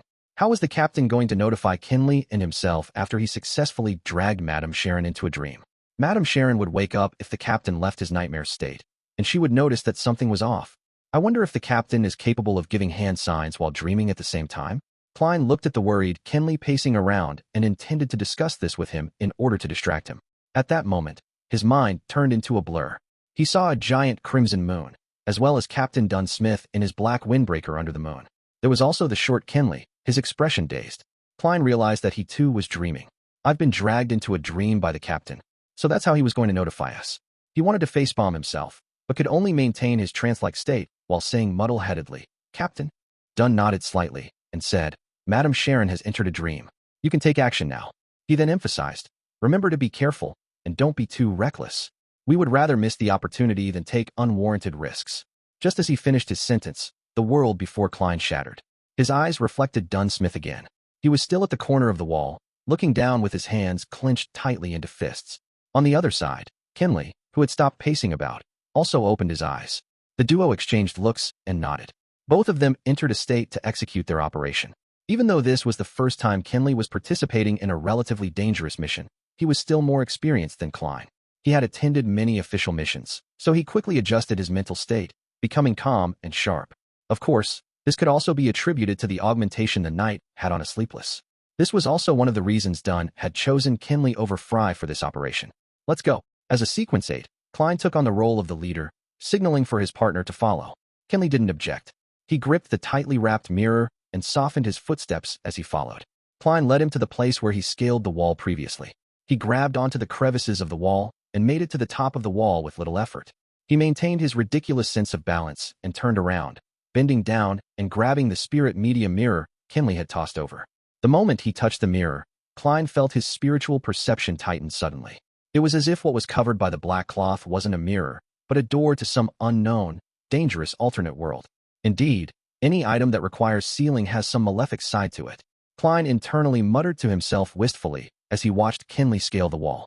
In order to facilitate movement, Kinley had placed his cane beside Dunn. Klein didn't dwell on that matter.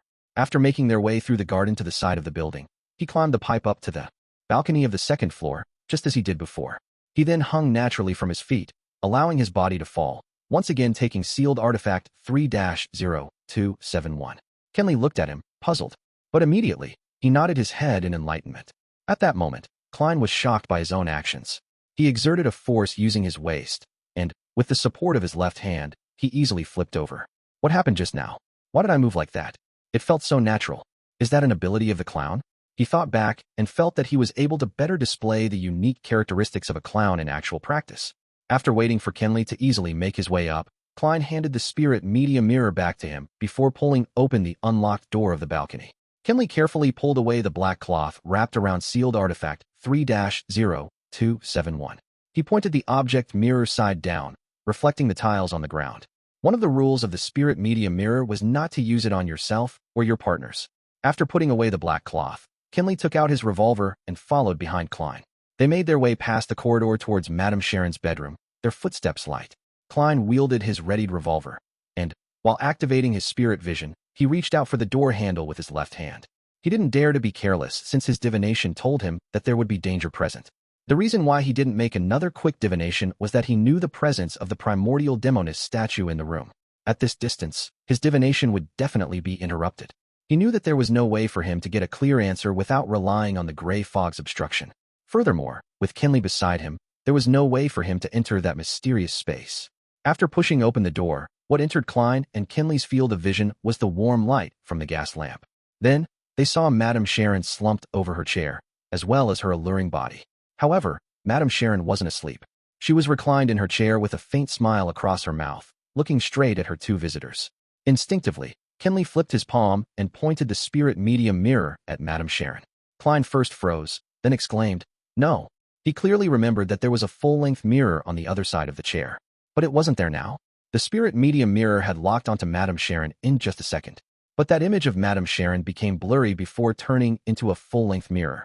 Kinley looked at himself in the mirror and also sealed artifact 3-0271, reflecting his own image. A figure instantly appeared within the spirit medium mirror. It was an expressionless, sinister image of Kinley himself. Klein felt his limbs turn rigid as if he had been entangled by invisible threads. An elegant figure appeared beside the full-length mirror. It was Madame Sharon, wearing a nightgown. She glanced at the two intruders and chuckled. "If it wasn't for the fact that the statue happened to be beside me, I should be deep asleep now, waiting for you to wake me up with a kiss." At that moment, Klein suddenly shouted a simple term in ancient Hermes, "Crimson." He had no idea when he dug his left palm into his pocket. He deftly flicked his fingers and tossed out a slumber charm. Chapter 198, Appropriating Uniqueness. The silver charm suddenly turned ice-cold, just like a crystal coat with layers of frost. Klein shivered and suddenly became more alert. His fear and agitation temporarily froze. He quickly injected his spirituality into the charm and pushed the thin silver piece out of his pocket with his fingertip, causing it to drop to his feet.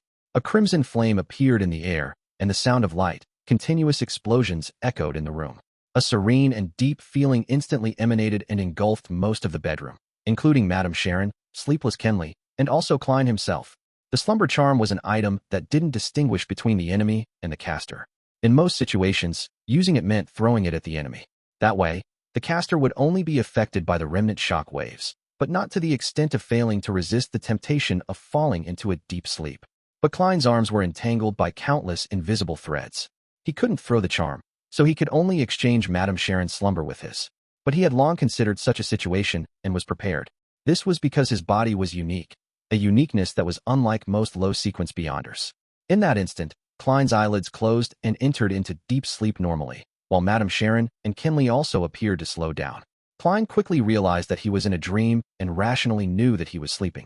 Whenever anything related to dream invasions or similar hypnotic effects were used on him, he could still maintain consciousness. He had discovered this when he was dealing with Dun's nightmare powers, as well as when Daly was channeling his spirit. Gotcha. Klein tore out of the dream forcefully and woke up. He felt the countless threads binding his arms, legs, and body loosen. As for Madame Sharon, she had a vacant look, as though she was going to shake off the effect of the slumber charm, but had yet to wake up entirely. Kinley was on the ground with the spirit medium mirror flipped upside down nearby, while his revolver had been flung to the door. An opportunity. Klein seized the moment while the fine threads loosened. He took out his left hand and snapped his fingers. He lit up a faint blue spiritual flame and burned the countless fine threads before him. At the same time, he picked up his revolver with his right hand and pulled the trigger repeatedly. Bang! Bang! The two silver demon hunting bullets tore through the barrel and fired towards Madame Sharon. Klein didn't confirm the outcome but bent his knees, exerted strength in his waist, and leaped over to Kinley. Simultaneously, he broke the fine strings that were tied around his body. His earlier shots were mainly to inform the captain that something unexpected had happened inside. They were already fighting and were in need of assistance. Of course, if he could shoot Madame Sharon directly, that'd be the best outcome. However, Klein didn't believe a sequence 7 or 6 beyonder could be taken care of so easily. There were faint blue flames twirling in the air, dancing across the fine threads in the room. In such a dreamy scenery, the two silver demon hunting bullets struck Madame Sharon's body. Gotcha! Gotcha! Madame Sharon was in her translucent sleeping robe, and her indistinct body shattered like the crimson moon's reflection in a lake. The full body mirror next to her cracked into pieces, and most of them shattered into about thumbnail-sized chunks, while a small amount remained on the frame. They all resembled palms, strangely shaped palms. A substitute? A beyonder power of the Demoness sequence? The corner of Klein's eyes swept over it as he already rolled next to Kinley. Since the fine strings were all broken by his movement, the faint blue flames didn't spread over. At that moment, Madame Sharon had vanished, but the sleeping Kinley lifted his hands and gripped his neck so tightly that his saliva began flowing out as his tongue protruded. But he didn't seem like he was going to stop. But in Klein's spirit vision, there weren't any. abnormal things around. He suddenly recalled the description of sealed artifact 3-0271. The most dangerous situation is when you see yourself. Could it be that Kenley saw his own reflection in sealed artifact 3-0271 through the full-body mirror? Klein speculated. He quickly took out another silver charm without having the luxury of time to think about it. It was a triangular-shaped item, a requiem charm. Crimson. Klein said the ancient Hermes word while he instilled his spirituality into the charm and threw it out. Then, he pressed down his left hand and grabbed the spirit medium mirror. He used the corner of his eye to determine that the sealed artifact was facing downward so it wouldn't reflect himself. The triangular silver charm ignited into icy blue flames. The gentle and serene darkness blanketed Kenley and affected Klein himself. The nervous emotions dispersed in that instant. Kenley relaxed his hands on his throat, while Klein felt like he was standing before his oriel window at home, overlooking the quiet streets. His physical and mental state was at peace. That was exactly what Klein wanted. At that very moment, he entered an extremely serene state. He appeared to be the only person left in the entire world with nothing else in existence. Within this sense of calmness, he suddenly had a gut feeling in his mind. Madame Sharon is about to attack my right waist. That was the foresight ability of a clown in battle. Without any hesitation, Klein lifted the spirit medium mirror and rolled to his left. Just as he moved, a dagger, burning in dark flames, pierced the spot where he had stood earlier. Madame Sharon's figure was outlined once again. As he rolled, Klein suddenly lifted the spirit medium mirror and pointed it at Madame Sharon. Besides saving his teammate, his main goal when he got close to Kenley was to pick up the sealed artifact. Otherwise, he didn't believe that anything good would come out of waiting for the captain's reinforcements while being next to Madame Sharon. The flaring sun charm could be used to fight against a beyonder, but the effect wouldn't be as significant as if it was used against a dead spirit. Plus, the other person wouldn't just stand there and wait for him to use a charm. If it really didn't work, Klein could only take the risk and use Azik's copper whistle. Regarding how he would explain it, he would think about it after he managed to stay alive. However, things developed better than Klein had predicted.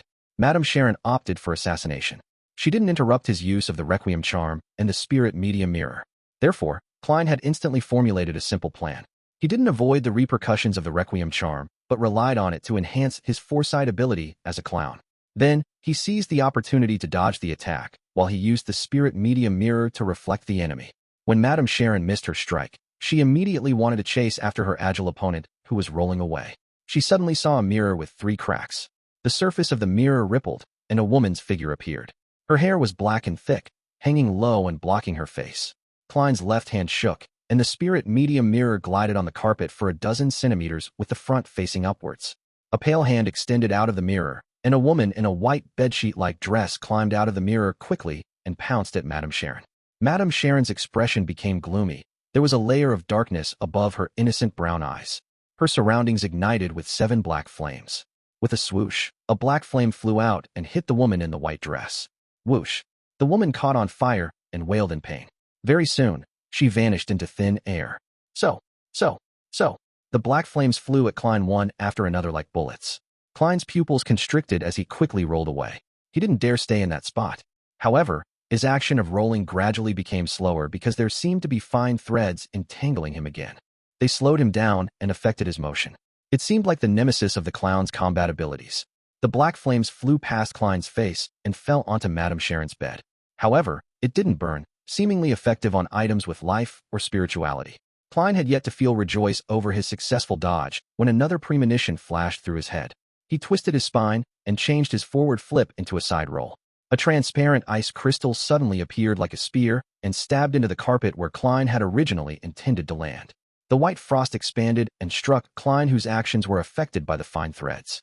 He suddenly shivered, and his body became stiff. Although he could still move, he was much slower. Madame Sharon had black flames surrounding her again, and there was a transparent ice spear that condensed in her hands. Klein didn't hesitate any further as he shoved his hand into his pocket and grabbed Azik's copper whistle. He. Just then, Kenley shook off the effect of the requiem and slumber charms. He got up and looked towards Madame Sharon with a pair of vacant-looking eyes. His face seemed to be blanketed by a shadow, making him look silent yet creepy. Thud, thud, thud. Kenley leaped at Madame Sharon, who was the closest. Madame Sharon narrowed her eyes and shot the black flames surrounding her one after another at Kenley. Poof, poof, poof. The black flames disappeared like snowflakes and didn't have any effect. Klein was stunned at first. Then he lifted the gun in his right hand and pulled the trigger while aiming at Madame Sharon. Bang! Madame Sharon dodged ahead of time and threw the frost spear towards Kenley, but it only penetrated his clothes and not his skin. Hence, it didn't create a freezing effect. Bang! Klein fired again, and Madame Sharon dodged to the side of the broken full-body mirror and picked up a palm-sized fragment. She continued to walk swiftly and dodged another bullet. She then used the irregular fragment to reflect Kenley as he leaped over at her. Right on the heels of that, Madame Sharon dodged to the side as she swiped the mirror with her palm, which was covered in black flames. At that moment, Klein had emptied his revolver. He had no choice but to throw it, letting the empty shells and revolver fall to the carpet. Just as he rolled over to pick up Kenley's revolver, he heard his teammate's tragic scream. Kenley stopped before bending over and vomiting. It was bile at first, then a red heart, followed by his lungs and stomach that were burning with black flames. Chapter 199, Successful Toss of the Die. The beating heart, the yellowish-green liquid, the silently burning black flames, and the falling figure entered Klein's field of vision and etched themselves deeply into Klein's mind. The most dangerous mission he had encountered up to this date had been when he was dealing with Ray Bieber, who was in the midst of digesting. Even such a terrifying and dangerous monster had only resulted in severe injuries to the Beyonders on the mission. No one had to sacrifice their lives. The deaths of the Beyonders Klein had witnessed, including Old Niels, were all due to them losing control.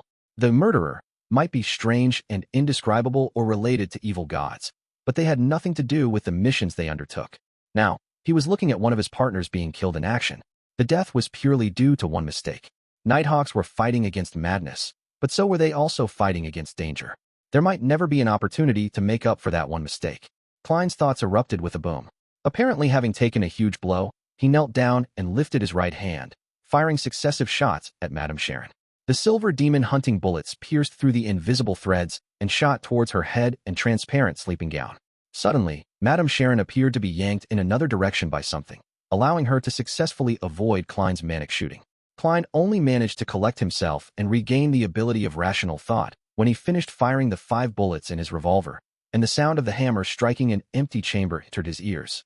His heart tightened. Without any time to reload, he tossed the revolver to the side and took out a stack of tarot cards.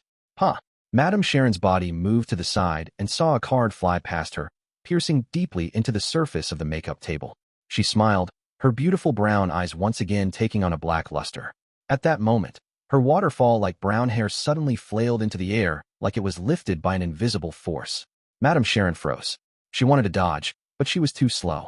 Klein had tossed out a magician card, successfully pinning her hair to the wall.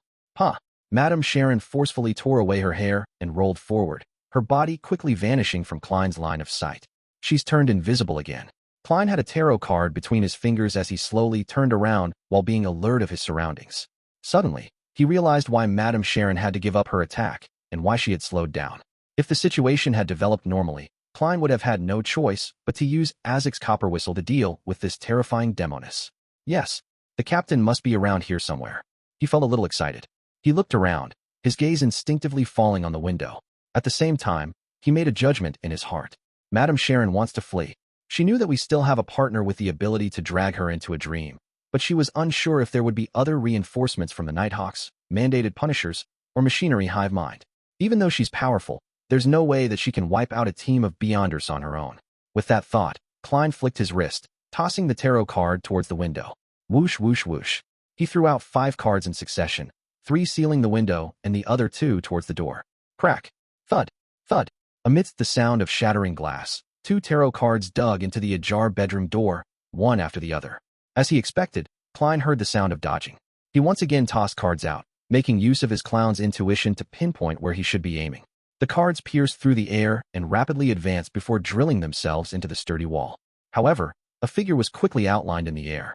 It was none other than the brown-haired Madame Sharon, who was in a translucent sleeping gown. The moment Madame Sharon was exposed, her eyes lost their focus, as though she was falling asleep. Standing. Captain. Klein scanned his surroundings, but was in no hurry to throw his cards. This was because he knew that Madame Sharon would quickly break out of the dream. He had to deal fatal damage in these 2 or 3 seconds, or their opponent would escape. It was easy to escape from a nightmare when there was a huge distance between them. Bending his knees, Klein rolled forward diagonally. He went prone and extended his right hand, grabbing the edge of the spirit medium mirror that was facing upward. He then flicked his wrist before his reflection could appear in the mirror. He tossed sealed artifact 3-0271 towards Madame Sharon, mirror side facing her. Madame Sharon's body trembled. The color of her brown eyes was quickly restored as they once again found their focus. An awakening before her was a crystalline layer of sturdy frost that appeared on the surface of her body. However, she didn't see the card, nor the demon-hunting bullet approaching her. All she saw was a mirror, and that the mirror was reflecting her innocent, yet alluring beauty. That beautiful face in the mirror suddenly became contorted. Wrinkles, gashes of blood, and rotting spots appeared on her face. No! Madame Sharon let out a shrill cry as if she had just witnessed someone she loved die. Her skin quickly took on a green color as yellow pus flowed out the corner of her eyes. After a moment of suffering, a silent black flame burned outward from within Madame Sharon, as if she was trying to expel something. The black flames then condensed into a thick frost, as if it was creating a coffin for an eternal rest. The invisible threads finally took on a color that was visible to the human eye. They enveloped the frost, forming a gigantic cocoon. Thud! Thud! Thud! Sealed artifact 3-0271 fell onto the ground and tumbled before stopping beside Madame Sharon's giant cocoon. At that moment, Dunn broke through the window frame and somersaulted into the room. He caught sight of Kenley, who had stopped breathing, and his expression sank. It was at this moment the cocoon cracked open.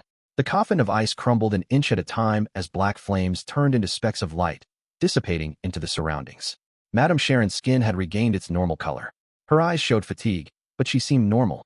Her eyes reflected Klein, who was still sprawled on the ground.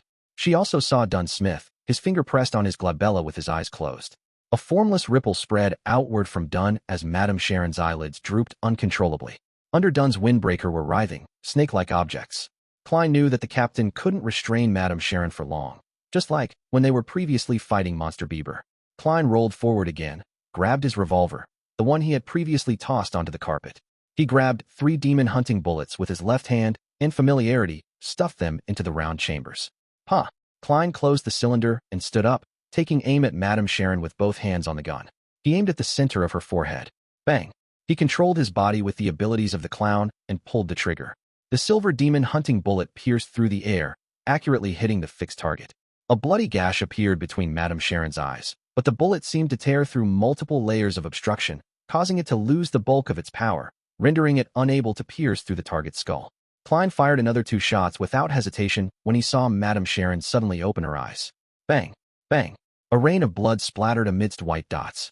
The stunning beauty that was Madame Sharon had become a mutilated corpse that would incite nightmares in every man. She had long run out of substitutes to use. Phew! Phew! Klein lowered his arms and panted heavily. Madame Sharon, with only half her head left, slumped onto the ground. She still had an exceptional figure, her skin still white and tender. Dunn straightened himself up and opened his eyes. He too lowered his hand from his glabella, his face a little pale. He wasn't injured, but he looked as though he had lost a lot of blood. If it wasn't for the fact that she wanted to kill a few people before she tried to escape, if it wasn't for sealed artifact 3-0271 reflecting herself by chance, we probably would have only been able to injure her. Dunn slowly walked forward to Klein's side, his voice unusually low. If it wasn't for how unique I was, I would have died along with Kenley in the first 10 seconds of the battle. Klein turned to look at Kenley, who was silently lying on the black ash. He exhaled. Captain, Kenley, I know, Dunn replied with a raspy voice. I made a mistake. I was fooled by Madame Sharon. I didn't expect her to secretly escape from the dream. He paused, then he said in a serious tone, but you have to get used to this. It's normal for Nighthawks to die during missions. Perhaps the next one to die would be me. Klein fell silent, not knowing how to reply. Kenley still had his eyes open, staring blankly at the ceiling. May the goddess bless you. May you find true peace.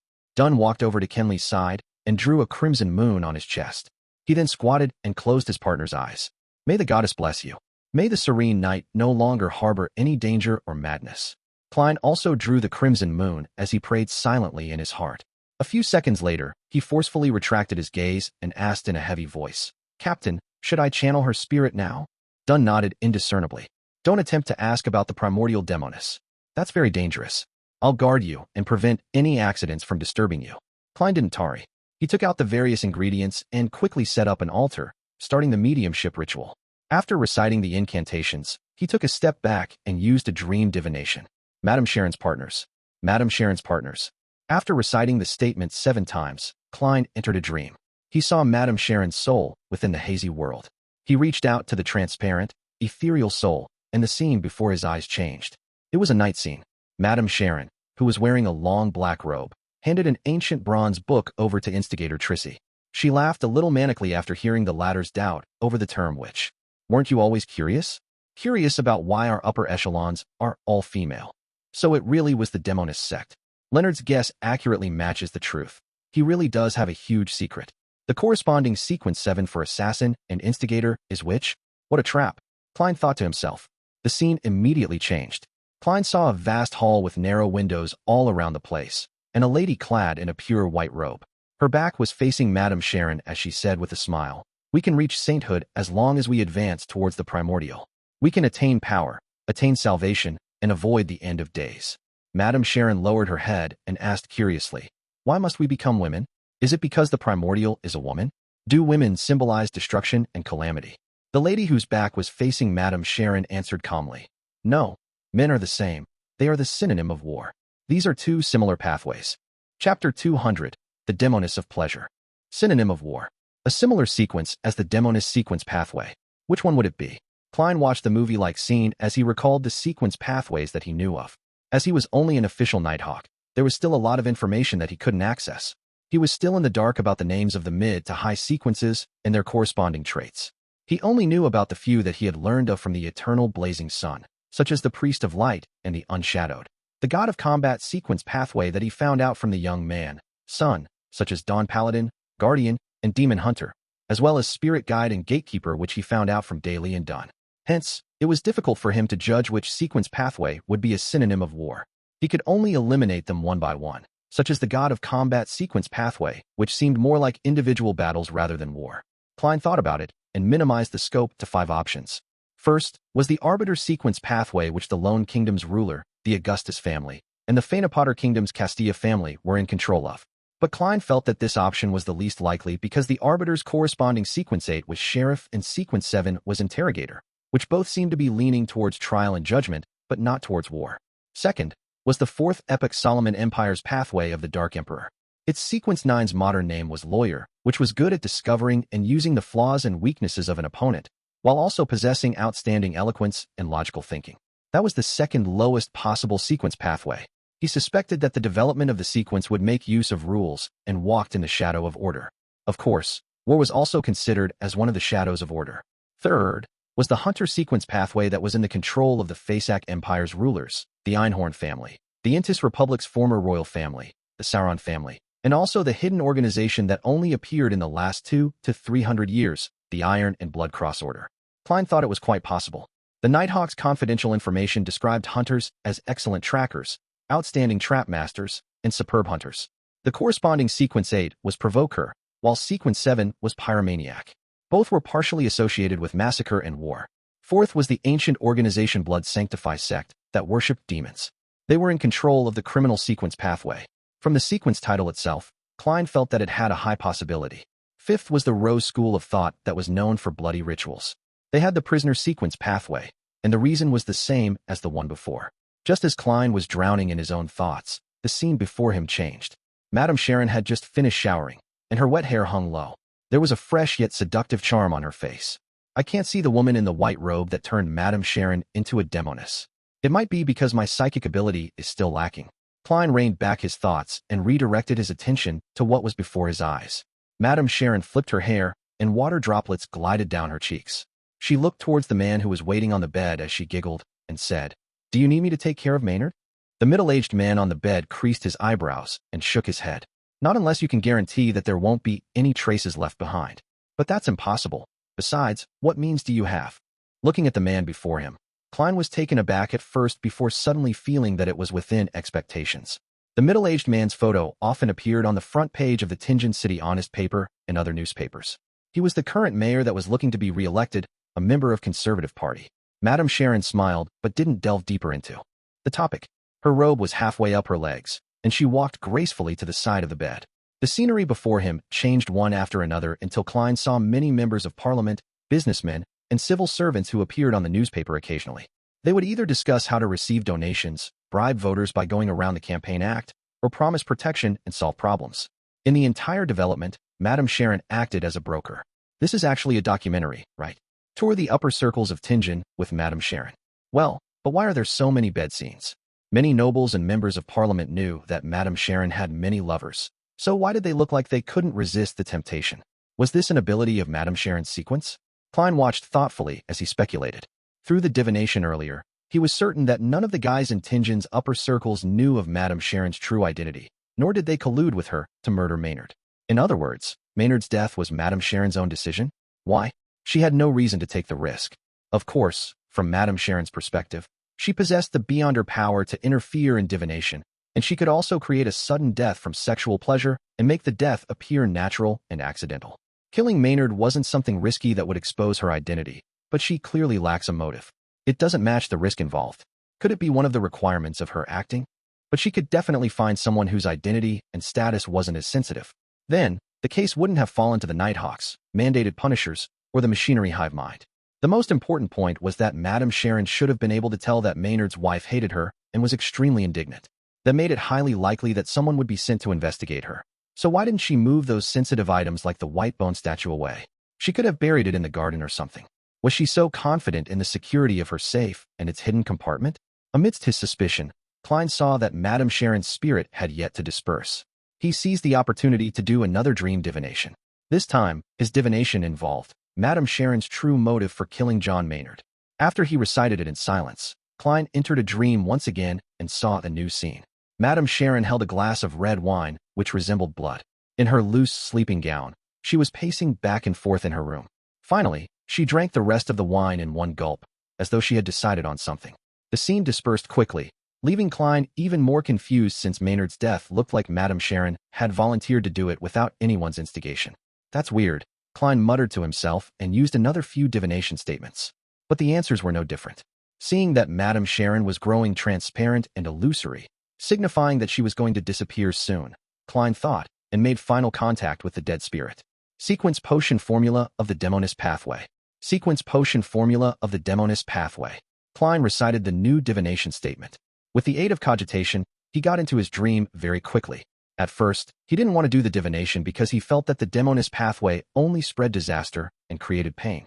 Even if he obtained a corresponding potion formula, he was unwilling to sell it to anyone and indirectly become a murderer. Then, he recalled another matter from before. With his understanding of the spectator potion, he had been able to suspect and verify that Daxter Guderian was a member of the psychology alchemists. So, in order to better fight against the Demonesses in the future, he'd to learn more of the traits of their sequence pathway. Yes, after Hood Eugen's death, Daxter Guderian has yet to contact me. I'm guessing the psychology. Alchemists sent some stronger members for an investigation, and he hasn't dared to make any moves. As Klein's thoughts flashed, he saw the dark hall again. He saw the woman in the holy white robe again. Madame Sharon hung her head low, and she could only see the other woman's legs, a pair of flawless legs. Soon, she heard a melodious voice. Pleasure, that is the name of the Sequence 6 potion, the goal that you are about to advance to. If you succeed, you'll be a Demoness of pleasure.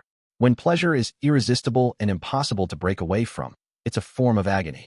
This is also a maxim that you have to live by. As long as you complete your advancement, besides the enhancement of your various abilities as a witch, you'll also become more beautiful, making you better at seduction and providing unforgettable pleasure to the same or opposite sex during lovemaking. You'll be able to make strange threads like a spider and utilize them. Immediately following that, an ancient silver book appeared before Madame Sharon. After it was opened, there was the formula and ingredients placed separately. Main ingredients: a pair of succubus eyes, an adult black widow spider silk gland.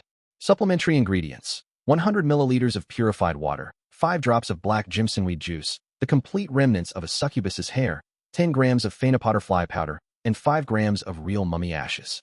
The scene changed again. It was the same hall, the same long white robe, and the same woman with indistinguishable features. But now, the difference was that Madame Sharon had returned to her original state. She was now the young man in the picture from before. A melodious female voice reverberated in his ears. This is the name of the Sequence 7 potion. I'm sure you're surprised. Yes, I still can't believe it's called witch. Madame Sharon said in a rather agitated manner. Remember, if we want to get closer to the primordial, we have to be more and more like her. She's a woman, so we have to be women too, the melodious female voice replied. Either you give up or you accept. After you become a witch, you'll become a true woman, and your appearance and charm will be enhanced substantially. You'll have the ability to turn invisible and use substitutes. You'll gain a rudimentary mastery of various dark magic. You'll be skilled at disrupting the divination of others, and you'll also gain the favor of the black flame and icy frost. The main ingredients are every drop of an abyss demonic fish's blood and an agate peacock's egg. The supplementary ingredients are 80 milliliters of purified water, 5 drops of jimsonweed juice, 3 scales of a shadow lizard, and 10 drops of daffodil juice. Scenes continued to play, one after another, and Klein saw the instigator and assassin formula and understood their corresponding traits. Just as he wanted to continue the divination, Madame Sharon's spirit dispersed completely. Klein stopped the ritual and returned to reality. He packed up the ingredients, removed the wall of spirituality, and told Dunsmith about the outcome of his mediumship without holding back any information. Then, he expressed his suspicions on Madame Sharon's murder of Maynard. Pleasure doesn't require her to kill anyone of a higher rank or position in society. We need to investigate where Madame Sharon has been over the past few years and understand her origins. We need to look for the dark hall that you saw. Of course, this will need to be reported to the Holy Cathedral, and they can assign investigators accordingly. We can't leave Tingen as we wish. Dunn nodded slightly and looked around. He said, "Go to the first floor, check if those servants are still in deep sleep. If anyone is awake, bring them over and make them sign a confidentiality contract as per protocol. I'll be in charge of the second floor." He found a black cloth and covered the sealed artifact 3-0271. Upon hearing that, Klein suddenly understood why the intense battle hadn't brought the servants over. The captain had sent them into a deep sleep from the very beginning. Klein's body was still cold and stiff. He had to slow down and move forward in very, very light steps. When he passed the bedroom door, he extended his hand and pulled out the 2 tarot cards at the door. He wiped them and put them back into his pocket. After he left the room, he walked towards the stairway. After taking a few steps, he suddenly thought of a question. How would he make sure that the person was in a deep sleep? Check with divination one by one. That'd be troublesome. The captain is a nightmare. He should be an expert in this. I'll have to ask him if he has any fast and simple methods. With this in mind, Klein turned around and walked towards the bedroom door, step by step, as he fought against the cold and stiffness in his body. Before he came close, he looked through the ajar door and saw the shattered pieces of the angled full-body mirror. There were still large shards of the mirror clinging to the frame, all the size of a palm. In the cracked mirror, Dunsmith, in his black windbreaker, was kneeling beside Kenley's dead body, doing something. Suddenly, he lifted his head. His gray eyes were deep, and the corners of his lips were tainted with crimson blood. Crimson blood. Without thinking, Klein turned around, left the side of the door, and leaned his back against the wall.